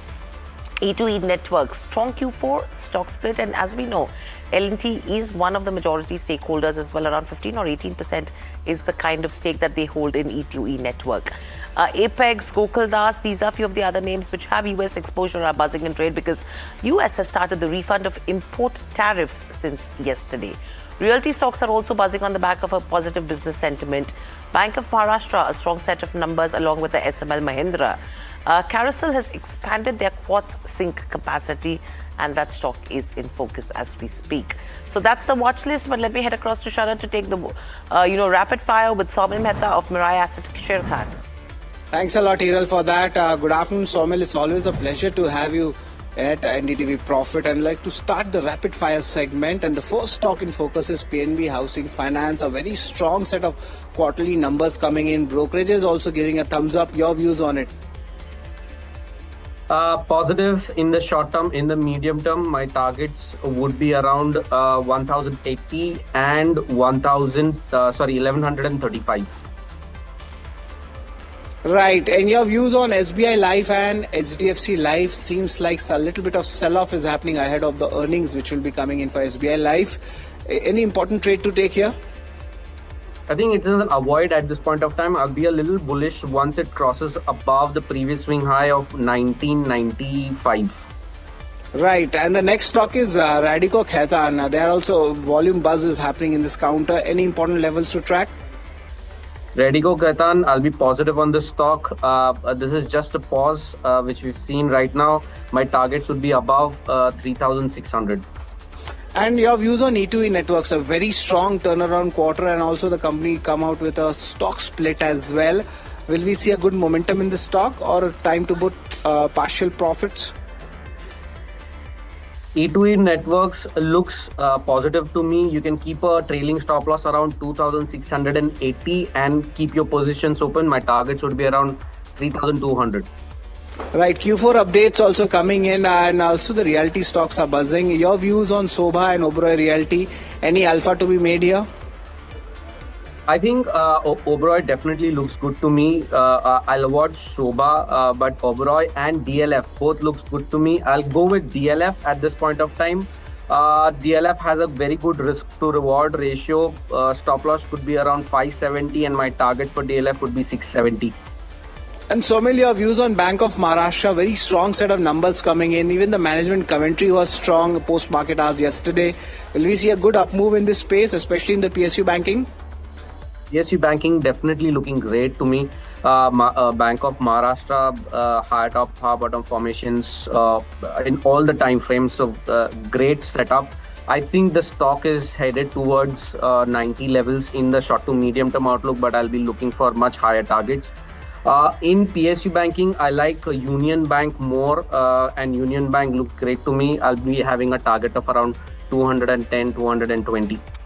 Right, and your views on Carousel, of course, there is a quartz capacity expansion at play, and they are having exposure in the Northern American markets. There is a buzz of, you could say, the tariff refund also coming in. Is there any positional setup happening for this counter? See, I'll wait for a breakout on the upside. The breakout levels would be above 930. Once it goes above that, my next level on the upside would be 1060 and plus. So I'll stay positive on the stock. Keep a very strict stop loss around 800 levels for positional view. Well, that's a pretty interesting take coming in. That's rapid fire for you. Thanks a lot, Somil, for that. And over to you, Hiral. Thank you so much for that, Sharad. But let's quickly shift focus to the stocks which are trending on Google as we speak. You know, a couple of names that have been making to the list so far. IEX has been interesting to see, you know, the kind of cut that we saw in yesterday's session. Yes Bank, another one, Apollo Micro and Apple Fin, a few of the other names. In fact, let me come to you, Somil, with regards to IEX and Apollo Micro. Volumes are also pretty strong. Both of these counters have been in the news in the last couple of trading days. What are charts indicating? For IEX, I think it's an avoid at this point of time. I'd be a little bullish once it crosses above 200 daily exponential moving average, which is 141, 42 levels. But at this point of time, avoid. Okay, so that's with regards to where IEX goes. But thank you so much for speaking to us, and sharing your views as well. But Sharad, over to you, because Groww is one counter which is seeing some smart moves. Brokerages are also seeming to be positive. In fact, just before the earnings as well, a lot of other brokerage notes that did come in to talk about what's happening with Groww. What are you picking up? Right, Hiral, that's right. And brokerages post the earnings have also continued to give thumbs up to this counter. UBS has maintained a neutral rating, but there is a hike in target price. And they have stated that the product metrics for this counter remains strong as well.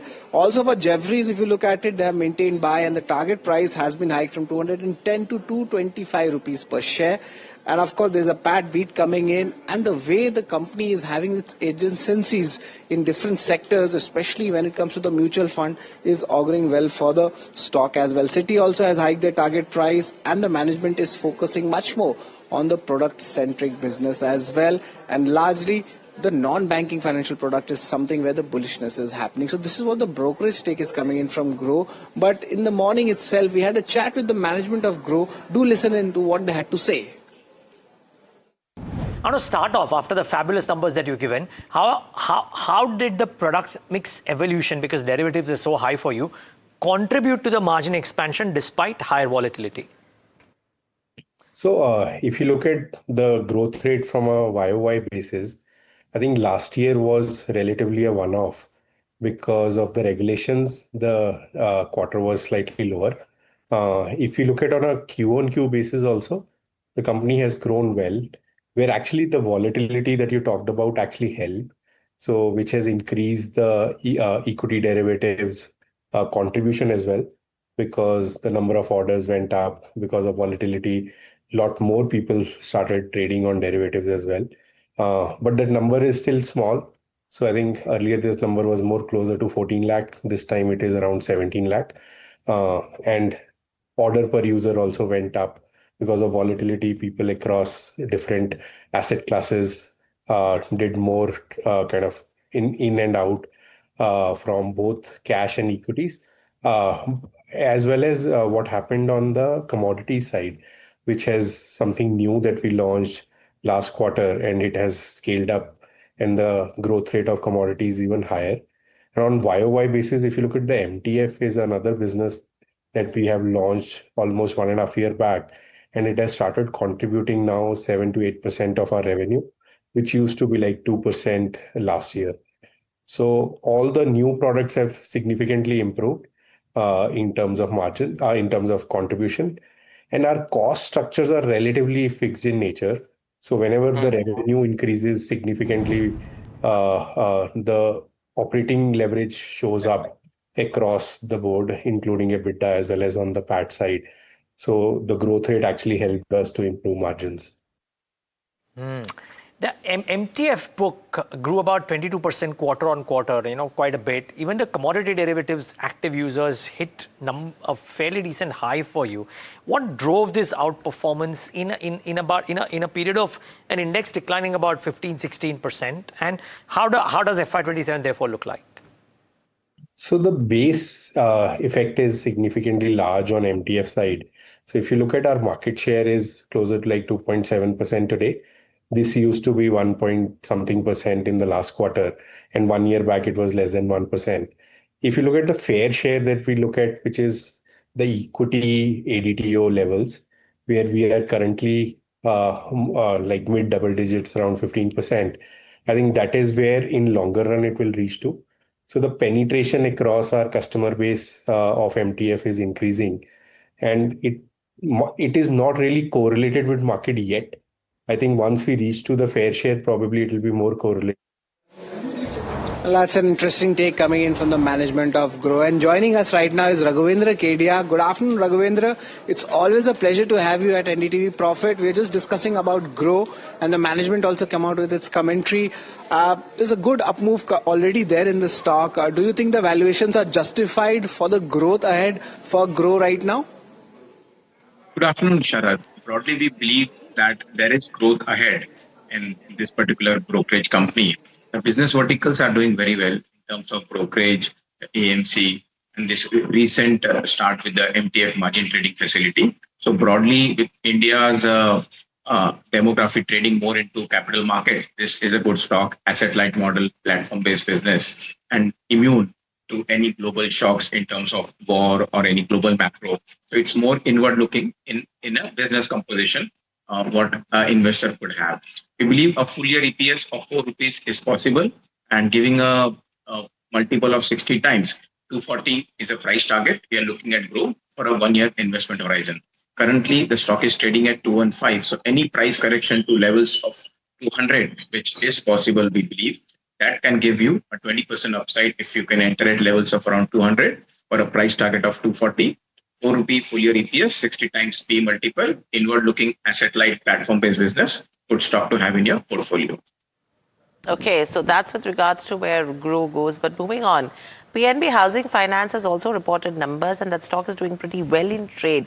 Let's just pull up that counter on the screens. Little over 8% is the kind of moves that you're seeing on this one. My colleague Shivam is standing by to tell us what has worked. Shivam, what are you picking up in terms of the factors that have worked for a PNB Housing Finance in terms of where the numbers go? Well, yes, PNB Housing Finance has posted a strong Q4 numbers, and starting off with their AUM and disbursement growth, both have witnessed a double-digit growth on YOY basis. The borrowing cost of the company has declined by 15 basis point on quarter, which has aided in improvement in margins, and which stands at 3.69% versus 3.63% in previous quarter. On the other side, OPEX was higher due to the branch expansion, but apart from that, the collection efficiency of the company has remained stable with a significant improvement seen in 30 plus and 90 plus days bucket. The net interest income of the company has also gone up by 11% to stand at 808 crores, and the profit after tax has gone up by 19% to stand at 656 crores. In terms of asset quality, the company has done pretty well, where the gross non-performing asset stands at 0.93%, and the net non-performing asset has also seen a decline of 11 basis points this quarter, which is positive for the company. Now let's look at the few important points which the company mentioned in their con call, and the company aims to grow their loan book with the growth rate of 18 to 20% and to cross 1 lakh crore mark in FY27. The return on asset is expected to remain in range of 2.4 to 2.5%, and yields, which has seen a moderation in Q4, they are expected to be bottom out and will improve from Q1 of FY27. The NIMs are expected to be within a range of 3.55 to 3.6%, and going forward the company will focus more on the affordable housing and emerging segments, as they believe it will aid in the improvement of fields. Okay, so that's with regards to where PNB Housing Finance goes. Raghvendra, good afternoon, Hiral on this side. What is your view when it comes to a PNB Housing Finance? Because there's a strong set of numbers that have been reported. And apart from that, if you talk about their commentary for FY27 as well, loan book, a 1 lakh crore mark is what they're targeting in FY27, which is pretty strong. 18 to 20% is what they're looking at.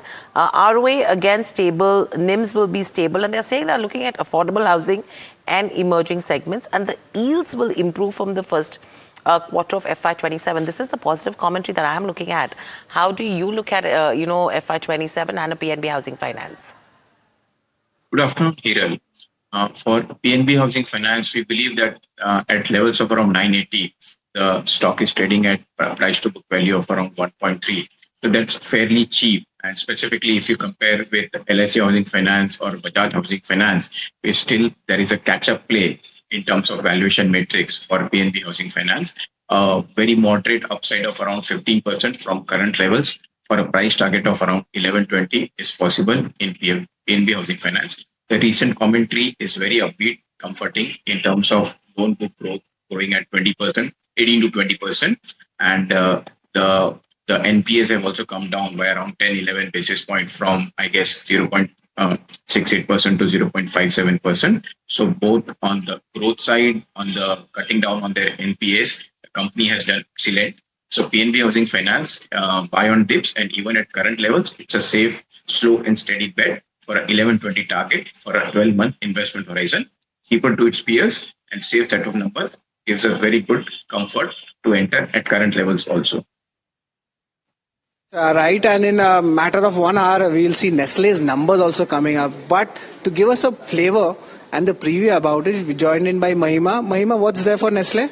Probably less than an hour from now, but I think a double-digit revenue growth is what we are expecting for Nestlé. As per Bloomberg estimates, we are expecting an uptick in revenue of about 12-odd%. EBITDA may see a growth of around 8-odd%, and margins may take a slight hit. This is on account of higher staff cost plus raw material inflation impacting the margins. And lastly, profit may see 5% of an uptick as per the estimates. Now, underlying volume growth could be around that 4% mark as per what analysts are expecting. Growth largely supported by trade normalization post the GST cuts that we saw. Domestic business is expected to rise in double digits. 12% is what analysts are expecting, and this is on the back of volume growth and rural recovery coming in. Gross margins likely to decline year-on-year basis, and higher advertising costs and staff cost will impact margins. In terms of key things to watch out for, I think two main things. Key commentary coming in terms of raw material inflation as well as price hikes going forward, and the entire impact of this West Asia conflict coming in on the supply chain plus raw material inflation. And lastly, in terms of demand outlook as to how rural and urban recovery is taking place. So this is the overall view of what you can expect from Nestlé earnings. Right. And Mahima, will there be any impact on that 12 tons of chocolate being stolen? No, not on Nestlé India business. Fair enough. This was a small joke. But Raghvendra, I just want to get your view also on that. For Nestlé going ahead, what does this mean, and do you find more value in this counter? So Sharad, in terms of it's a safe bet, and if somebody is holding Nestle at levels of 1300, we believe continue hold. But on a full year basis, the company would continue to clock an EPS of around 35 rupees, and it's currently trading at around P multiple of 35, 37, which is moderately fair, we would say. So continue holding Nestle, and if someone is looking to fresh deployment, levels of around 1100, 1050 would be better. It's a safe, steady bet. But in terms of valuation comfort, we would be more happy to enter if there is a 7 to 10% correction at current levels. If someone is holding, continue holding. Okay, so that's with regards to where Nestle goes. But moving on, the refund of import tariffs by USA is something which has actually begun since yesterday officially. And the US government has initiated the process to refund import tariffs. This is amounting to almost $166 billion, on the back of which companies like Apex Frozen, Coastal, you have Gokuldas Exports, Pearl Global, all your textile companies, your seafood exporters, all of them have been in focus because these will be few of the beneficiaries that could be getting the refunds back. A quick view, Raghavendra, in terms of companies that could be potentially receiving refunds? So we believe that's a welcome move. Money is always welcome, and that will straight away go down to the bottom line, specifically to the textile companies. And plus, icing on the cake would be in terms of the price appreciation. We believe that the strength in US dollar versus the Indian rupee. So again, the exporting companies would benefit more. And if this money comes in as a rebate, a refund from the US, that straight away goes to the bottom line. So the next quarter to 6 months from now, we would expect some positive one-off positives in most of the exporting companies. So we are a bit about this rebate coming in, and the dollar strength would also add to the positivity. Okay. So that's with regards to, exporters who could be beneficiaries. But moving on, E2E Networks is another one. It's very interesting because L&T holds nearly 15 to 18% stake in E2E Networks. That stock is locked in upper circuit. Reported numbers, Jasmeet is here to take us through. Well, thank you for that. If you look at the overall quarter, it was a really turnaround quarter for the particular company, given the company was reporting loss from last 3 quarters and we see a profit coming in this particular quarter. Let's quickly understand the key takeaways on the particular result. We see that the overall strong revenue growth coming in terms of the QOQ and YY basis. Further, the company has also seen its highest ever monthly revenue, where they have recorded nearly 37.8 crore, which is a jump of 10 crore from the previous quarter. That's helping the overall revenue up more. Further, the company also sees the revenue grow on the back of that capacity expansion they have seen in the previous quarter, and they further expect it to go ahead going forward. Further, the current utilization stands at 80-odd%. Now, in terms of the other key aspect, the finance cost has dropped nearly 21-odd%, supporting the overall margin growth. Further, the company also reports the overall positive PAT at 5.7 crore versus a loss in the previous quarter. Now, here are the key numbers by the board. Now, what we see is the revenues of 36-odd%, while the EBITDA has seen an uptick of 46-odd%. The margins have expanded nearly 400 basis points on the back of that reduced depreciation. While further, lastly, net profit is at 6.4 crores. While the board also announces a stock split for 1:10, where one share stock will be divided into 10 equal parts. Well, this is done amid to make the stock more reasonable for retail investors, and further they also will increase the overall shareholdings from 202 crores to roughly 200 odd crores going ahead. Further, the L&T also holds stakes in the company. That's why it makes a very interesting counter for L&T, given the company's plan to move into asset light model by partnering with L&T. So there's something to watch out for. How does it transfer for the company going ahead? The only thing that's over a hang on the company is the depreciation charge. So once the company moves to asset light model, depreciation should also reduce eventually and help the profits grow further. Okay. So that's with regards to E2E. Raghavendra, quick view. We just have 30 seconds for this one on your view on this counter. So we would wait and watch, let the company post positive numbers for 1 or 2 more quarters. It has moved from negative EPS into positive. That's a positive sign. But we would actually be very cautious at current levels. Right, cautious at current levels, but another stock is in focus, SML Mahindra, on back of its earnings. Puneet is here to decode what has happened in the earnings. Puneet. Well, thank you for that. It's a good revenue growth, almost 16 to 17% in this particular quarter, but largely the stocks were under pressure because of margins being, in a downward trajectory, and hence, not reacting too well in that aspect. The company's cargo volumes grew by almost 10%, passenger growth is almost 16%, but that hasn't translated in margins because of operating costs being much higher than anticipated. While it is a Mahindra-owned company now from August 2025, so the long-term plan continues to be one of favor for shareholders. But in this particular quarter, it has been a disappointing performance. A lot to watch out for the company in the next year, especially in terms of margins. Thanks a lot for that, Puneet. And Raghavendra, I just want to get your views for SML Mahindra, a quick view on the fundamentals of the company. So the EBITDA wise, it's pretty flat, and in terms of PAT also, it's not very impressive. So even at current levels of 4,000, when the stock has slightly corrected, we would actually expect the stock further correction and levels of 3,700 for better entry levels, or we would review. As of now, it's an avoid. So that's with regards to where SML Mahindra goes. But thank you, Raghavendra, so much for joining in. Always a pleasure to speak to you. Completely out of time, but that it's a wrap on this edition of Trending Stocks with Sharad, the team that put the show together, and myself. Lots more lined up on the other side. Please stay tuned to NDTV Profit.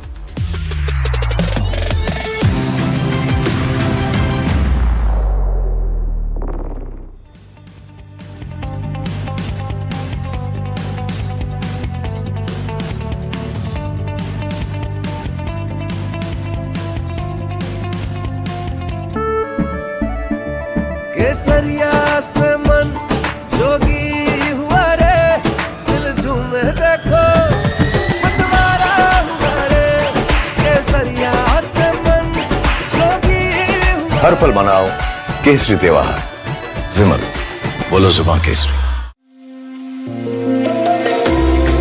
कुछ खास होने वाला है।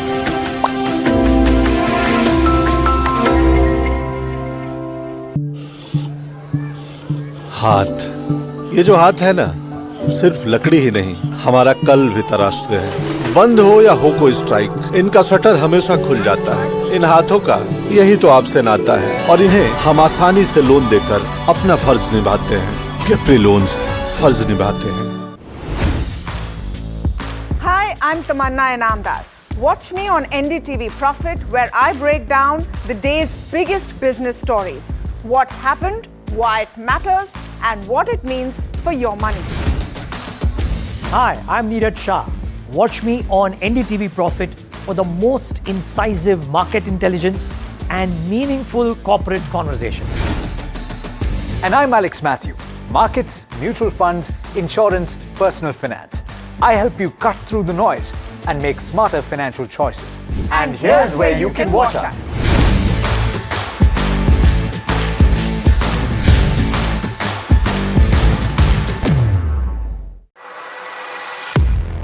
He has been tracking markets for over a decade, spots the trends before they hit the screen. And he is now bringing his analysis to the show that the market watches.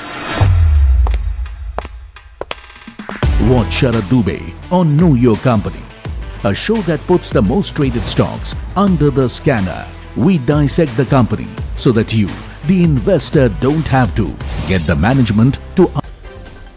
Dalal Street rejoices amid hopes of peace being brokered at Islamabad talks. Nifty stays above 24,500. Sensex jumps more than 600 points. Realty and IT lead gains with all major sectors in the green. And Karnataka is rewriting the liquor playbook. Cheaper alcohol gets costlier. Premium spirits get tax relief, potentially cutting prices by up to 20%. Brokerages see United Spirits and Radico winning on volumes. And all eyes on Nestlé's fourth quarter numbers. Street expects mid to single-digit volume growth, even as margins could stay under pressure from higher advertising and staff costs. India and United States is set to begin a crucial round of negotiations from today in Washington aimed at advancing the first phase of the proposed bilateral trade agreement amid shifting global tariff dynamics. Sources tell NDTV Profit that the government is set to roll out an expanded India Semiconductor mission by May, and the plan could see an outlay of close to 1 to 1.2 lakh crore rupees aimed at boosting India's chip manufacturing push.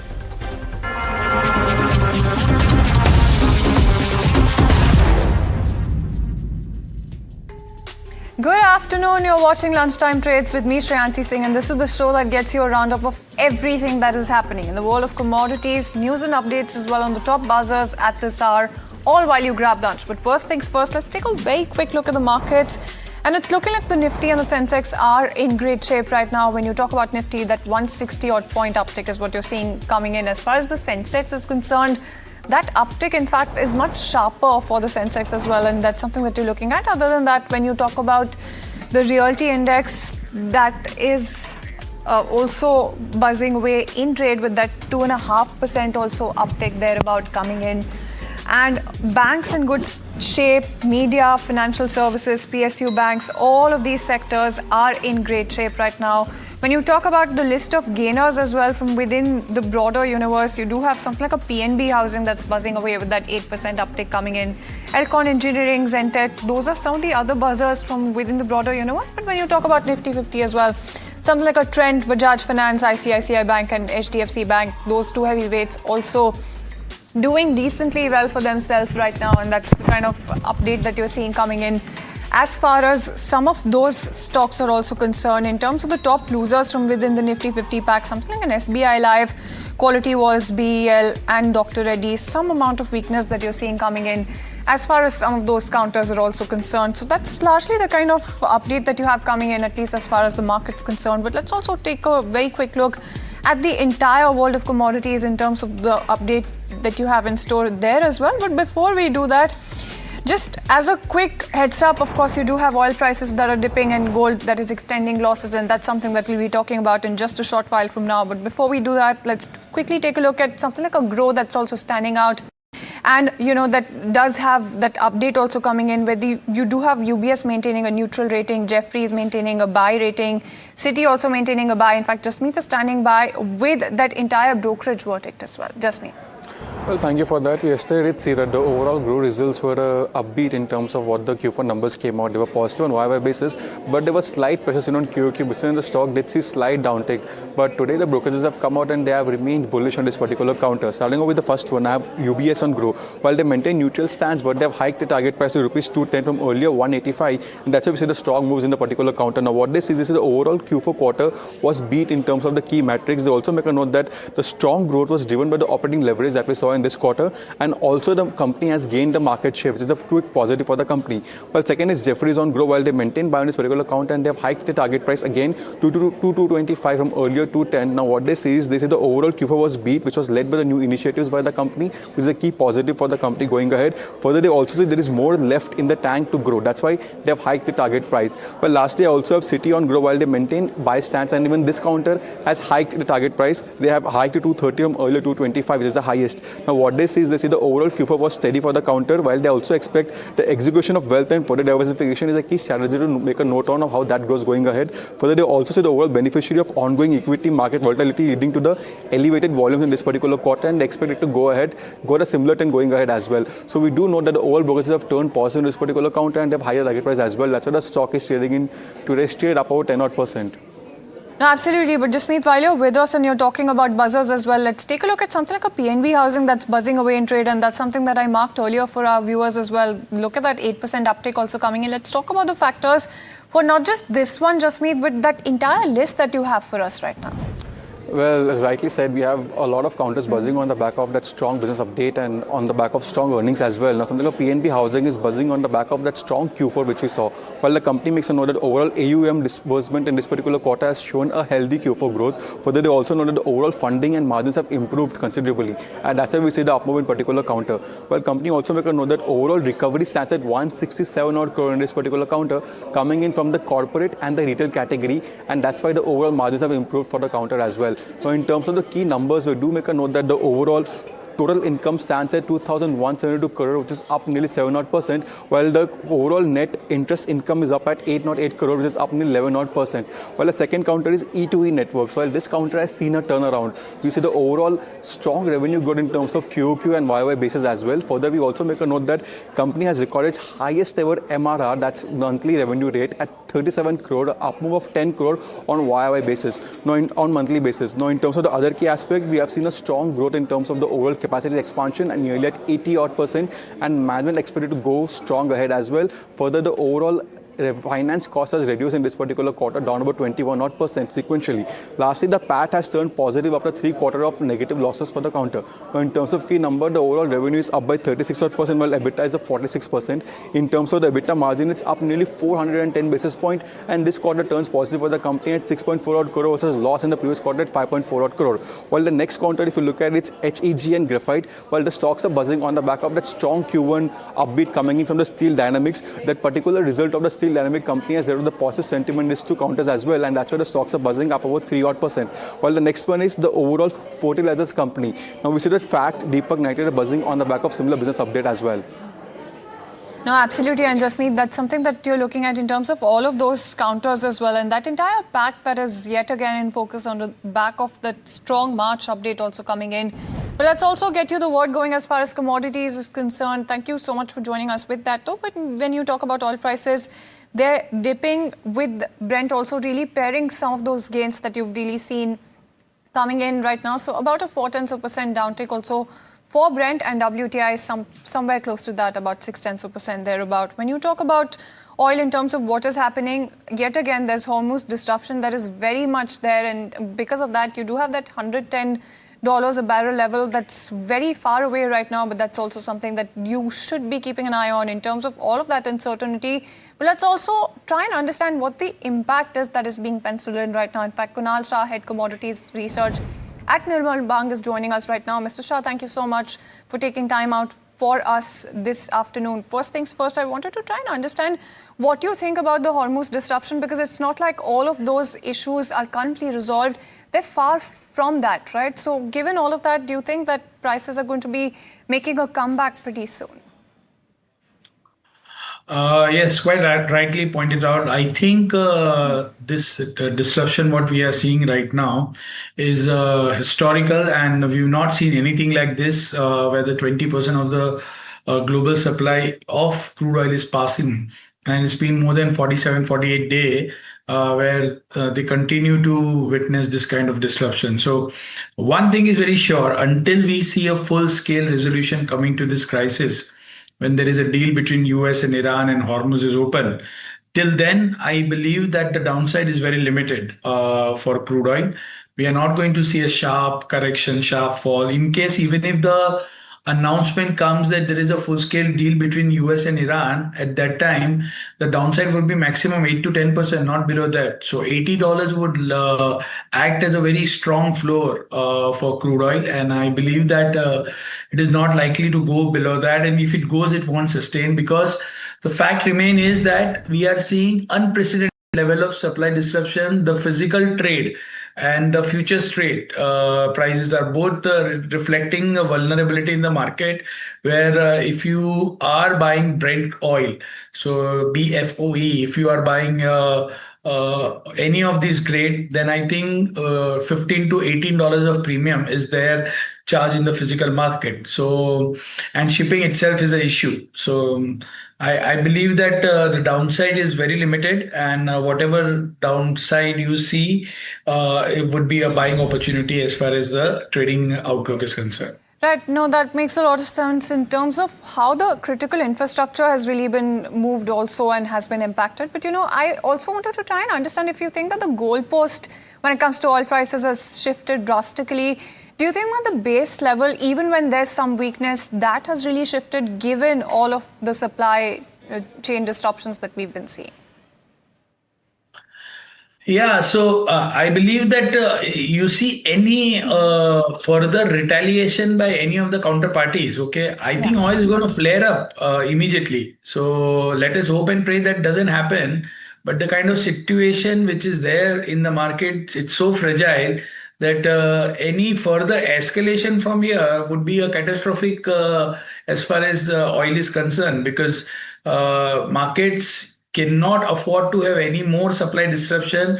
We've already seen enough. So let us hope and pray that the sanity prevails. But I would say that if the way things are right now and they continue or even slightly worsen, then another 15% upside would come in immediate terms. No, absolutely, and that's something that's very important. That was actually my next question, and you've brilliantly, answered that. You do have a high-stakes negotiation that you should be looking at, viewers. So that's something that's very important to highlight right now. But when you talk about gold as well, you're seeing that decline really being extended right now. Where do you see the bottom for gold prices, given everything that has been happening? Yeah, so now gold and other commodities are just waiting for the direction of these peace talks, and whether there is going to be a prolonged disruption in the supply or whether there is going to be some deal taking place. So in both scenario, if there is a prolonged supply, then the inflationary shock would be quite immense, even though the dollar strengthens in a shorter term. But the fact remains is that this will impact the growth globally, and the inflation would remain high. So we'll end up in a stagflationary scenario, and that is basically positive for gold. So I see a strong floor at $4,600 on CME on gold, which is trading at 4,800 right now.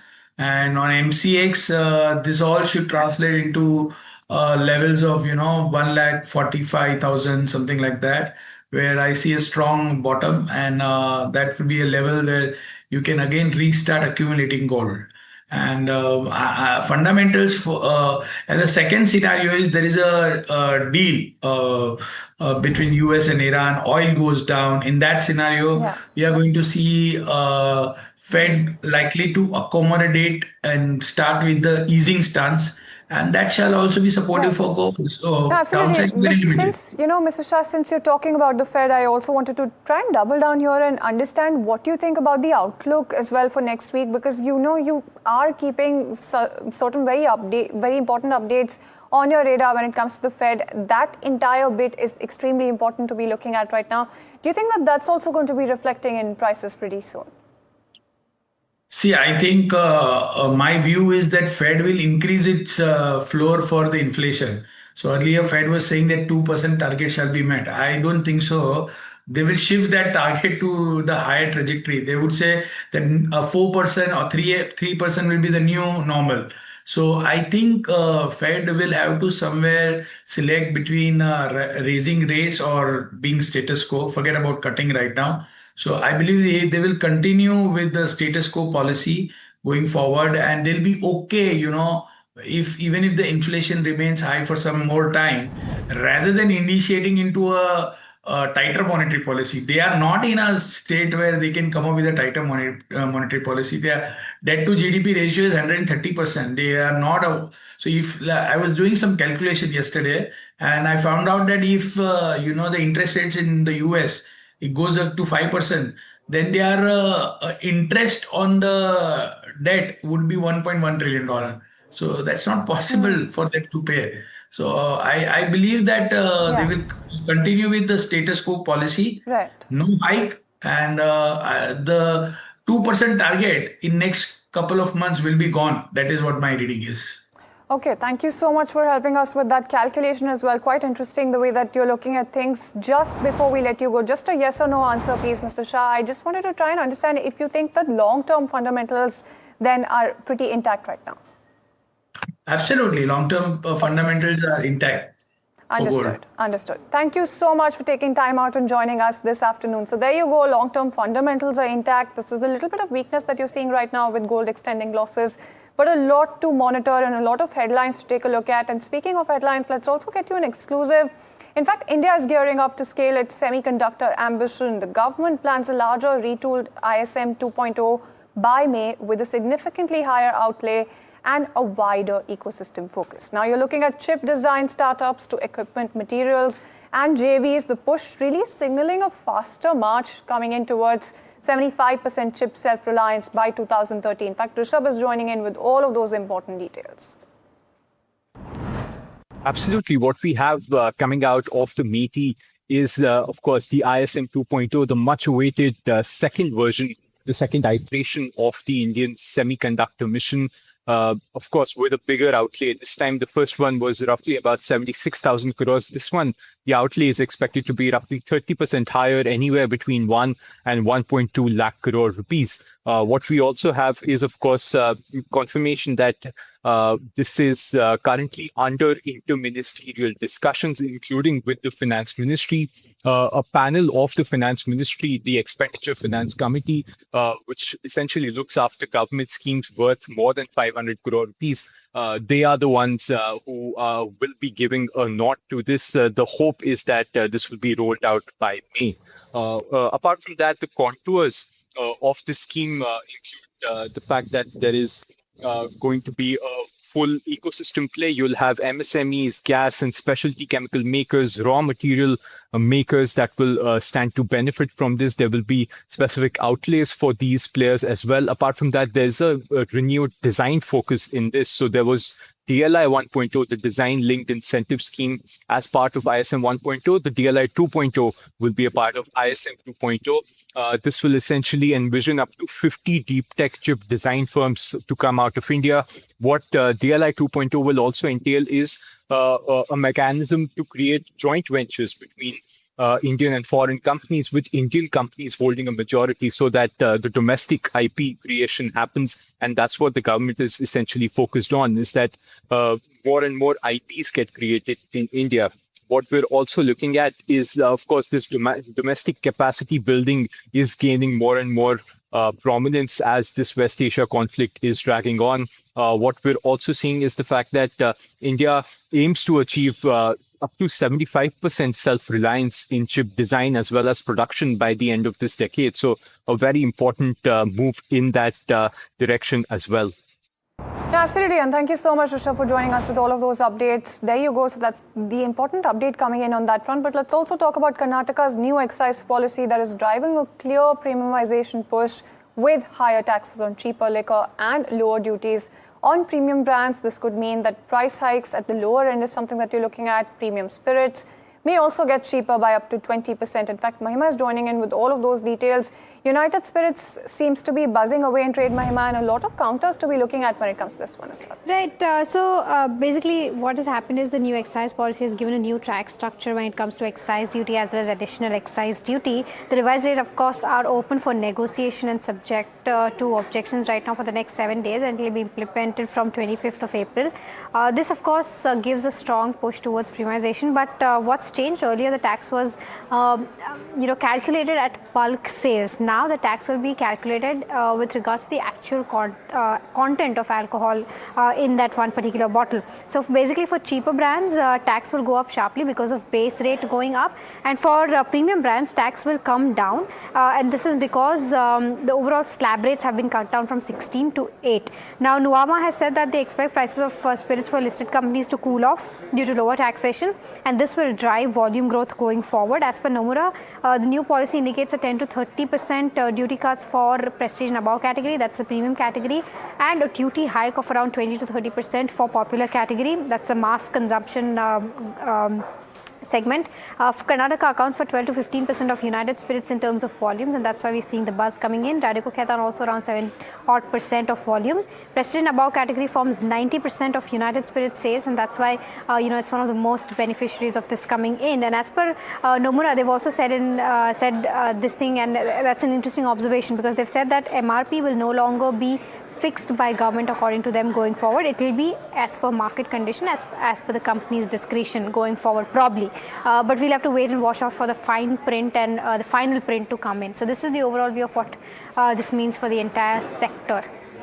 Absolutely, and thank you so much, Mahima, for joining us with all of those details. As Mahima very rightly pointed out, look at that United Spirits stock as well, about a 3.8% uptick coming in on this particular counter. And MK thinks that this is a key beneficiary. The stock seems to be cheering that as well. But let's also talk about capital market linked stocks that are seeing a sharp rally in April, led by strong retail participation as well as sustained interest coming in from both HNIs and institutions. In fact, Sharad is joining in with all of those very important details. Sir. Well, thanks a lot for that. The capital market stocks have been doing really well in the month of April.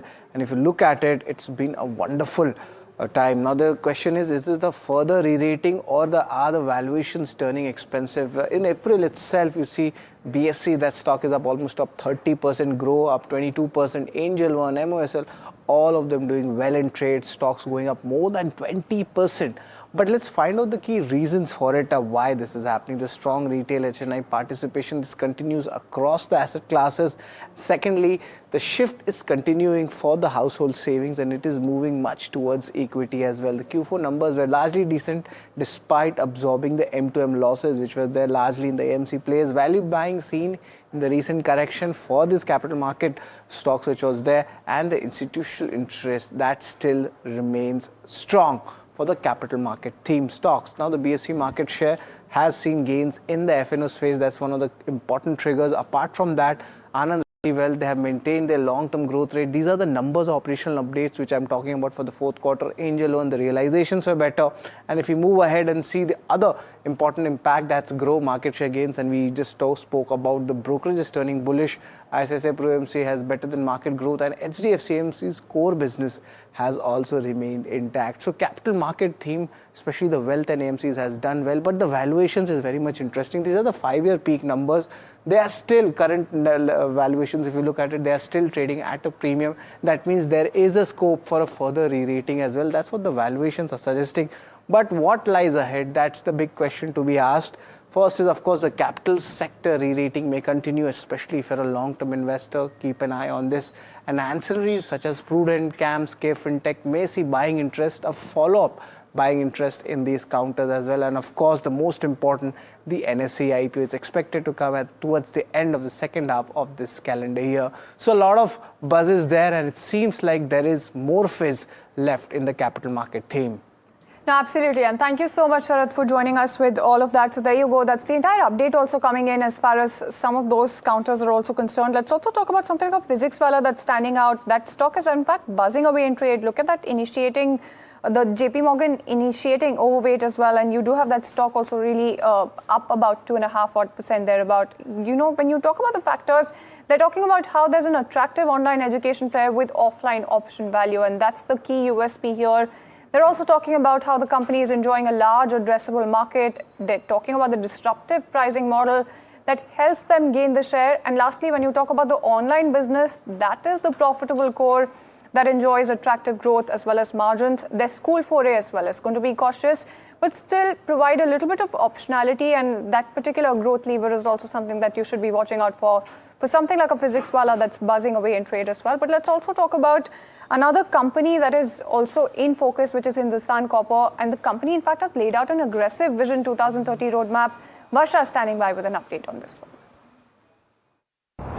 Overall key takeaways from the annual meet that Hindustan Copper held was, one is, of course, they're aggressively expanding. That's the capacity expansion. This is followed by capex, and they are diversifying into new growth areas, and also strong profitability is expected in the next 5 years, and digital and governance transformation is underway. Talking about the capex plan, when it comes to mine expansion, the total planned capex stands at around 7,188 crore, and also heavy investment phase is expected ahead. Onto the production expansion, ore production is expected to grow from 4.2 MTPA to 12.2 MTPA, and mining capacity is also expected to expand almost 3x. So this indicates, 3x to 4x scale, that the scale of expansion that the company is doing.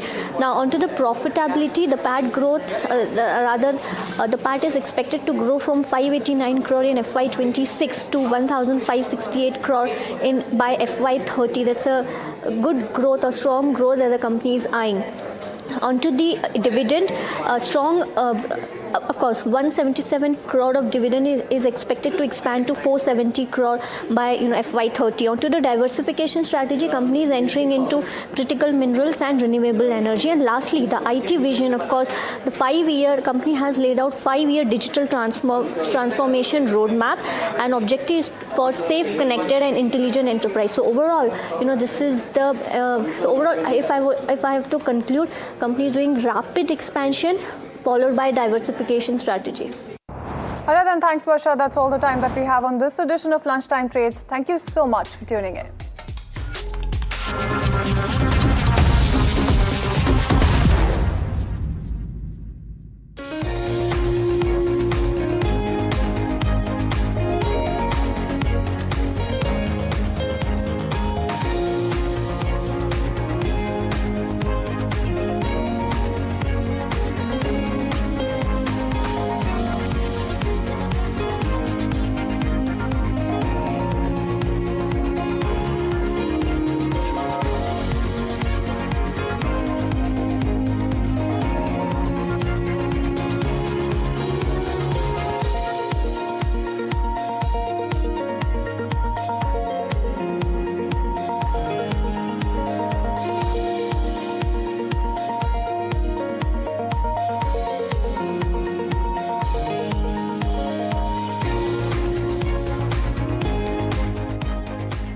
Capri Global Capital Limited is a well-diversified, retail-focused, systematically important, non-deposit-taking NBFC. The company announces its public issue of secured, rated, listed, redeemable, non-convertible debentures offering a coupon rate of up to 9.5% per annum and a security cover of 110%. The issue opens on April 15th, 2026 and closes on April 28th, 2026. For issue structure, risk factors, detailed disclaimers and more information, please refer to the Self Prospectus and the Tranche 1 Prospectus dated March 30th, 2026, together referred to as the Prospectus, are available on the website of SEBI, Stock Exchange, the company and the lead manager. कुछ बड़ा होने वाला है।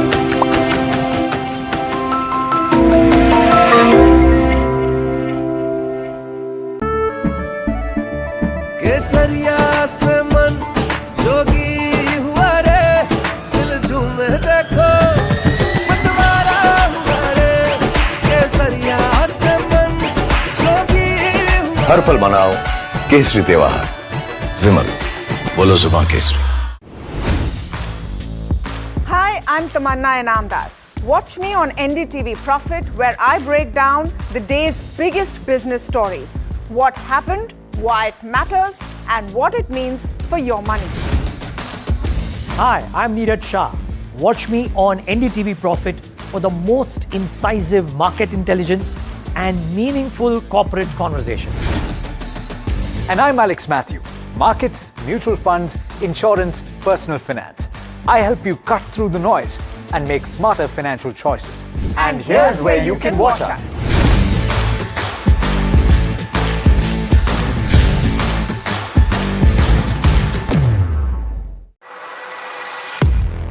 He has been tracking markets for over a decade, spots the trends before they hit the screen. And he is now bringing his analysis to the show that the market watches. Watch Sharad Dubey on Know Your Company, a show that puts the most traded stocks under the scanner. We dissect the company so that you, the investor, don't have to get the management to answer questions relevant to you. Watch Know Your Company weekdays at 11:30 a.m. to understand your next big bet. New year. New power panel. India market open. Now in its boldest lineup. This is where the trends get tested and stocks get conviction. I'll recommend a buy call on a stock only when I'm fully convinced on the stock. With a table thumping buy. And when the street wants the levels, he brings the chart. Charts speak the truth, and I deliver the levels with no frills. Parag Thakkar and Kush Bohra are now part of the morning crew with Tamanna, Neeraj and Alex. Same show, sharper voices. Every morning on India.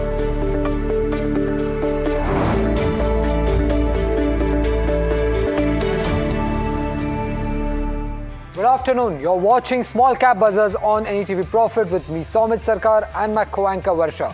In the next half an hour, we'll take you through the most important small cap stocks that have been buzzing in trade either on the back of price or volumes.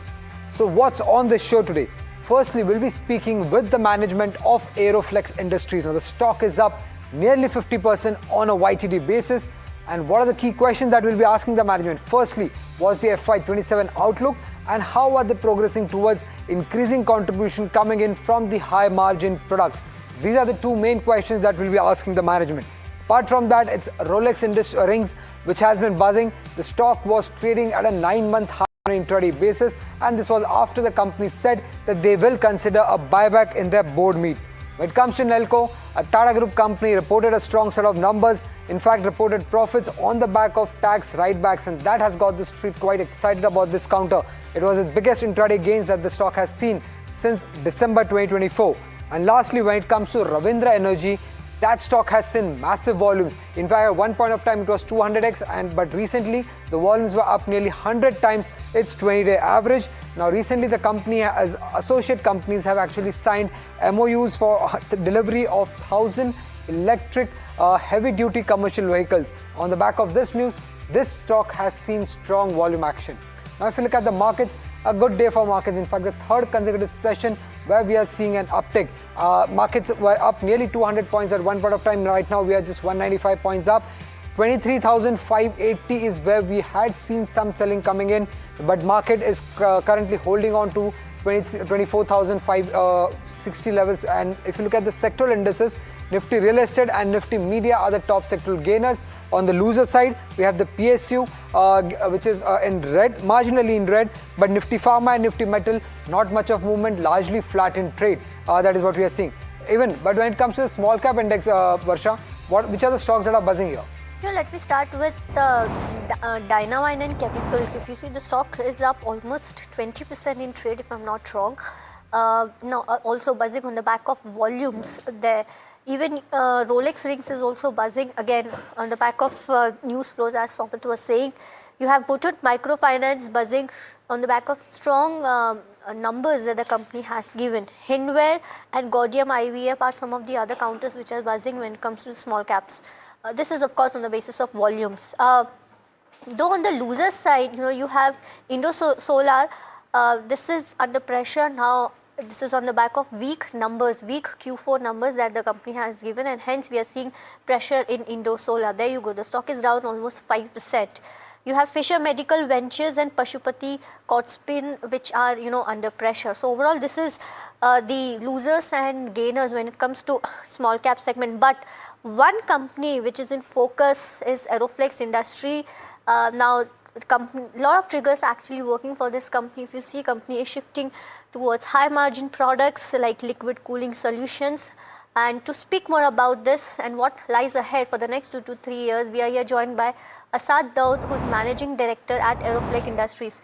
Hello sir, and welcome at NDTV Profit. Let me start with the liquid cooling solutions that you have ventured into. How big can this segment become, and what is the opportunity size that you're eyeing? So if we talk about the international liquid cooling space, right, it's about $3 to $4 billion right now, and projected to grow at about 35% CAGR to about $20 billion over the next 5 years. So this is a huge space that we have entered into, and I think the focus of the company would be over the next 3 to 4 years is to ramp up the capacity significantly in this particular business vertical, as we see a tremendous opportunity here. And I feel over the next 3 to 4 years that this business would be a significant contributor to the overall business of the company. And considering the liquid cooling adoption, given that many data center still use air cooling, what makes you confident that liquid adoption, or rather liquid cooling adoption, will drive this shift, and you'll see a huge growth on that? As we see the AI, computing increasing, and as the GPUs are becoming, more and more heavy in terms of the processing power that they require, air cooling is not sufficient to cool, these kind of new age, GPUs. The only way to cool them, and through the effective and in terms of the lower cost of cooling, would be through liquid cooling. So that is the only solution right now in the world for to cool down these high power, guzzling GPUs. So that is why all the new data centers which is coming up right now, and obviously which is being planned for the next few years, all have to be liquid cooling, because air cooling is not sufficient to cool these data centers. Right. Sir, I'm looking at your stock performance here. On a YTD basis, the stock has moved up 50%. Definitely a lot of triggers that are working in favor of the company. But if you could just give our viewers what is in store for FY27. What is the kind of growth that the company is internally penciling in when it comes to the revenue, net profit side? In terms of the outlook for FY27, I think we are extremely bullish in terms of our outlook for this year. We are ramping up our capacity in the liquid cooling space, which will be commissioned by the end of the first quarter and the start of the second quarter. So we'll see significant uptake in sales coming in from the liquid cooling space. We are also seeing very high demand coming in from the data center space for our flexible hose assemblies as well. So that is something that we are seeing in the international market, specifically that demand coming in. Plus with our capacities coming into operations for, for the flexible division by the end of Q2, I think this year we would see a significant jump in both the top line as well as the bottom line. So we are extremely bullish for this year. If you could, help our viewers, if you could give us the ballpark range that you're expecting when it comes to revenue growth and margins for FY27. So in terms of, specific numbers, might not be able to share because, we have our results coming out soon. So we'll be able to share specific details post our results. But in terms of our margins and in terms of our profitability, we have maintained that over the next couple of years, we want our margins to be in the range of 24 to 25%. I'm talking about our EBITDA margins, and that is where the company's focus will be. And all the new sectors or verticals that we are entering into will help us to achieve those kind of numbers. And in terms of the top line, like I mentioned, we have a lot of capacities and a lot of operations in terms of our liquid cooling capacities coming in. So we'll see a significant uptake in the revenue numbers as well for the current financial year. Okay. In the last 9 months, if you look at 73% revenue contribution is coming in from exports. Given the geopolitical tensions that we had seen in the fourth quarter, any issues that you have faced regarding your export business, any delays in shipping the products, any increased cost for shipping the products? Increased because of the issues that we have seen in the West Asia. I think the demand from international market has only been affected in the Middle East region. We have not seen any reduction in demand coming in from Europe or from the USA. I think it's only the Middle East area which has been affected, which I'm hoping over the next few months that will be resolved as well. In terms of our percentage of contribution of exports, I think we'll see more percentage of contribution coming in from the domestic market, specifically considering that our the data center business that we have for I understand that there was no demand impact. I was actually asking about the cost side. Has cost increased for you? Was there any delays in shipment? I was trying to understand on that factor. So yes, shipping cost has increased in terms of the ocean freight that has increased for us, and there has been a delay in the shipments, especially considering the blockage of the Strait of Hormuz. So, but we are working with our customers to overcome that. I think that is something. Yes, the cost for that has increased for sure. Okay. Also, I believe you are looking to increase your skid assembly capacity massively, and the new capacity is expected to be deployed in June 2026. I believe from 2,000 units to 15,000 units. So, is that capital expenditure capex plan on track? Will it be deployed by will it be operational by June 2026? Yeah. So, out of the increased capacity from 2,000 to 15,000, already 6,000 capacity is already being commissioned, and now it is into production. And we are expecting the remaining to come up either by the end of June or the start of July. So we are on track with our timelines. Of capex, sir, in miniature bellows, you have reduced your capex. Does this indicate any demand slowdown there? So this was the decision that we had taken during the end of Q3, where we felt that we wanted to deploy our capital more towards the liquid cooling business, where we are seeing a significant demand come in, and then we feel that post our expansion in the liquid cooling, then we would then we would continue with our expansion in the miniature metal bellows. So it's a temporary pause. It's not something that we have completely abandoned. It's just a temporary pause where we want to reallocate the capital to areas where we see immediate returns. Right, and your domestic market did see strong growth in 9 months. With Hyder specifically seeing traction in railways, are you looking at Vande Bharat or other high-speed rail projects, if any? Yeah, so we have already, we are in discussion for business from the new segment of railways as well. And that is an area where we are already focusing on. And I think you'll see a significant uptick in the sales in the domestic market for Aeroflex, both coming in from Hyder as well as coming in from the liquid cooling space. And lastly, your value-added products contribute 54%. Will this mix remain same, or you want to change the mix? Any target there? This mix is actually going to increase. So we are focusing on generating more and more sales from value-added products. So over the next few years, you will see that the mixture from value-added products, would be even higher. Right. Well, thank you so much, sir, for joining in and having a conversation with us. It was a pleasure speaking to you. Thank you so much. Thank you so much. Well, this was Aeroflex Industries, carving out its growth plans for the next 2 to 3 years. But with that, let us also invite our guest for the show is Narendra Solanki, Head Fundamental Research, Investment Services at Anand Rathi Shares and Stockbrokers.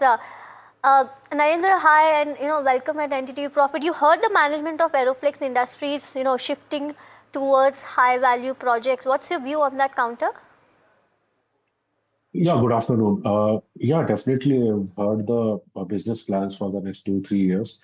I think the company's new initiative, which is into liquid cooling in data centers, so this is a very happening space, and a lot of investments and a lot of companies are investing into this space as the market is very huge and the opportunity is very huge, and we are just at the initial cusp of this industry taking off.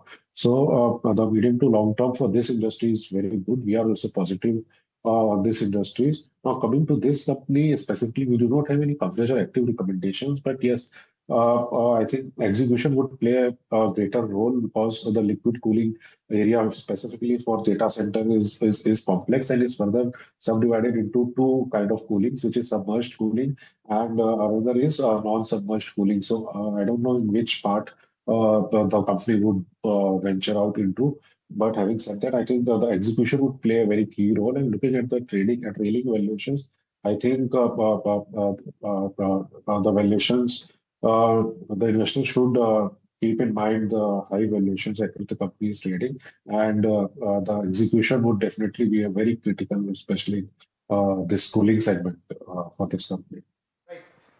Before we move on to our next small cap stock, let's get in Sharath to understand what's been buzzing on the F&O side. A strong day, Sharath, 600 points up on Sensex. Exactly, Somit, and the best point is it's very hard to locate the losers in the entire play, and we see with this largely Reliance is only playing SAR today. It's down almost 0.7%. Earlier at 10:45 it was positive, but net a strong momentum coming in. Both the banks, ICICI Bank, HDFC Bank, definitely lifting the BankX trend. Bajaj Finance also doing well. Adani group of stocks also seeing a strong buying momentum. Let's just see what are the stocks which should be on your radar when it comes to the long build-up. And we have housing finance companies doing well. Capital market theme stocks we had earlier highlighted also. Now we are seeing a good up move in Nippon Life. Stock is up 5%. LIC Housing Finance, that's up 5% as well. Let's see what's there for the short covering.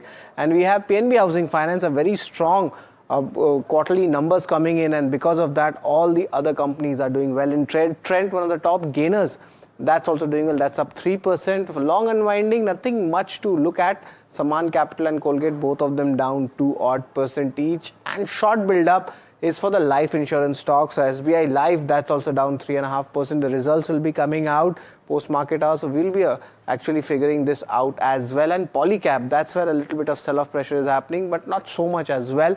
But net, the overall sentiment of the market is very strong as we are near the day's high levels. Right, got that, viewers. Thank you so much, Sharad, for joining in and giving us all the details. With this, viewers, it's time for a quick short break. Stay tuned to NDTV Profit.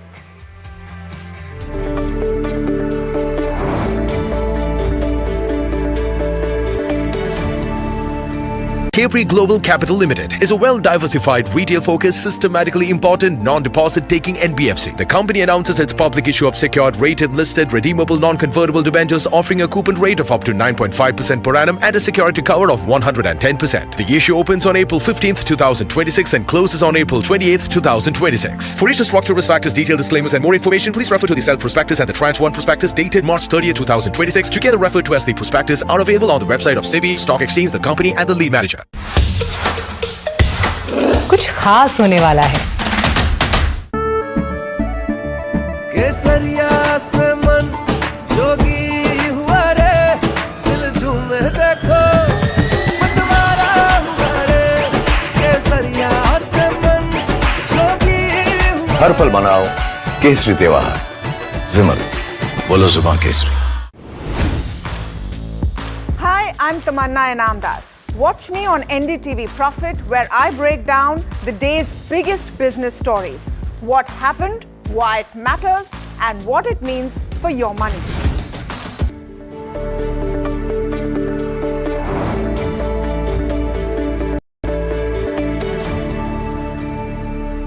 Welcome back. You're watching Small Cap Buzzers. Well, next stock which is in focus is Rolex Rings. Let's pull up that stock. The stock is buzzing.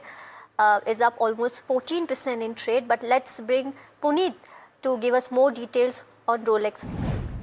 Well, thank you for that. Stocks at a 9-month high today, given positive outcome led by volumes amongst others, and largely in the back of a news that the board will consider buyback in the next board meeting. Now, this comes at a time where the stocks, of course, up almost 14% today, but since listing back in 2021, stocks given returns of only 36%. So, compared to the broader market return of 48% for the Nifty 50, even after this correction, stock's been a rank underperformer over the last 3 to 4 years, and hence buyback enthusing the street at this point of time. When you also look at, they're specializing, of course, in bearings as well as piston rings, and larger player like Shriram Pistons continue to dominate the market share. So there has been essentially lack of growth in revenue also, and that's visible in the stock performance as well. Now, when you look at the revenue mix specifically, the auto component business is now 52% versus almost 55% in FY25, and the bearing ring business has actually grown by a similar percentage to 48% out of the total revenue. Within the industry mix, passenger vehicle has seen a major growth, now up almost 53% in terms of the 9-month revenue versus 46% in the same time last year. And the chart visible on your screen right now, industrial has remained largely same, but the CV business has come down materially, which has helped the PV business revenue go up. Now, when you look at the total, the Q3 highlights, they had mentioned a couple of key ones. 10% improvement was seen in exports in Europe. Now, if that still has been the case in Q4, will be something to watch, because they'd also seen underperformance and tariff overhang, which led to lower revenue from the US business in Q3. So, multiple key moving parts, but the buyback news definitely enthusing the street. A lot to watch out for the company in Q4. Right. Well, thank you so much, Puneet, for all the details. Narendra, coming to you on this Rolex Rings, company is expecting a buyback, and hence we are seeing that surge. What should investors do at this point of time? Yeah, again, we do not have any active recommendation and coverage on these stocks, but yeah, it's a auto ancillary play. So as a sector, we really like auto and auto ancillary companies. But coming to this company, I think there are 2-3 issues which the company is facing. One is the lack of growth in its existing business. Plus, because of the West Asia crisis, there has been a concern over how the export market would be behaving for the next 2 to 3 quarters. And the company being heavily dependent on export is again a risk in the near to medium term. So I think the today's move would be more related to the enthusiasm or optimism related to the buybacks. the impending buyback announcement, and hence investors should keep the important risks in mind before taking any decision. Right. Another counter that remains in focus is Nelco. Now, after the company reported its fourth quarter numbers, we have seen a strong buying interest coming into this counter. But do remember that the company has reported profit, but that is largely on the back of tax write-back. Let's get in part to understand in more detail how the Q4 has stood out for the company. That's right, Somit. So Nelco is a subsidiary of Tata Power. The company provides domestic satellite communication services which connects their customers to their remote operations. Now, the reason why the stock is in focus today is because they reported their Q4 FY26 earnings yesterday, in which we saw revenue growing 17.2% year-on-year, reaching almost 80 crores. But their EBITDA and margins saw a downside. Their EBITDA fell by 11.19%, while their margins also saw a downtick. The company reported a net profit of around 1 crore versus a loss of 1.19 crore year-on-year. But as you rightly mentioned, this was only because of the tax write-off which the company got. The company's profit before tax in Q4 was just 1.75 crore, while their tax expenses were on the higher side at 2.50 crores. But due to a 2 crore deferred tax which the company got, it boosted their bottom line, and this was what led the company reporting profit in their Q4 numbers. Also, in fact, if we have a look at their last 3 years financial performance, we can see that the company is struggling a little bit with their revenues being almost flat from 320 crores in FY26 to 307 crores in FY26. Their EBITDA has almost halved from 60 crores in FY24 to 29 crores in FY26, while their margins have also collapsed from 19% to just 9% right now. But due to the good Q4 numbers that they posted yesterday, the stock has gained almost 10% today.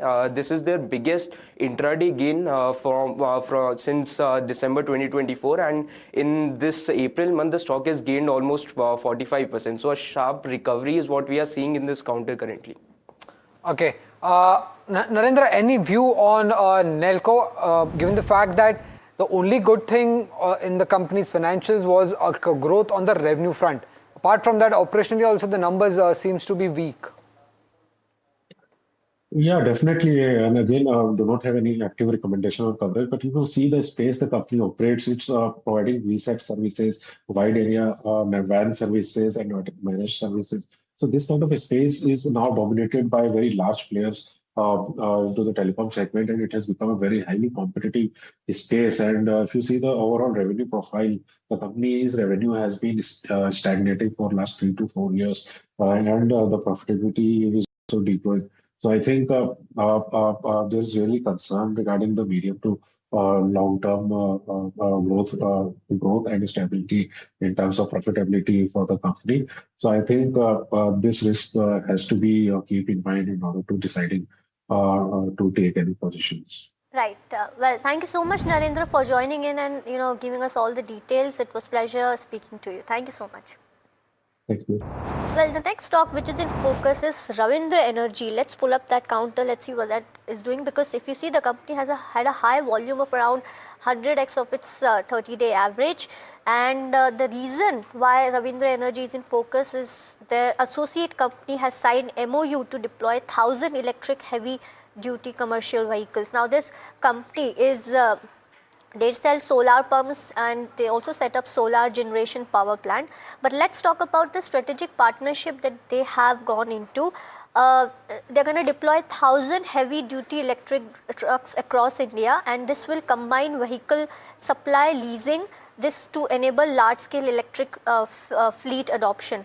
Now, onto the deployment scale, of course, the 1,000 electric heavy commercial vehicles will be rolled out over the next 2 years, and EIM, which is the associate company, brings OEM expertise and battery swapping technology, and the company with which MOU has been done will provide leasing, financing and fleet operations. Talking about the industry momentum, the collaboration builds on Driven's $80 million commitment and broader EV ecosystem partnership. Onto the revenue guidance that Ravindra Energy has given, FY26 is expected at 515 odd crore, FY27 revenue is expected at 800 crore, while on the EBITDA guidance, FY26 is 92 crore and FY27 is 127 crore. So overall, the MOU which has been signed is the reason why we are seeing Ravindra Energy stock is up almost 7% in trade. So with this, it's time to wrap this edition of Small Cap Buzzer. Stay tuned to NDTV Profit.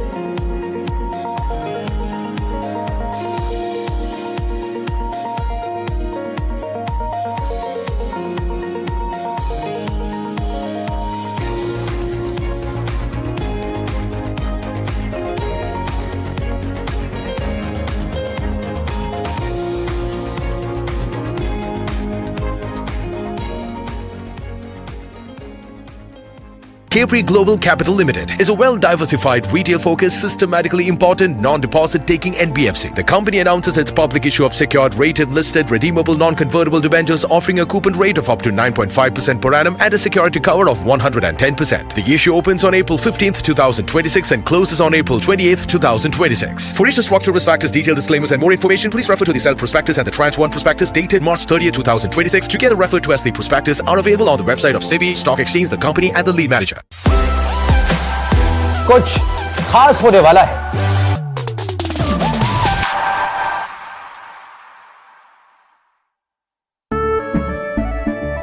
केसरिया से मन जोगी हुआ रे, दिल झूमे देखो मतवारा हुआ रे। केसरिया से मन जोगी हुआ। हर पल मनाओ केसरी त्योहार। विमल, बोलो जुबान Kesari. Hi, I'm Tamanna Inamdar. Watch me on NDTV Profit, where I break down the day's biggest business stories. What happened, why it matters, and what it means for your money. Hi, I'm Neeraj Shah. Watch me on NDTV Profit for the most incisive market intelligence and meaningful corporate conversations. And I'm Alex Matthew. Markets, mutual funds, insurance, personal finance. I help you cut through the noise and make smarter financial choices. And here's where you can watch us.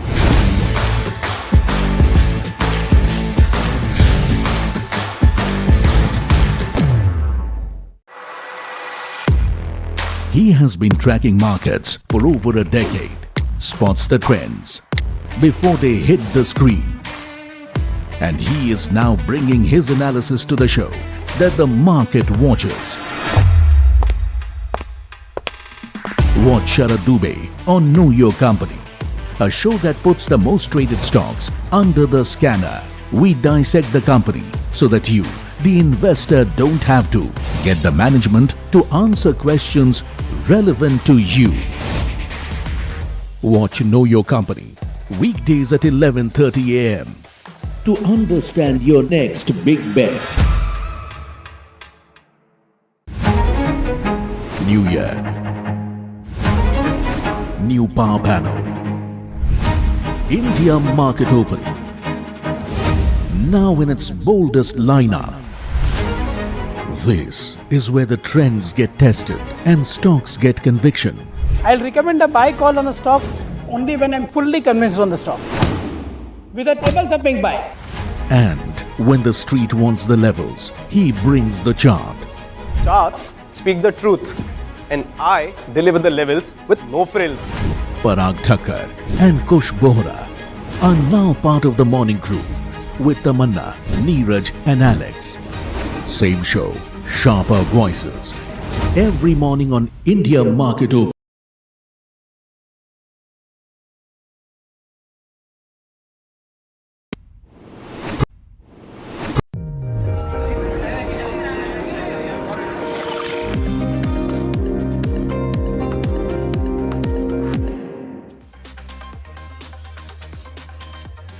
Hello, welcome. You're watching Ask Profit here at NDTV Profit. I'm Mahima Vachajani, and with me, as always, is Puneet Zaveri. And before we start taking all your stock-related questions, let's take a quick look as to how the markets are doing at this hour. As and when, as far as we talk about the benchmarks, the Nifty 50 is still holding up by about 182 odd points, almost trading at its day's high point, well above the 24,500 levels is what we're seeing, up by about 0.7 odd percent. Let's try to pull up the heat map and see as to whether the counters that we saw at 10:30 are also holding up or not.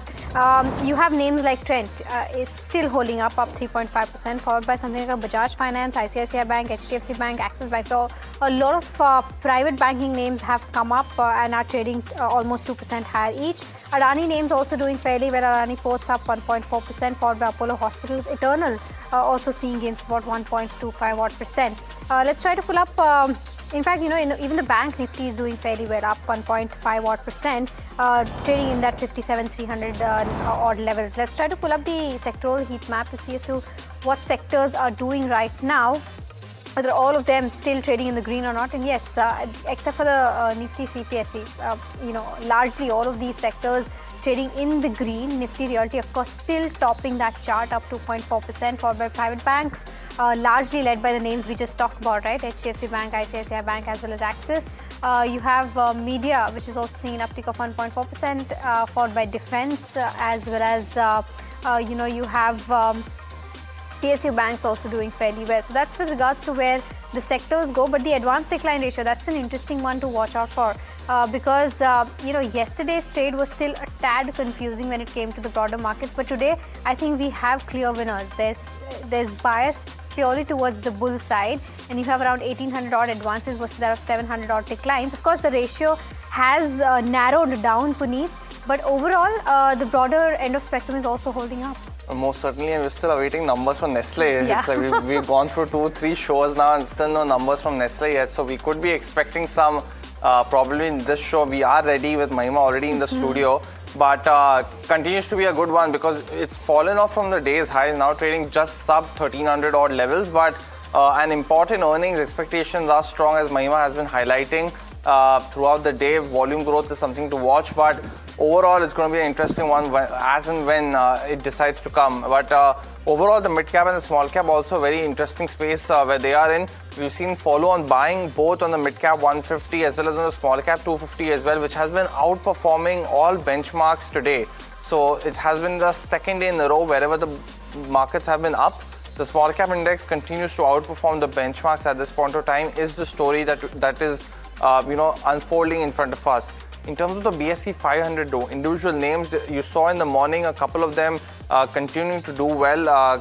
Lemon Tree was one, fallen off a little bit from the highs, but Kenta Summer is now up 8.9% in trade. PNB Housing still up 8% on the back of earnings, and it's taking along with it all the other housing finance company as well in terms of strong expectations. Deepak Nitrite also up 5.4% on the back of possible product pricing upbeat for the specific products that it operates in. But let me welcome in our guest for today, Sachin Janardhan, EVP Derivatives, and Radha Raman Agarwal, Managing Director and CEO of Swom Advisors. Mr. Raman, I hope I'm pronouncing the name of your advisory company correctly. It's Swom Advisors? Swom Advisors, yes. Okay, it's definitely a tongue twister there, but thanks so much for joining in. And let me go across, take the first query right away. And it's been something that we've been talking about for a while now. It's in terms of HDFC Bank. Now, our viewer holds roughly shares at 825 rupees per share, and MM Kapoor is asking what he should do with his 70 shares now. Mr. Raman, what would you recommend on HDFC Bank? Should Mr. Kapoor continue to hold? I think he should hold on. I think results also out, and banks have given a reasonable result. So I think he should continue to hold, and I think overall the banking sector looks positive from here.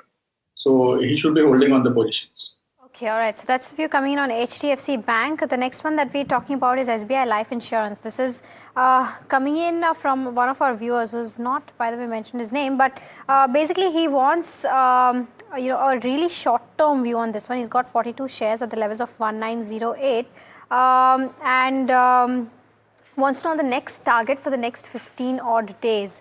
I'll stick with you for this one. I think I'll take this up with Sachin first. Sachin, your view on SBI Life? So SBI Life currently is in a downtrend basically. So a good bounce has come from the bottom, and it has already given a 15% return. So today's candle basically is a bearish candle, and what we can see right now, the support levels are around 1859 and 1828.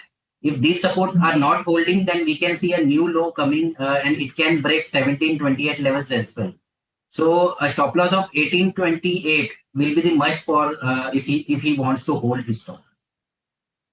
But let's go across, take our next caller from Bengaluru, and Ram has a stock query for us. Ram, very good afternoon. Welcome to the show. What's your query? Yeah, hi, good afternoon. I'm looking for a 2 to 4 years horizon, and I'm looking at between Bajaj Auto and Eicher Motors. Okay. So both the P's and the ROC and ROE are similar, but slight variance in the returns. Right. So I don't have any holding. So wanted a view on which is a better stock to buy, and is the timing good to enter at this stage, and what will be the entry levels? Is this more from a long-term perspective, Ram? 2 years. 2 years. I'm looking at 2 years. 2 years, got it. Well, Radharaman, what would be your opinion between Eicher Motors as well as Bajaj Auto? We've seen, both of them launch the electric vehicles ventures as well. But Eicher has been outperforming Bajaj at this point of time. Would that be your consensus buy as well at this point of time? So I think between Eicher and Bajaj, Eicher holds a better position, given the premium biking and the way we look at. Between the two, although Bajaj has been doing extremely well in terms of exports, and if you look at the data, they have done well. But between the two, if you want me to maybe pick one, Eicher will be one, given the premium positioning of the motorcycles, what they're looking at. And premiumization will be a theme in the two-wheeler space as well. So I think between the two, if you ask me to pick one, Eicher will be the one which we'll be looking at. All right, so that's the view coming in on all these auto names. The next one is on Varun Beverages. Bhaskar from Bengaluru says that he wants to buy this for the next 2 odd months. So from a short-term perspective, he wants to know your analysis, Sachin, on this one. Your view on Varun Beverages? So from last 2 days, it is trading above the 200-day moving averages. Yesterday, it retested it, and yesterday's high is also broken. So basically, this is a confirmation of going long right now. But already the stock has moved from a bottom around 27 to 28%. So what I recommend will be to buy on dip right now. And the levels will be around 460 and 445. These are the support levels for the stock. So he can buy right now 50% and then wait for the rest to add at the support levels mentioned. We can see from here around 5 to 10% if the time frame is shorter. If 2 months time frame is there, then around 10 to 15% we can see. Got that view, Sachin. The next question coming in on HDB Financial, and this is Shrishti writing to us from Bengaluru. She's holding 106 shares at 745, which is very close to its IPO price of 740, asking if she should continue to hold or shift to some other sector. Radharaman, the recent quarterly results were actually quite strong for HDB Financial. We saw that stock move upwards also. But would you recommend Shrishti to average down at this point of time, given the positivity? My suggestion will be from an HDB Financial, she can look for maybe switching to gold finance companies. I think they are expected to post good numbers, and there's been a good correction in the gold, and the prices are expected to move up. So the ideal scenario should be maybe switching it to maybe a gold finance company to that extent. The next one is coming in on CG Power. Our viewer, Jayakrishnan from Kerala, wants to know if this is the right level to buy from a swing trade perspective. Sachin, any view on this one? So on a daily chart, it has actually broken out from inverse head and shoulder type of a pattern, which is a bullish pattern basically. So he can enter right now and The targets will be around 875 and 992. These are the patent targets basically. So overall, the patent took around 6 months to form. So we can expect the target first of 875 within 3 months, and the second will be 6 months. Got that view, Sachin. But let's go across, take our next caller now from Jammu. And Vivek has a stock query for us. Vivek, good afternoon. Welcome to Ask Profit. What's your query? Good afternoon, sir. Actually, I want to know about the stock is TVS Holdings. Okay. I want to know about this this analysis of the stock from investment point of view, from holding it from long term, for 5 to 7 years. Whether it's a good stock for wealth creation, and what is the right price to enter it. And is there any reason, Vivek, you want to enter TVS Holdings? Because definitely the holding company has multiple businesses, largely driven, of course, by TVS Motor. But is there any particular reason you want to buy a holding company right now? No, because it is one of the most diversified conglomerate of the country. So there are various businesses involved. So from that perspective, I am trying to just enter the stock. So Fair enough. in one company, we can get very diversification only through one company. Right. Well, Vivek, most certainly you get the advantage of diversification. But Radharaman, on TVS Holdings, because we've seen Bombay Burma, which holds majority stake in Britannia, has also been in a sidewards momentum. What is your view on TVS Holdings? Is it something that Vivek should venture into? So ideally speaking, maybe taking a position in the holding company, there's always a holding company discount, and the true value of the company does not emerge out in those companies. So if you look at from a true sense of investing, ideally we should avoid such setup. But at the same time, if you want to maybe take a conglomerate and then try to take it, then I think TVS Holding will be a good thing for a long run perspective. But you'll always have a trouble in terms of value add, and then the holding discount will always apply, and that can further get deepened at times. So it'll be difficult to that extent to make money in those companies. So ideally speaking, you should avoid a holding company. But if at all you would like to invest, then I think it's a good company to take a call. Okay, all right. The next one is coming on Canfin Homes. Our viewer has bought it at the levels of 808, and 139 shares is what he or she is holding. Wants to know if averaging out at the current levels makes sense or continue to hold this counter. Tell me about the companies, what he's saying. So I'm guessing he wants a fundamental view on this one. So Radharaman, I'll stick with you for Canfin Homes. What's the view like? I think we should be looking at good numbers going forward as well. So he should be sticking to the particular script and maybe let the positions be rolled over. So effectively, he should hold on. Okay, all right. We've got our next caller, Diya, I think is calling us from Bengaluru. Diya, very good afternoon to you. What's your query about? Yeah, good afternoon, ma'am. Go ahead, Diya. I'm having transforms and rectifier shares of 800 quantity of 300 average. Okay. So which price point I need to sell this? Should I hold or just, exit the price today? I think 335. So can you please help us with a short-term and long-term perspective on this? So Diya, when you bought this, did you see the charts while buying it? Yeah, ma'am. Got it. Okay, then I'll take this up with Sachin. Sachin, she's sitting on small profits right now, but given her quantity, she's gaining around 23,000 odd rupees. Do you think she should continue to hold? There's further upside on Taran, or can she book her profits?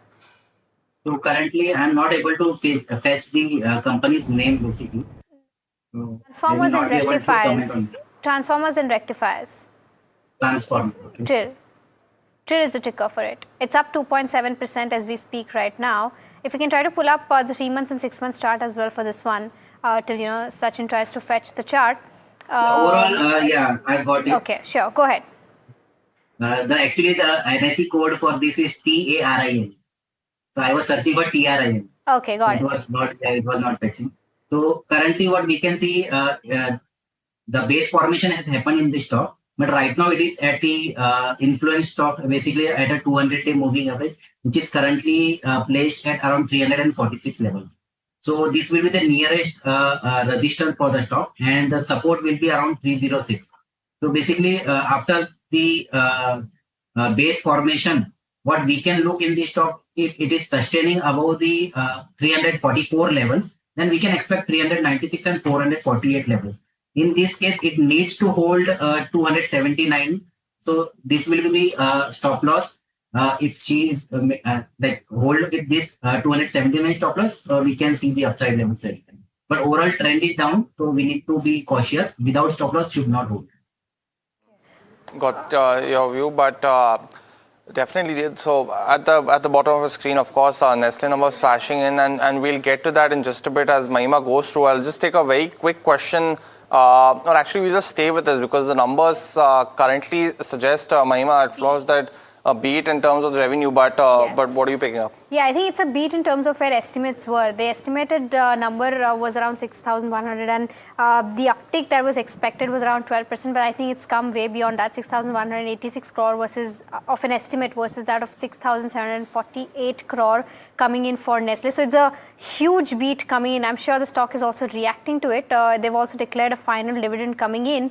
The net profit is also a beat, a 926 odd crore, slight beat of course, versus that of 1114 odd crore. So the expectation was of an uptick of 5% when it comes to net profit, but I think it's beyond that. Around 7 to 8% of an uptick is what we're seeing on the net profit number. Let's see if we can get the EBITDA numbers also soon flashing on the screen.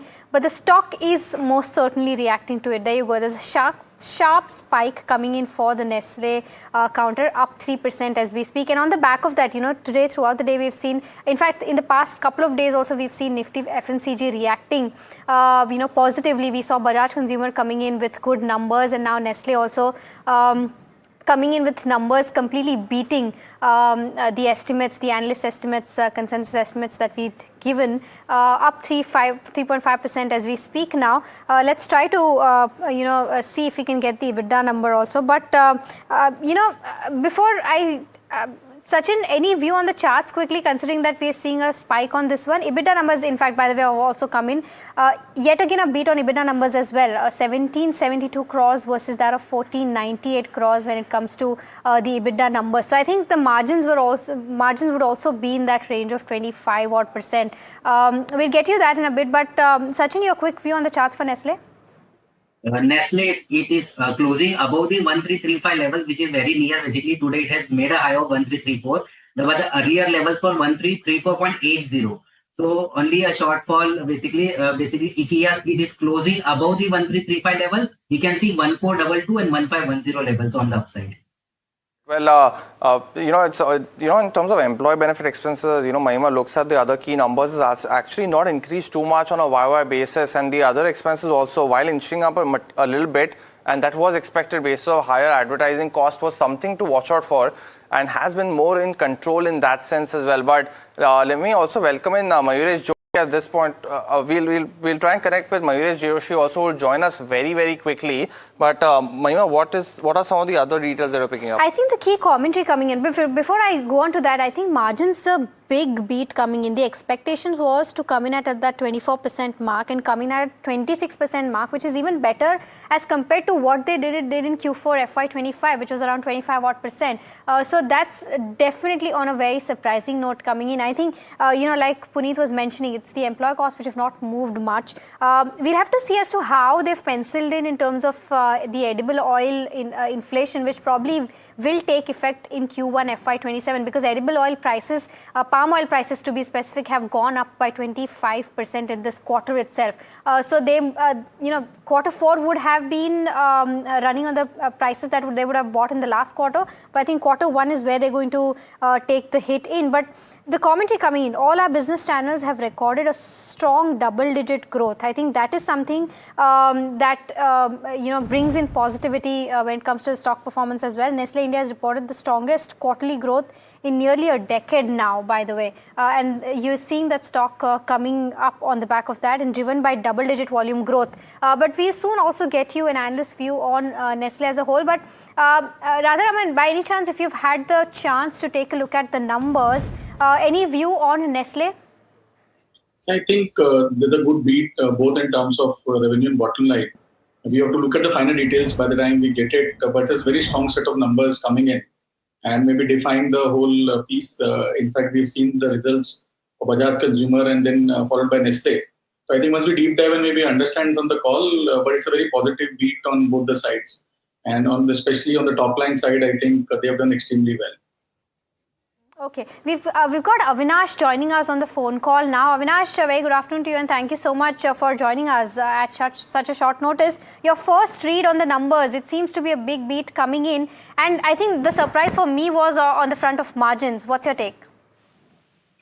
No, definitely. See, margins seem to be much better. In fact, the street was expecting a little improvement in the EBITDA margins, but I think this kind of beat is quite surprising, and I think the markets would like to know how sustainable these margins are. In fact, what has been the volume growth trajectory, what has been the price value trajectory. I think overall these numbers clearly indicate that maybe the first quarter of this financial year, that is April to June, also should be good.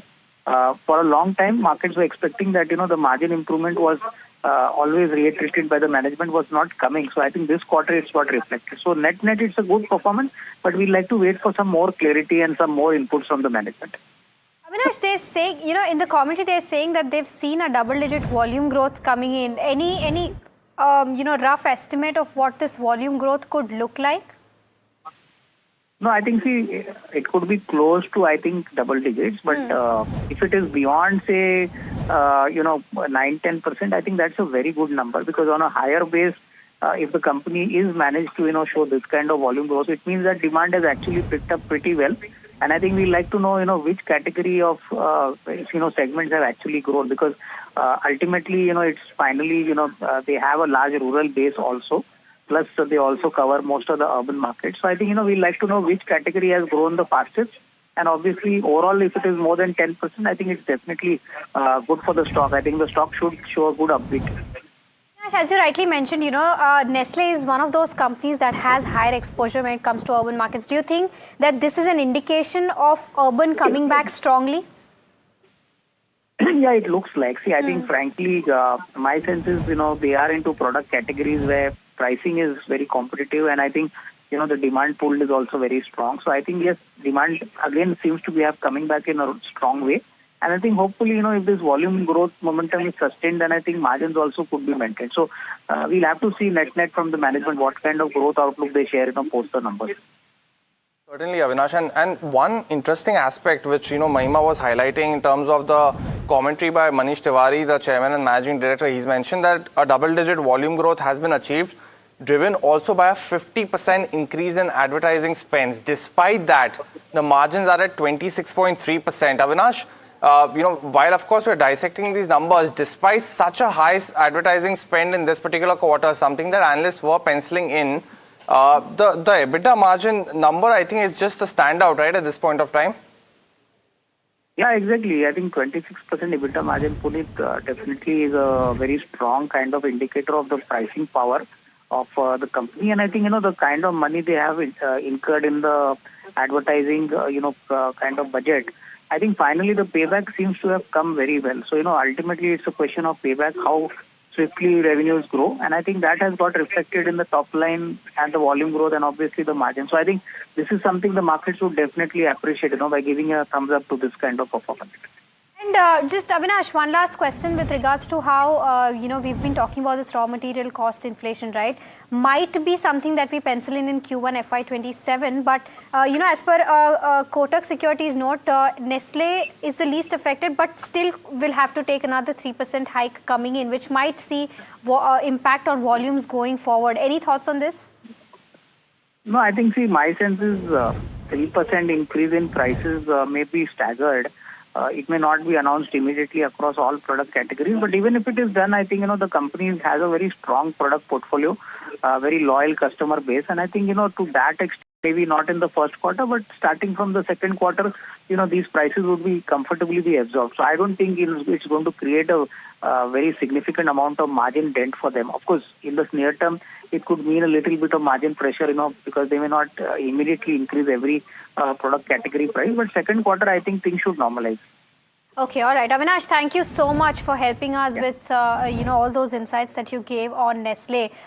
Most certainly the stock, zooming in trade as we speak on the back of its Q4 numbers, as has beaten analyst estimates by almost 500 crore when it comes to the top line. Plus, a 12% of increase was what the analysts were expecting versus that of a 22% of increase that's coming on top line. But with that, completely out of time on this edition of Ask Profit. Sachin as well as Radharaman, thank you so much for taking out the time and helping us with all those perspectives that you gave on the stock-related questions. Viewers, completely out of time on this edition of Ask Profit. Do stay tuned. India Market Close comes up next.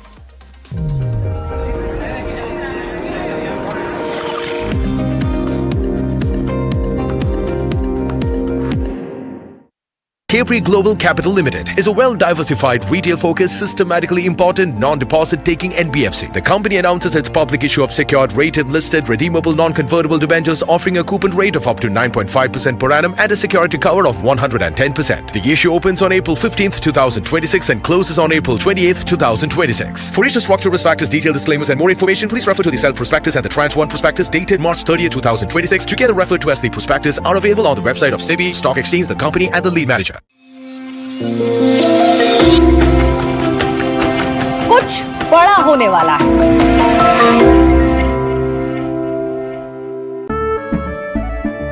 केसरिया से मन जोगी हुआ रे, दिल झूमे देखो मतवारा हुआ रे।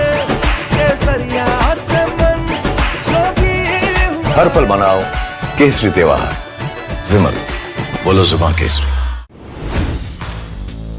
Hi, I'm Tamanna Inamdar. Watch me on NDTV Profit, where I break down the day's biggest business stories. What happened, why it matters, and what it means for your money. Hi, I'm Neeraj Shah. Watch me on NDTV Profit for the most incisive market intelligence and meaningful corporate conversations. And I'm Alex Matthew. Markets, mutual funds, insurance, personal finance. I help you cut through the noise and make smarter financial choices. And here's where you can watch us.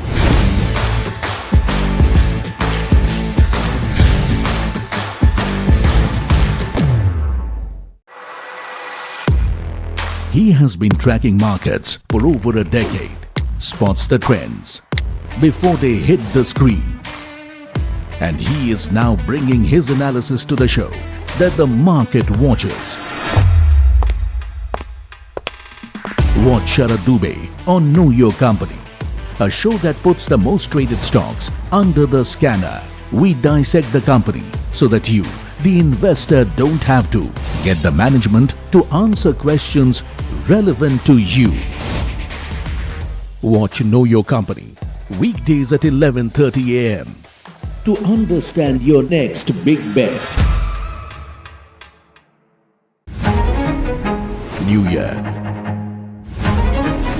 New power panel. India market opening. Now in its boldest lineup. This is where the trends get tested and stocks get conviction. I'll recommend a buy call on a stock only when I'm fully convinced on the stock. With a table thumping buy. And when the street wants the levels, he brings the chart. Charts speak the truth, and I deliver the levels with no frills. Parag Thakkar and Kush Bohra are now part of the morning crew with Tamanna, Neeraj and Alex. Same show, sharper voices. Every morning on India Market Open, your favorite market show just got better.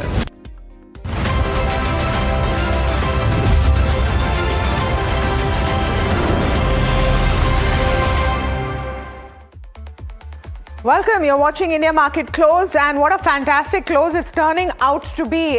The cherry on top was Nestle, but even before that, superb strength on the Nifty, pull up the intraday. So a couple of things are happening here. There seems to be more and more signs that there will be a meeting between the US and Israel. One report saying that Trump may make it to the meeting venue as well. So markets have anyway been higher, and then Nestle came in and just gave it that one accelerator, didn't it? Absolutely. Another instance where you're seeing Q4 numbers that are ahead of estimates. And is this going to be a trend that we see across the board For the FMCG pack, certainly, but a few more sectors as well. Pull up the heat map for the Nifty 50 and you will see Nestle right on top of the pack today.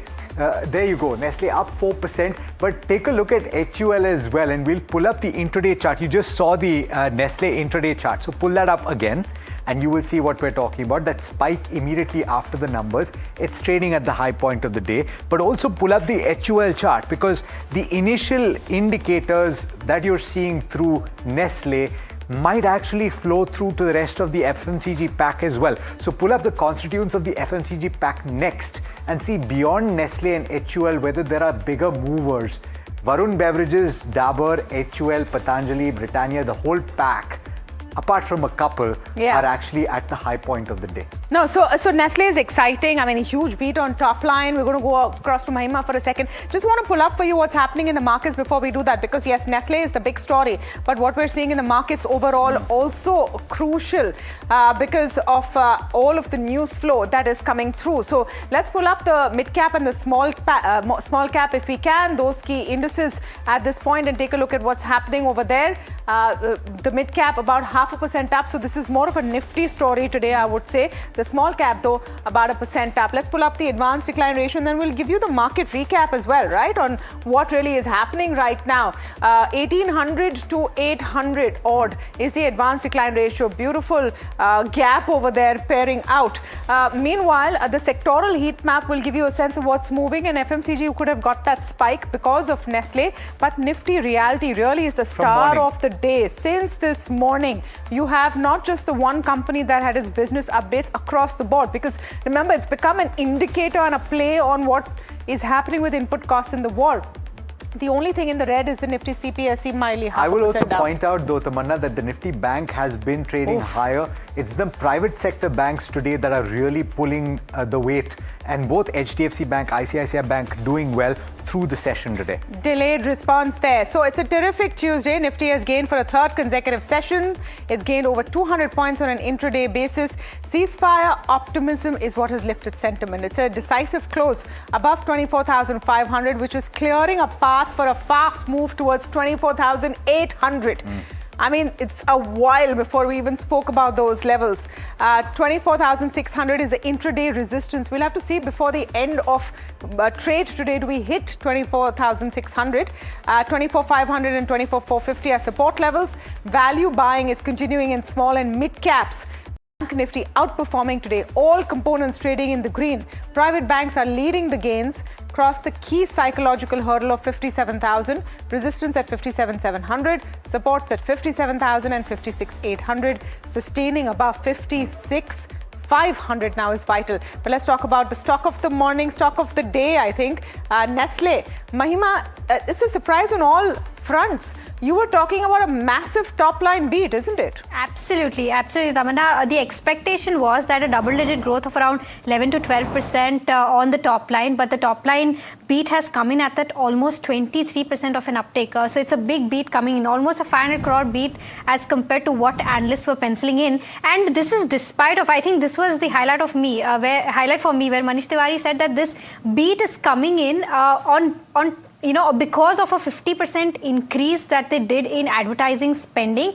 And this 50% increase in advertising spending, despite of that, margins have, upheld and in fact seen 700 to 800, 70 to 80 basis points of an uptake. Margins have come in at that 26% mark versus that of an expectation of 24%. Overall, in terms of revenue growth, 23%, EBITDA growth at 27%. And overall, we've seen a good growth coming in for profits as well as compared to the estimates. I think the key takeaways that all of their products have seen double-digit volume growth coming in. Strongest ever quarterly growth is something that they've posted. Domestic sales, the expectation was that the growth could be around 13 to 14 odd %, which has come in at 23%. I think this is suggesting that probably now is the time when urban recovery is kind of playing its part, and of course the GST rate cut benefits is now flowing in completely for these FMCG companies.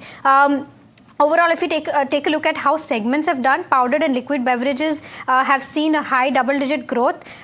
There's also prepared dishes, cooking aids, etc. that have seen good growth in terms of a value as well as volume goes. And here they have said that this is fueled by engaging urban consumers. Now, this is a important comment coming in from the management. Pet food business has also delivered a double-digit growth, and milk product has also shown a steady growth. They've said that as they look forward, consumers centricity, penetration-led volume growth, reinvestment behind brands, as well as accelerating tech-led sales is something that they're going to focus on. I think even in terms of raw materials, because coffee prices have continued to trend lower, plus cocoa prices is something that have remained subdued, has played its part when it comes to Q4 earnings. But, let me also get in Kaustubh Pavaskar, lead analyst at ICICI, joining us now. Kaustubh, very good afternoon to you, and thank you so much for taking out the time. Your first read in terms of where Nestle earnings go, because it's a huge beat coming in where the numbers are concerned. So, strong set of numbers, better than what we had Street were anticipating for the quarter. So, 23% growth in the domestic business is much, much better than what we at Street were anticipating at around 15 to 16%.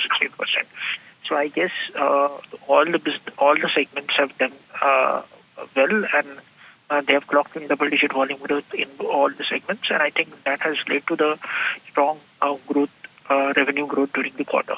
Also on the margin front, 26% margins improved by 100 bips on YY basis. So again, strong set of numbers on the margin front as well. So overall, it's a strong beat at all levels. Kaustubh, hi. Good afternoon. Tamanna here. Just trying to understand whether you're seeing any signs of urban consumption recovery in the numbers, and where do you think that top line beat is coming from? See, this is the first quarter after the the entire GST transition. Is that, and what our sense was that food companies will see a faster recovery compared to the other FMCG categories. And I think we are seeing that in the Nestlé's numbers. So I believe that on the growth trend this quarter, they have done extremely well. I believe other food companies will also follow the same. But if you talk about the sector, I think sequentially most of these companies will deliver good set of numbers on revenue front. Also, the margins would also be better on the if you consider it from sequential point of view. But going ahead, you need to wait and watch, how things would be. Because for Nestle, they have said that most of their raw materials have remained behind, but vegetable oil packaging first, it has gone up. So, we need to wait and watch that how things pan out in the quarters ahead. There will be some bit of, there might be some bit of pressure in the near term on the margins, but I believe that if, volatility in the commodity prices reduces, I think those margin headwinds will go, and things would be near normal for most of the FMCG companies. Good afternoon, Alex here. So I take all of the points that you've raised, but just a question here about the fact that the street seems to have underestimated the extent of the tailwinds that Nestle in particular has benefited from in the fourth quarter. So this is ahead of consensus estimates on revenue as well as on EBITDA. Margins have come in ahead of expectations, and therefore it's a beat on the bottom line as well, double-digit volume growth. I'm wondering how much can this be extrapolated for the rest of the sector? Is there a possibility that there is a significant degree of under-expectation for the rest of the pack as well? See, specifically about Nestle, I think they have, highlighted that in their press release that they are spending on their media and advertisement, promotional activities. Also, they are focusing on increasing their distribution strength in the rural market, and also, improving their penetration of most of the categories. So I think that is helping, a company like Nestle to drive growth. And as I said, that this was the, quarter after the GST transition. Obviously, most of the companies will benefit, but even Nestle was benefited out of it. So I think the growth has improved. Whether this growth will continue in the quarters ahead, it is, it will be, it is we can watch. But I think Q4 solid, numbers. Kaustubh, in terms of volume growth, they've of course mentioned a double-digit volume growth coming in, but as per your analysis, can you help us quantify by any chance if you have a number in mind as to how much of a volume growth they would have had, a 12%, 13%? Very difficult to gauge, the exact volume number because they don't like that. But I think the volumes must have improved sequentially, volume growth. So there should be a sequential improvement in the volume growth. That is what I feel. But very difficult to give you the exact volume growth number. Okay. The margins have also been exemplary actually at 26.3. The full year average was 23%, just for reference there. Kaustubh, thank you so much for joining us on the show. Sudeep Bandyopadhyay joining us right now for a view. Fundamentally, he's Group Chairman, IndiTrade Capital. We also have Vishnukant Upadhyay, AVP Research and Advisory at Master Capital Services for the technical view. Welcome to both of you and thank you so much. Sudeep, first take on Nestle, since that really is the talk of the town right now. Fantastic set of numbers, Tamanna. I mean, I think best ever quarterly result in about a decade. It's much better than what the market was expecting. The best case scenario being plotted was 15-16%. And they have come up with a 23-24% growth on the revenue. So it's fantastic. Margin also has surprised everybody on the positive side. So, and I understand that pretty much all the product lines have contributed. They are talking about urban sales revival, which is very, very interesting because it will have a cascading impact on multiple other FMCG companies. Nestle was always a well-managed company, and the kind of margin now they are showing 26.3% is really, really impressive. So yes, it's not a cheap stock. The valuations are rich, but performance has been outstanding, no doubt about it. Okay. So outstanding on Nestle, Vishnukant Upadhyay, just want to get a Nifty call from you. Even as we're talking about Nestle, and I'll come to you on Nestle, what's the Nifty call right now? Or do you think we can look at 24,600 anytime soon? Good afternoon, Tamanna. Definitely, prices are heading towards it's a 200 exponential moving average that position somewhere around 24,800. So definitely, we are continuously seeing bullish momentum in the prices. And prices are currently trading up it's a short-term moving averages that is 21.55 and now heading towards a 200-day moving average. But we can expect some sort of profit booking from the proximity of that level. So for the target of 24,700, 24,750, one can go long in Nifty. All right. One of the reasons why there could be this kind of excitement in the markets as well, one of the reasons are these reports, Alex, and I don't know what you think, saying that Trump may join the Iran talks.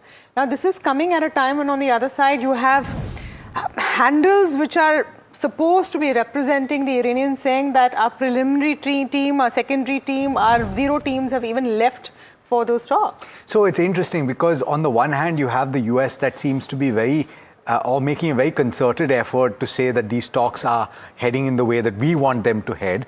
On the other end, there is actually a lot of disparate information that is coming through.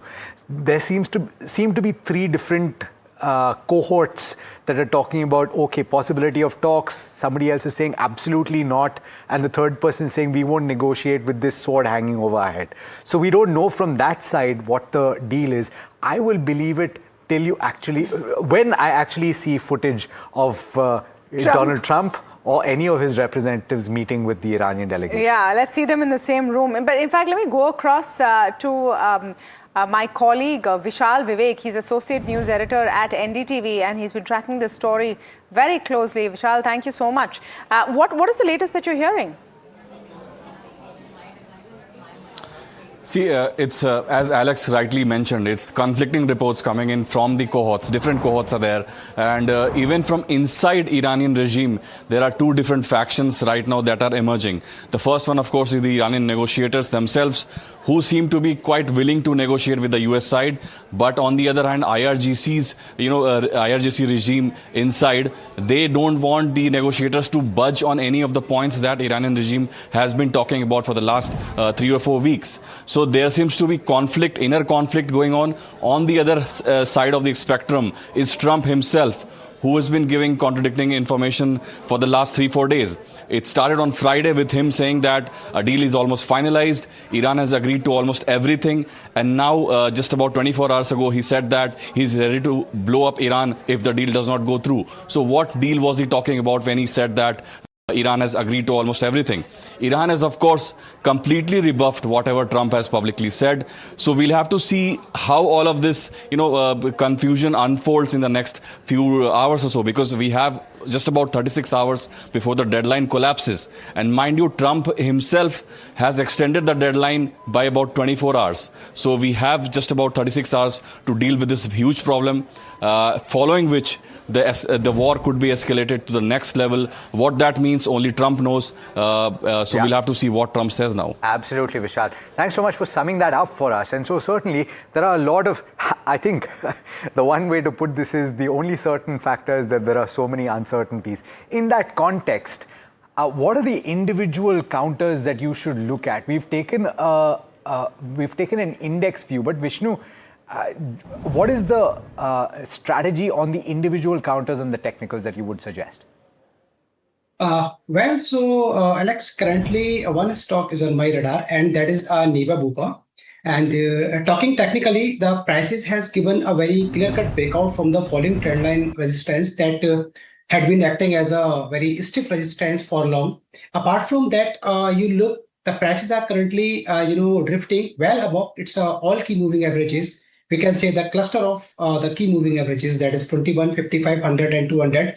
In yesterday's trading session, we have seen some sort of retracement to the breakout point, but now prices are up around 2%. And we are expecting this bullish journey likely to remain intact with a potential upsurge towards 84, 86. So on the lower side, one can put a stop loss below 77, while on the higher side, 86, 88 sort of levels will be on card very soon. Got it.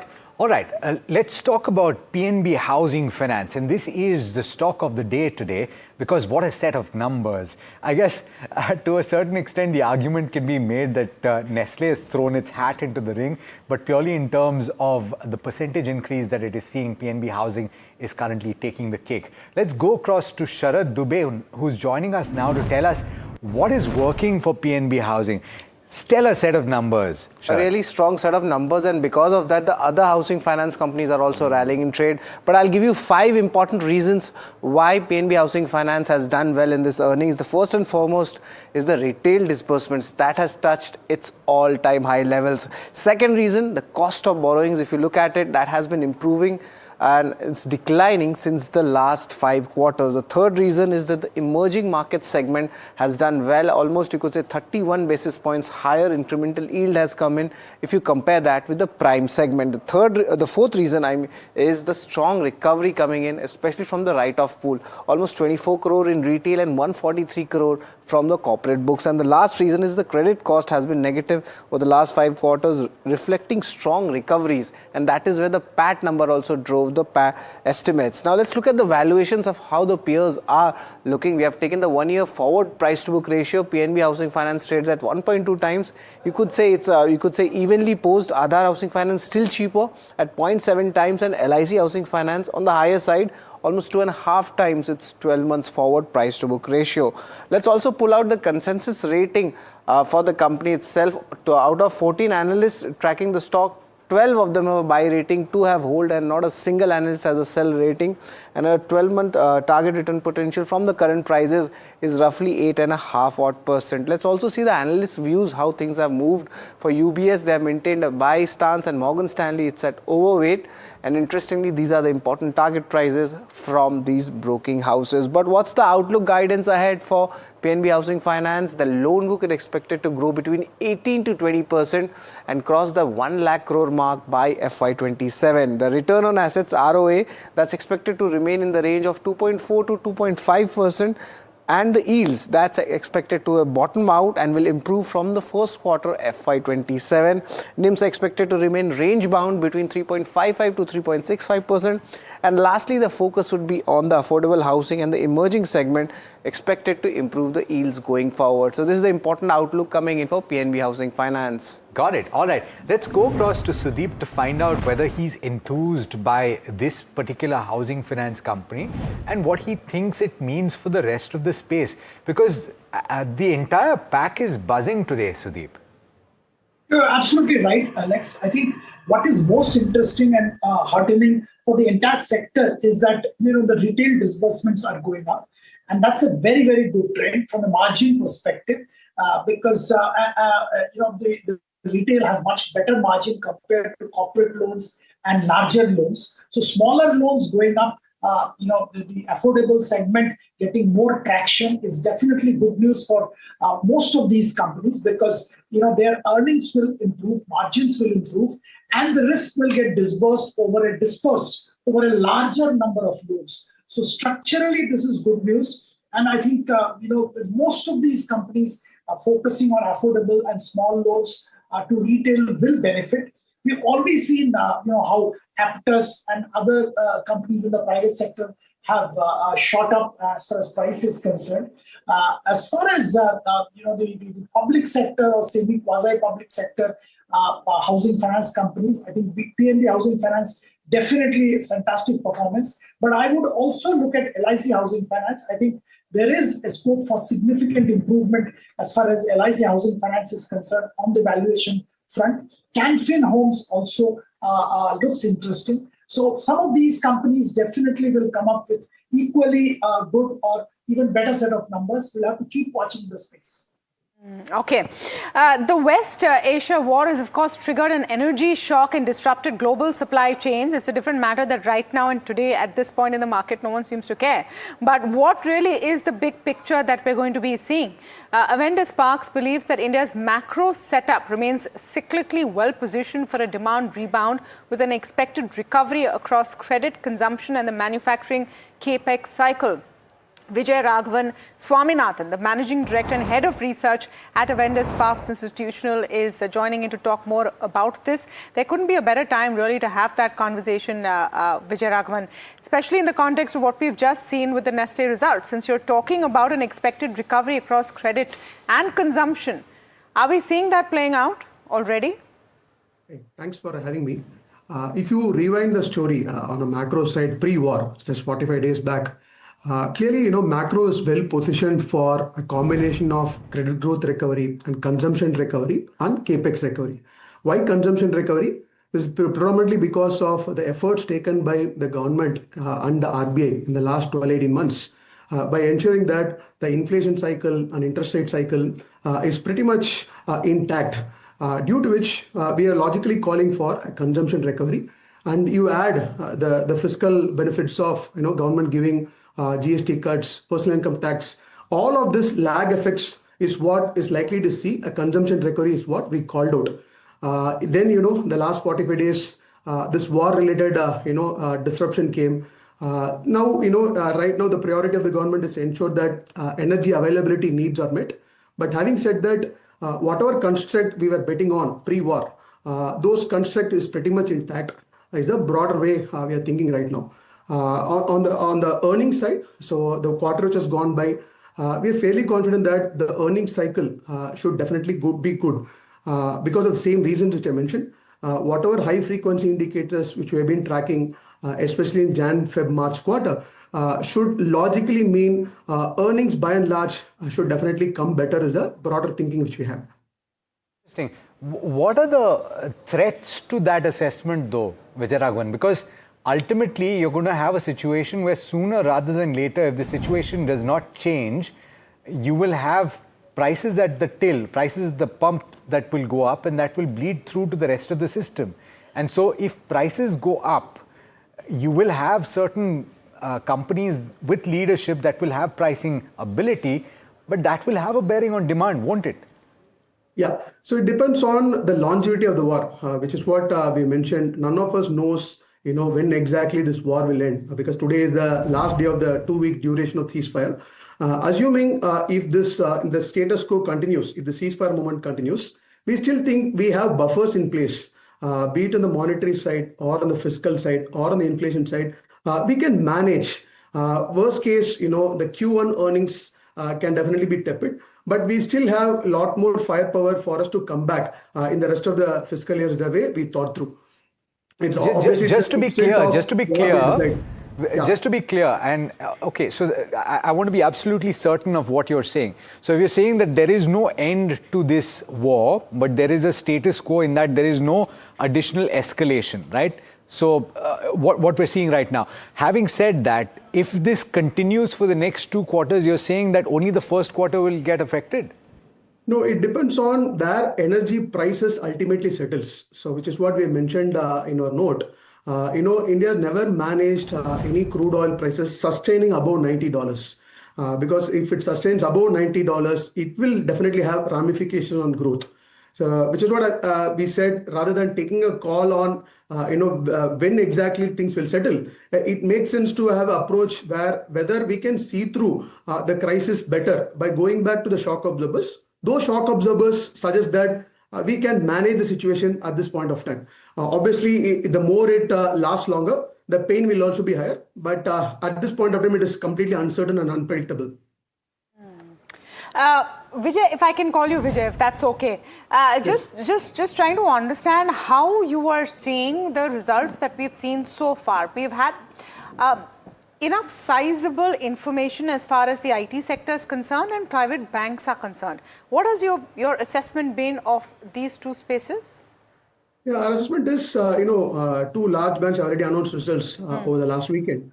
I think nothing much to complain on the earnings which has gone by. So if you look at from growth, margin, and from the earnings growth standpoint, most of them, so far are coming in line with our expectations. We are not seeing any material downgrades at this juncture for the results which has been announced so far, though early days. So we are not going to see any disappointment in earnings trajectory of the companies for the quarter which has gone by. I'm just referring to your report, and it's all right if you can't comment specifically, but I'm asking in general, based on the thesis that you've just described, Vijay Raghavan, what are the ideas that you are confident about, relatively speaking, at this juncture? Yeah, relatively speaking, again, I put a caveat, assuming, we put a ceasefire by end of today, assuming this continues. Clearly, where we see margin of safety is the large private banks. The entire banking space looks interesting from earnings comfort and multiples comfort standpoint. That is one pocket where, absolute returns can still be made. The second pocket is select consumer companies which got hammered in the last, say, 45 days of correction. We still think there are good managements out there who can deliver within the consumption cohort, where we can see good earnings recovery prospects in the next 18-24 month cycle. Thirdly, in the whole of manufacturing/industrial space, because we've been quite bullish on this particular segment because of the priority of the government. So we are all aware about the employment issues. Pre-war, the main problem which India macros are facing is the extent of white-collar job creation in the light of IT sector clearly seeing a stagnation. So in our assessment, what can happen is government will give a lot more priority for manufacturing capex once the war-related problem settles. We will see more reforms which will accelerate manufacturing is the broader thing which we have. So financials, select consumption, and industrials are our preferred sectors. Okay, and any avoids in that list, Vijay? Avoid, from a relative standpoint again. So to us, the property cycle, the property developers still, we are not able to, reconcile the demand aspect. Though the listed developers are doing good, but aggregate demand is still not showing any signs of strength. So that is one segment we are completely avoiding. Second segment we are avoiding is any companies whose fortunes are aligned to state government, with state government fiscal not in a great shape. We would like to avoid, state government dependent companies in particular. We want to avoid. Yeah, Vijay Raghavan, thank you so much for taking the time. Pleasure speaking with you. And by the way, I just want to take you through some of the names that they've listed out, Avendis, in that note that they've sent out. And they were talking about the fact that they're overweight on financials and consumption. That includes auto, industrials, pharma, and healthcare. They're equal weight on IT, telecom, and media. So what do they like? Marico, they say, is a quality pick. They like Indigo, Voltas. They say they're defensive and turnaround picks. Jubilant Food, TVS Motor and Eternal are cyclical picks. In the industrial space, they're looking at Supreme Industries, they're looking at KPR Mills, Tube Investment. They're also liking Ramco Cement. They're talking about Thermax, ABB, Triveni Turbine, Deepak Nitrate, all of which are cyclical picks. They like TCS and InfoEdge as well as Industar. So whole host of stocks that they've spoken about. Vishnu, if you caught the names that I have just read out to you, which of these would you say are strong when it comes to the technicals and the charts? So it's I think Triveni Turbine or Triveni Engineering? Triveni Turbine. Okay. And so you can throw ABB into the list as well, and Thermax. Well, so basically, Alex, ABB and Thermax has deviated too much from their moving averages. So definitely there is a correctional fall due in the market. So let's first, talk about the Triveni Turbine, which has given a very good run up in yesterday's trading session, and currently it is trading with a loss of around 1%. Recently, the price has given a very clear-cut breakout from its crucial horizontal resistance that were aligning somewhere around 550. So it is mildly 20 points above from that area. I'm expecting some sort of corrective fall that should be containing around 560, 550. From that level, we can go long in Triveni Turbine, and stop loss should be maintained below 520, while on the higher side, 640, 660 will be on guard. Okay, thank you so much, Mr. Upadhyay, for joining us today and adding your views as well. Sudeep, always a pleasure to have you on. We're going to continue all of our conversations here, but it's time for that part of the show that everyone waits to tune in on, where we give you what's heard on the street. We have some exciting stuff today, don't we, Samit? Yeah, quite a list of stocks that I'm picking up from the dealing room. Firstly, it's on IIFL Capital. Now, what dealers are indicating is that there's a buzz of some positive news flow regarding a stake sale that could come in from the promoter side. Large FI could be a potential buyer here for IIFL Capital, so keep an eye out for that counter. For Borosil Renewable and Brainbees, buy flows on the large HNI desk. Dealers indicate that prominent HNIs have been accumulating this counter in trade today. Apart from that, there is Industar. Now, there are buy flows on PMS desk. Dealers are expecting some positive news flow regarding either a buyback or dividend that could come in from Industar's side very soon. This announcement is expected. For Nalco, multiple dealing rooms are recommending sell calls to their clients. Now, these are positional sell calls that dealing rooms are recommending, and this could largely be because dealers believe that all the positives are largely priced in for Nalco currently. And lastly, when it comes to 361, there are buy flows on institutional desk that we are seeing ahead of the company's earnings. Earnings and delivery volumes are also expected to be on the higher side. So keep an eye out for 361 as well. Okay, thank you for that. Please note, when markets are in a good mood, there's always a lot more buzz to talk about. As the market mood goes down, that buzz list also. By the way, we're 7 points away from 24,600. Okay. Or just 4 points away. 4 points, okay. 7 points. Okay, yeah. Maybe we're going to hit 24,600 in the show. Then we'll get a fresh technical view on what should be the Nifty call. We're taking a very short break. You can't miss today's episode. We're coming back with the top BTST idea and a lot more.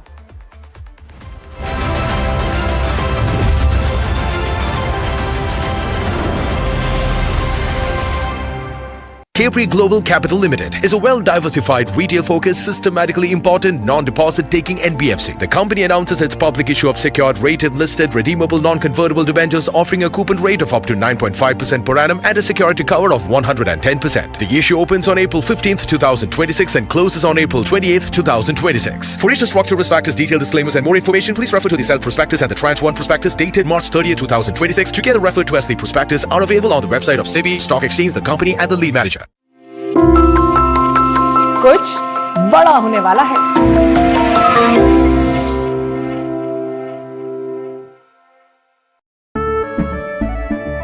केसरिया से मन जोगी हुआ रे, दिल झूमे देखो मतवारा हुआ रे।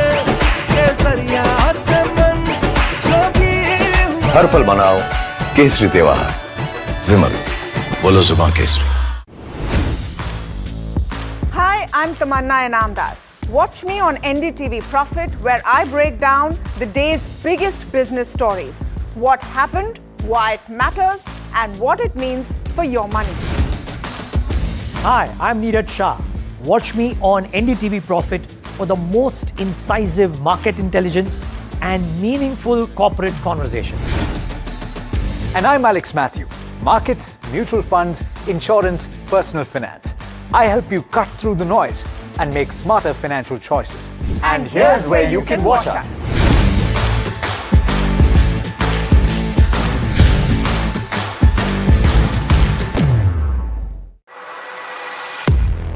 He has been tracking markets for over a decade.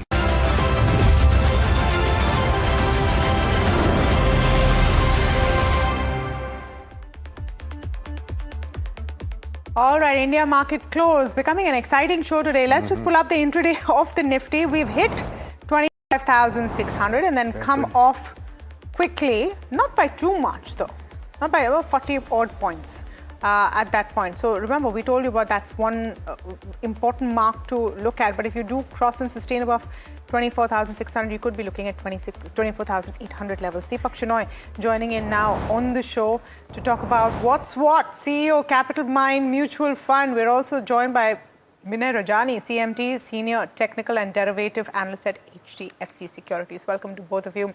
Deepak, is turning out to be a good afternoon. What is it? Is that no one really is too worried about what happens at this meeting, this ceasefire, or it's just such a surfeit of information that's unclear that people have decided to look at what's in black and white? But to be fair, Tamanna, nobody knows why markets go up when they do. They don't know often when markets go down when they do. So we're all guessing. So if I had to wager a guess, it would be like, oh, the world thinks that we're going to go back to normal. But it might just be a strong rally in a down market. Down market rallies tend to have very, very strong moves, and we've seen this in the past as well. So, it could be just that. So until it breaks back into all-time high territory, in fact, once results come, I think you'll see a lot more focus on, company-specific moves and commentary around how the current war or the situation is affecting companies. That's when you'll actually see some of the changes underlying the companies kind of, reflect into their prices. So we still have a month more of earnings to go. So I'd say, a lot more is to come. However, it does seem like nothing can bring this market down, such as same way as nothing could take the market up last month. So you're in a good phase. Just enjoy it while it lasts, I guess. I will come back to you, Deepak, on a couple of talking points, but I do want to go first to Vinay Rajani. Vinay, enjoy it while it lasts is the message from Deepak Shenoy. The question is, in your opinion, based on the charts, how long will it last? And will we cross that 24,600 mark? Because we touched that and came off pretty sharply. That is the initial resistance, is it not, for the benchmark? A rally of 11% from the recent swing low of 22,182, and it is not a Nifty rally, it is also a broader market participation is there. So overall trend has been positive and Nifty is sustaining it high towards the next resistance of 200 days exponential moving average, which is placed at 24,800. And the way broader markets are participating, it seems that even if Nifty comes down, some stocks and sectors will continue to participate very well. Now that we can see that movement is coming in the FMCG now, IT, metal, capital good, power, all the sectors are participating turn by turn. So that is a very good sign. Breadth is improving a lot. So I think market should remain strong in this particular month and coming days. So yes, overall market view is bullish for the short term, and I think this rally is here to stay. Though there could be some running correction on regular intervals as steep rise has been registered, but overall I feel that there will be an opportunity in different sectors across the different sectors. So we will continue to get the opportunity and to generate the alpha in some sectors and stocks from here. So buy on dip is intact. So what are the individual stocks that you would look at this moment? So I can see some fresh movement coming in FMCG sector. So one of the stock which I like is the Jubilant Food. So Jubilant Food has given a nice breakout on the short-term charts and got out of the oversold zone. So Jubilant Food, which is trading around, let's say, 469, 472 is looking good for 5 to 7% immediate gain. Today's low should be kept as a stop loss, which is around 453. So Jubilant Food is looking good to us. Another stock from the same sector is the Pidilite industry. Pidilite also is a reversal case, and after long underperformance, this stocks has started getting some traction on the upside. So I think this Pidilite industry, which is placed around 1400 odd level, is headed for 60-70 rupees upside immediately from this level, and the stop loss can be kept at 1380. So these are the two stocks in which I can see a fresh momentum getting built. So Pidilite and Jubilant Food would be my short-term trading picks. By the way, Nestle is currently trading with gains of 6.7% at the high point or very close to it, and the top performer on the benchmark Nifty 50. Deepak, you were talking about Q4 and the fact that the street will have a decision to make with regard to the direction and pricing of individual stocks based on these numbers. I'm wondering what you thought of these numbers on Nestle, whether you can extrapolate that to the rest of the consumption basket, because Q4 could be good, and whether you're worried at all that this might be a bit of a mirage, because Q1 there will be a bit of a hit. I think from a FMCG perspective, surprisingly good results. Because usually you would get the 10 to 12%, you're getting 20% plus on a same quarter basis. But I don't remember if there was a one-off last time and there was something else that was happening. But overall, the yearly numbers are still at about 15%. I don't expect this to continue meaningfully going forward. There is some more of the commentary elements that still have to come in, but I would say this is an interesting first step. So maybe there will be more. FMCG is actually going to do well at this time, despite some of their input costs going up as well. I would say that's actually a pretty good sign for consumption, especially if there's even more than 12 or 15% volume growth. However, the prices of the stocks themselves are quite expensive. So you're actually betting a lot more on these kind of valuations continuing for the long term, which I think is a little dangerous to, regardless of how good a company is, paying 70 or 80 times earnings at a 10 to 20% growth. No, it's not going to be meaningfully useful in the long term. You need much higher growth numbers, and I don't think those are going to be as forthcoming. You might get 20% in 1 month, but unlikely in future months, in general, even without a crisis. Okay. This is not an industry that moves that fast. That's true. That's true. I think it's surprised on the positive, and that's why you're seeing that sharp move today. Deepak, please stay on with us. Exclusive news coming in this afternoon on NDTV Profit on IIFL Capital. Sources telling us that there's a possible change in the ownership structure that we could see involving Fairfax. Nisha Podar joining on the phone line with more details. Nisha, what are we picking up? Yes, that's going to be a very big development coming in for IIFL Capital. What two important sources with direct knowledge of this development have shared with NDTV Profit is that Fairfax is looking to be the co-promoter and the majority stake owner of IIFL Capital, and this will happen in two stages. First stage is likely to be where there are advanced talks between Fairfax and IIFL Capital currently, where Fairfax is looking to buy close to 10% stake via preferential allotment of shares. So as per the current market cap, 10% is about 1,000 odd crore rupees, and that could be a fund infusion in IIFL Capital for the growth of their new businesses in asset management and wealth management. Now, the second one is that after this pref allotment, it will trigger an open offer because IIFL already owns over 30% stake in IIFL Capital. Fairfax owns.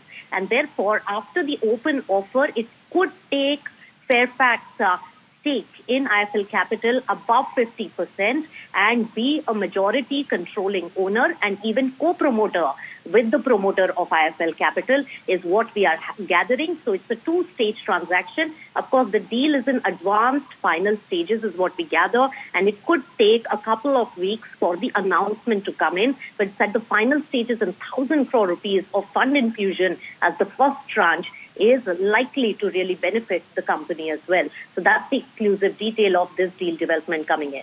Okay, important one there, and we're seeing that stock price spike up even as we're breaking that story. And IFL has been buzzing, featured on Heard on the Street as well this afternoon. Thank you for that, Nisha. Just coming back to the point, Deepak, that of course I'm not going to ask you to comment on this story. It's a breaking story, exclusive story we're doing. But on the point that there is so much happening domestically which has so far not been top of mind. Even I take your point on a company like Nestle and valuations, etc. But the fact that this is one of the best quarters in recent memory, the fact that ICICI Bank is doing what it is doing in a rough phase, and yes, that's a pre-war quarter, but it's doing what it's doing. So some of the numbers on ground that we're seeing are pointing to a stronger fundamental case than is now visible. Well, I would say doubtful on, say, a bank, because the bank you're speaking of, you're talking about less than 10% growth. I think that is not very good. Yeah, they got there also on the back of lower provisions. Both the big banks have. Because of an RBI, I think that allowed them to claw back some of the provisions that already put. So I would say, that isn't impressive. Some of the smaller banks, the public sector banks, that have announced some results, I think those are more impressive.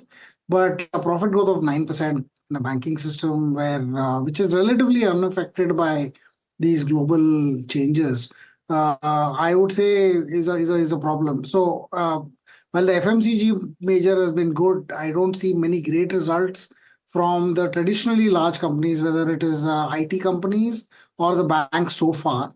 We're seeing more interesting results in the mid and small caps. So I think that way, there may be a recovery, but it may be at the mid and small cap earnings level.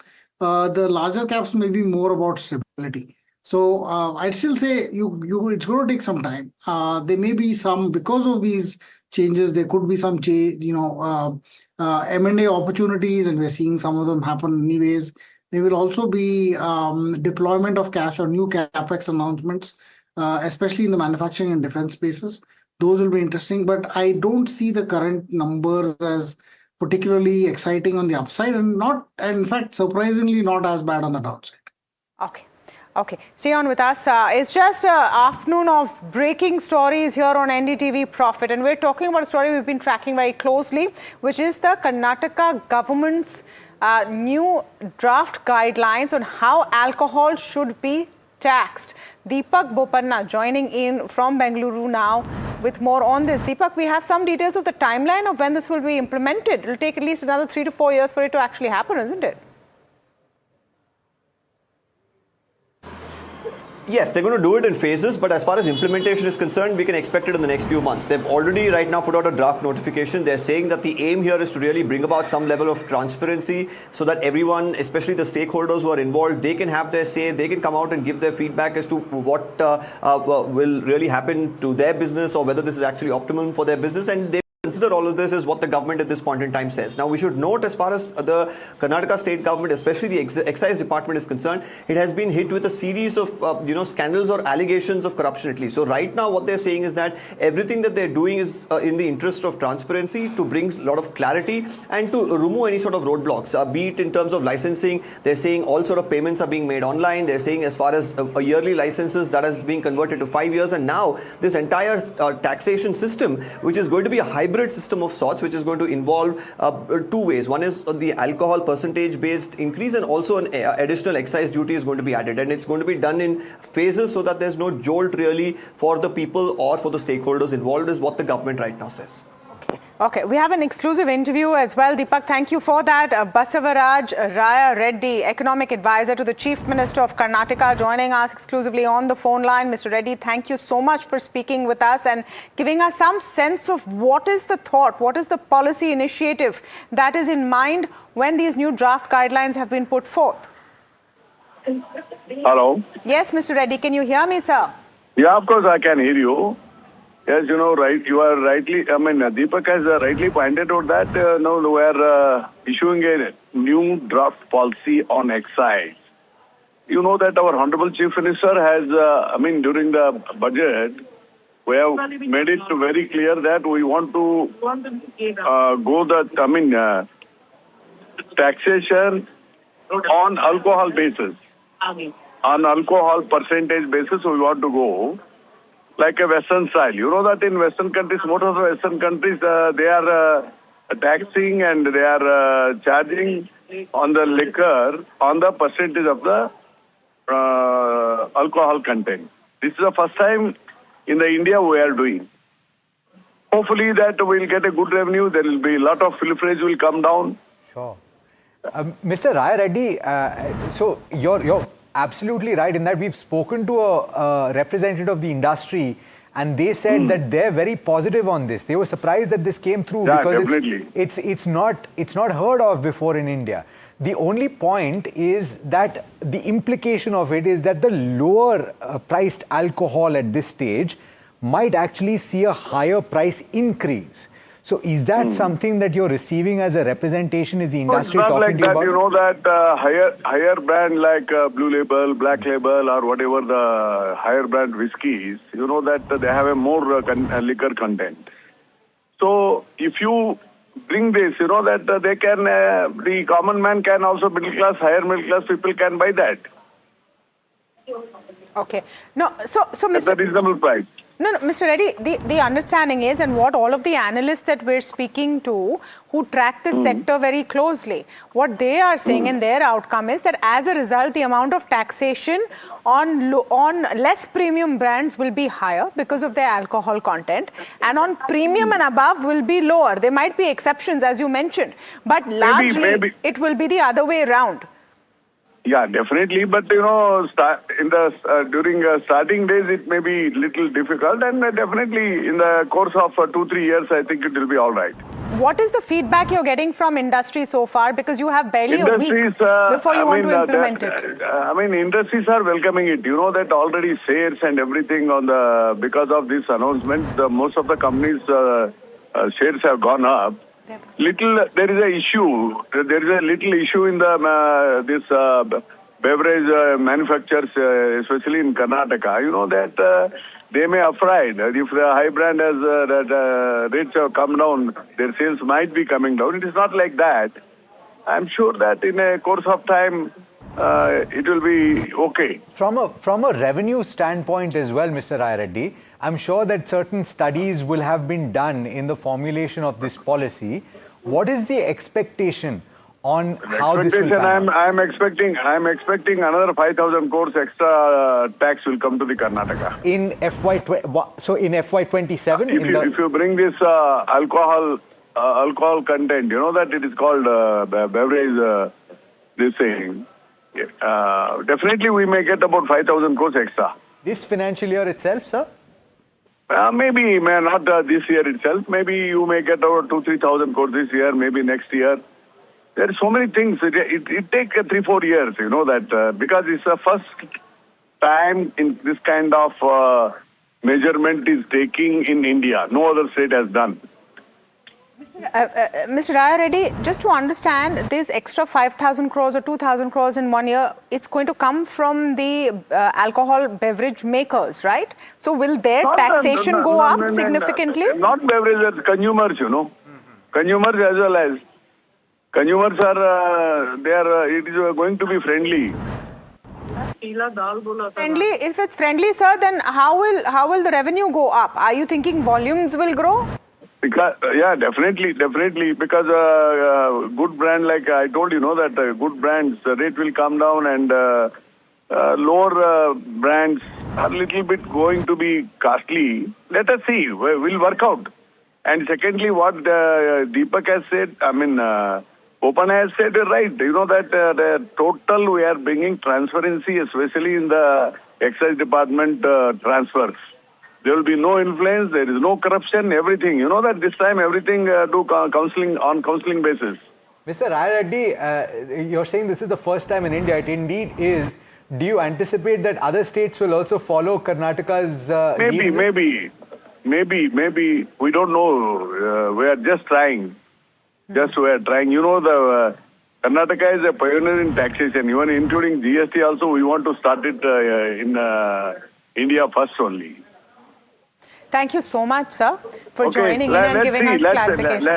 Let's see that the new system, how it will work. Yeah, we'd love to have you back once it's implemented. Alcoholic content basis and taxation, let us see how it will work. Sure. I'm expecting 4,000 to 5,000 crores extra. Thank you. Okay. Thank you so much, sir. That was Basavaraj Rai Reddy, that's the economic advisor to the Karnataka Chief Minister, talking about the new policy and some great insights there coming in. Deepak, have you been looking at this space at all? I know you'll not talk about stocks. I'm well aware of that. But have you been looking at this space at all?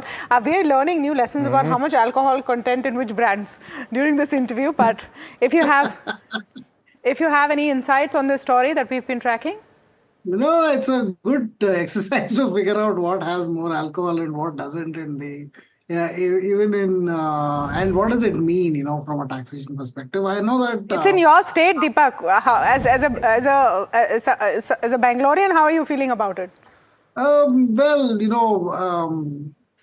It's the tax for sin, right? So it's almost like alcohol is not a necessity. It's the equivalent of something like this is not, it is not considered bad to tax. It's like taxing cigarettes, you tax alcohol more, not many people will care beyond a certain point. Sure, it will get more expensive, perhaps at the lower end, but you can expect that the government, which has only a few elements, the state government has only a few elements it can tax. There's property tax, there's road tax, there is perhaps this liquor tax and whatever comes on petrol and diesel. So I think those are the elements you can expect they'll try and move. They won't try to hit the others. The petrol, diesel has a much larger impact and it's a necessity. So alcohol is easy. So you target it when you can. So I think Karnataka has seen many of these, about maybe 10 or 15 different points in which we've had a rationalization change. They changed wholesaling from private to only state-owned. There's been different layers of excise duty changes in the past. So I think, now it's an exercise for us to figure out which drink has how much. Yeah. But I don't think your prices at the pub will change even a little bit. Right now, they will only go up. The true Bangalorean has spoken and come right to the point. Prices at the pub, that's what matters. Okay, we're going to quickly cover HCLTech before markets close because the numbers will come out later today. Jasmeet is joining in with what to expect. Well, thank you for that. We're expecting a weak quarter for HCLTech's result this time. Overall revenue is expected to remain flattish, but the EBIT is something to watch out for. We expect a EBIT margin to see a downtick of 100 basis points and overall EBIT to see a downtick of 5%. Now, in terms of net profit, that's expected to see an uptick of roughly 14% on the back of the low base we saw in the previous quarter, which was on the back of that new labor code. Apart from that, this quarter we are penciling in a negative CC growth altogether by nearly negative 1.7 to negative 5%. If you look at the overall IT business, it's expected to do well for the company, but the software business, that's where the problem comes in. Expected to overall see a degrowth in terms of impacting the margin. While margins are also getting impacted by the wage hike and restructuring, which we'll be seeing in this quarter as well. Apart from that, the commentary on overall AI revenue, AI deflation, and further restructuring plan of the management will be in focus. Now, in terms of the guidance, that will be something to watch out for, given brokerages are expecting a guidance between 3 to 6% for the overall FY27 going ahead. It's a wider range compared to what we saw in FY26. And apart from that, management did sound confident in the previous quarter for the EBIT. So we expect an uptick in terms of the EBIT overall margin as well. So all in all, we expect a weak quarter, but strong guidance coming from the management for the Q4. Got it. Okay. Thanks so much for that, Jasmeet. Let me go across to you very quickly, Vinay, on IT and specifically HCLTech. Would you buy? HCLTech specifically is consolidating, and last week we saw a high of 1475, so that is an immediate resistance. Before that, I would not take a long bet, so let us wait for this resistance to be taken out, which is at 1475, above which we can expect trading gains further. But till then, wait and watch approach should be there.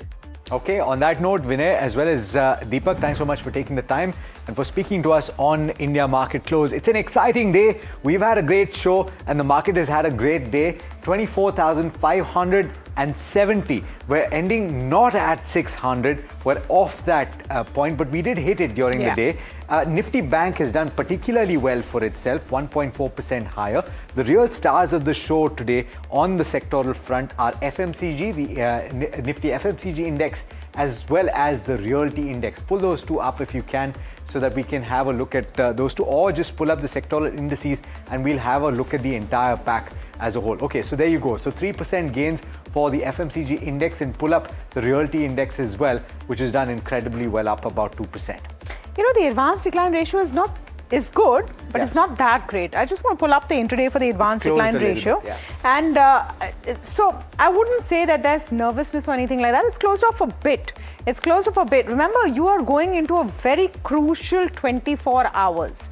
And there are enough people now in the market who've clearly stuck their necks out and said that it's not, no one's going to be trigger happy. Let me just put it that way. No one's going to be trigger happy in the next 24 to 48 hours. And that seems to be bet over here, but there is that kind of hesitation. Otherwise, all things considered, we should have done much better. Let's pull up the Nifty heat map, and of course, Nestle is there, top of the charts. Fantastic quarter. It's a good 8% up. 8% up on Nestle. When is the last time we saw an 8% uptick on results on Nestle? So exciting. I think this is the second or third quarter after Manish Tiwari has taken over. It'll be interesting to see what his take is. HUL is riding that wave. Trent has its own jig going on because of the bonus and the rights issue, but also with this. Bajaj Finance, I mean, I'm Tata Consumer. All of this is telling me, even an ICICI, HDFC Bank, is this the return of urban consumption story that we're seeing with Nestle? I certainly hope that that is indeed the case. My only worry, though, is if this continues for another couple of weeks, you will see prices at the pump go up. And eventually that's going to flow through the system. So the positive triggers that we're seeing on consumption right now, on volume growth, HUL in all probability is going to have a pretty decent number on the volume side, which is why it's going up as much as it is right now. But we're seconds away now, 8 seconds away from closing. And let's have a look at where the benchmark ends today. It's ending at about 200 plus points higher, 220 points higher, just about 20 points shy, the last tick of that 24,600 mark, which remember is the 200-day exponential moving average and a key resistance hurdle to cross. I wonder if that is done tomorrow. Yeah, all things, if they remain as they are, definitely we're looking set for that. Maybe a bit of a run-up in Nestle, HUL and Trent could continue tomorrow as well.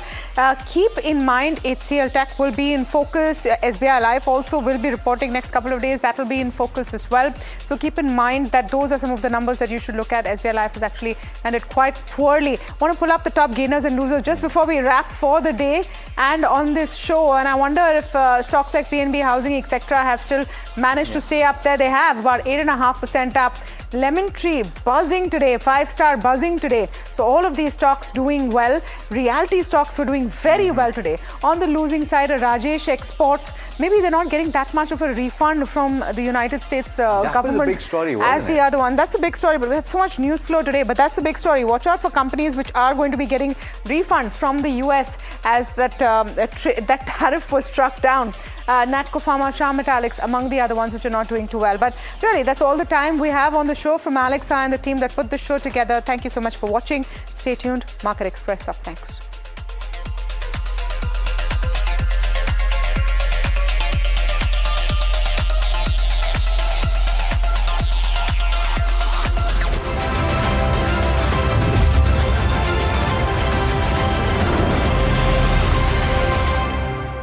Capri Global Capital Limited is a well-diversified, retail-focused, systematically important, non-deposit-taking NBFC. The company announces its public issue of secured, rated, listed, redeemable, non-convertible debentures offering a coupon rate of up to 9.5% per annum and a security cover of 110%. The issue opens on April 15th, 2026 and closes on April 28th, 2026. For issue structure, risk factors, detailed disclaimers and more information, please refer to the Self Prospectus and the Tranche 1 Prospectus dated March 30th, 2026, together referred to as the Prospectus, are available on the website of SEBI, Stock Exchange, the company and the lead manager.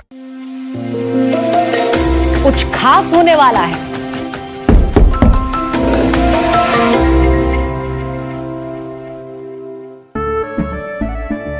केसरिया से मन जोगी हुआ रे, दिल झूमे देखो मतवारा हुआ रे, केसरिया से मन जोगी हुआ। हर पल मनाओ केसरी त्योहार, विमल बोलो जुबान Kesari. Hi, I'm Tamanna Inamdar. Watch me on NDTV Profit, where I break down the day's biggest business stories. What happened, why it matters, and what it means for your money. Hi, I'm Neeraj Shah. Watch me on NDTV Profit for the most incisive market intelligence and meaningful corporate conversations. And I'm Alex Matthew. Markets, mutual funds, insurance, personal finance. I help you cut through the noise and make smarter financial choices. And here's where you can watch us.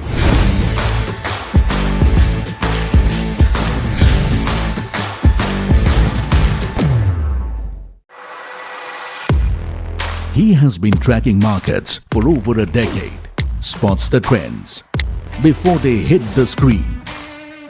And he is now bringing his analysis to the show that the market watches. Watch Sharad Dubey on Know Your Company, a show that puts the most traded stocks under the scanner. We dissect the company so that you, the investor, don't have to get the management to answer questions relevant to you. Watch Know Your Company weekdays at 11:30 a.m. to understand your next big bet. New year, new power panel, India market opening, now in its boldest lineup. This is where the trends get tested and stocks get conviction. I'll recommend a buy call on a stock only when I'm fully convinced on the stock. With a table thumping buy. And when the street wants the levels, he brings the chart. Charts speak the truth, and I deliver the levels with no frills. Parag